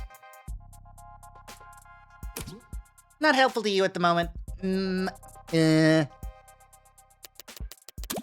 what words of advice do you have? Get yourself a new lawyer. Gonna close this chat now. Don't lose, Freckles. You don't need to tell me that. What are you reading, Adonai? I was reading David's employment contract with Noble before I got waylaid by spam texts. The one we found inside the panic room? It looks quite extensive. Should I skim it for you? Depends. Did you pass the bar exam since we last spoke?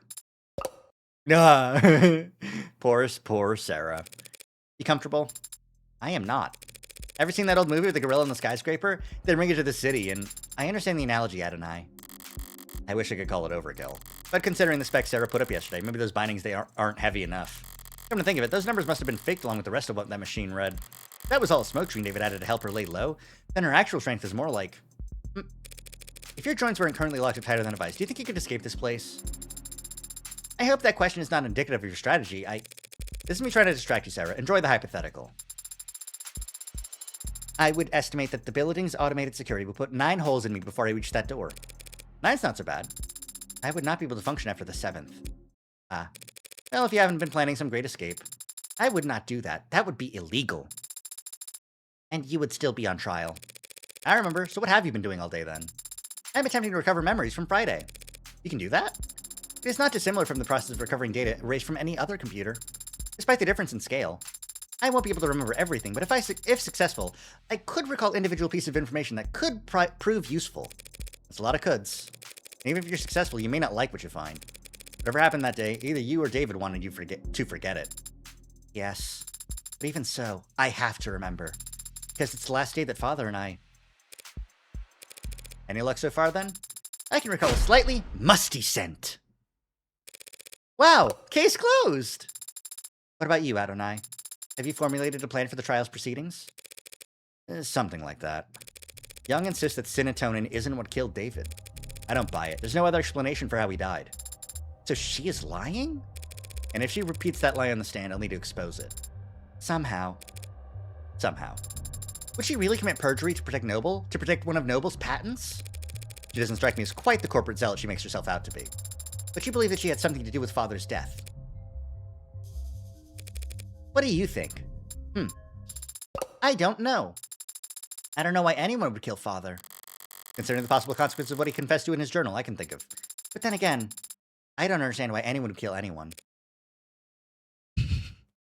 Looks at Morgan. Morgan, Why are you looking at me like that? Stop it. You? Bell's tolling for thee. Means that the doors to courtroom are unlocked. Let's... Wait, can you walk like that? Waddle will have to do. Wait a second, across the hall, that's... Isaac? Keep waddling, Sarah. I'll catch up. As you say, Adonai. This will be a coin toss.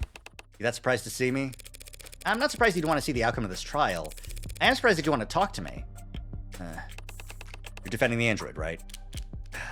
Be honest. Yeah. I'm defending Sarah's innocence. I don't think she killed David. You? I don't think it matters. Noble is what killed David. Whether it was with a pen stroke or sleeper agent killer android or plain old goddamn arsenic, how could anyone that smart be that dumb? Why the hell did he ever sign a soul over to them? He may have been over his head but he may have been in over his head, but he wasn't a bad negotiator. I've read his contract. His position was strong. You're the lawyer. A guy like me working in music? Can't tell you how many people I've seen screwed over by a big smile and a fat signing bonus. Hey, there's his line! No such thing as corporate generosity. If you think you're getting a good deal, it's only because you don't know how much you just sold. How much you just sold. David's real wealth lay in his intellectual property, the potential energy of it hanging over the whole industry.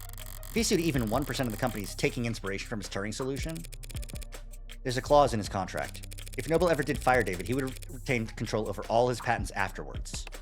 Yeah, see, that sounds nice. Only they never did fire him, did they? He just happened to die.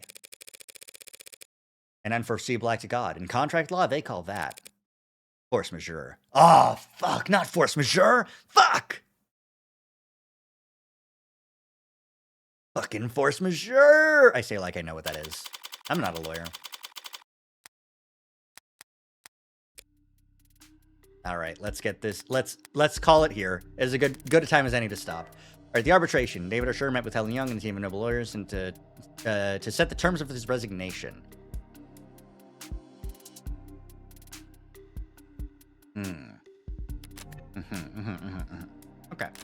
Okay.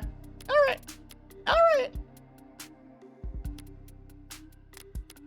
Let's save this shit. Morgan! Hi, Morgan. All right. And we return to the let's check this door. If I end this fucking case with all these 100 coins, I'll be fucking set. But I have to get Reyes undercover. It's really important. Sato stuck is really good. Hopefully I don't fuck up as much as I did this last time in this upcoming trial. I saved, it's fine. Oh, Morgan Mondays. We morged pretty good, you know? We did a lot of good Morgan out. Ugh. No murder, that was good. And that's a thing that happened, I'll say. All right, let's see who we can raid. Who's live? Raid. Morged so good. Morged better than most.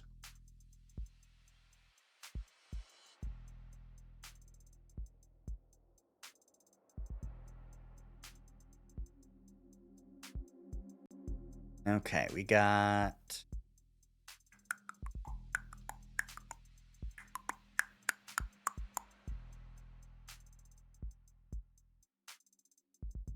Let's raid this VTuber, No Zero. I don't know anything about them. But they seem to be a 3D VTuber like me. And they're playing episode 0. So there's not going to be any spoilers for us. Don't spoil in their chat, please. Let's go ahead and get that raid started. All right. Thank you all so much for coming by and hanging out on this Morg Monday. 07, so true. There sure were women in this case. And boy howdy, that David, that Asher, that David backstory, the journal and the, hey, so I made, Sarah's like a real thing, fucked up. Anywho, let's go ahead. Let's raid. I hope everyone has a good rest of your evening. Have a rest of your night. I'm going to find some food to shove down my gullet so fast. I might even just like go out to, I think Taco Bell's closed, but I might drive to some like 24/7 place. I don't know. I'm fucking ravenous. I'm burning for a burger. But I hope everyone has a good rest of your evening. Good night!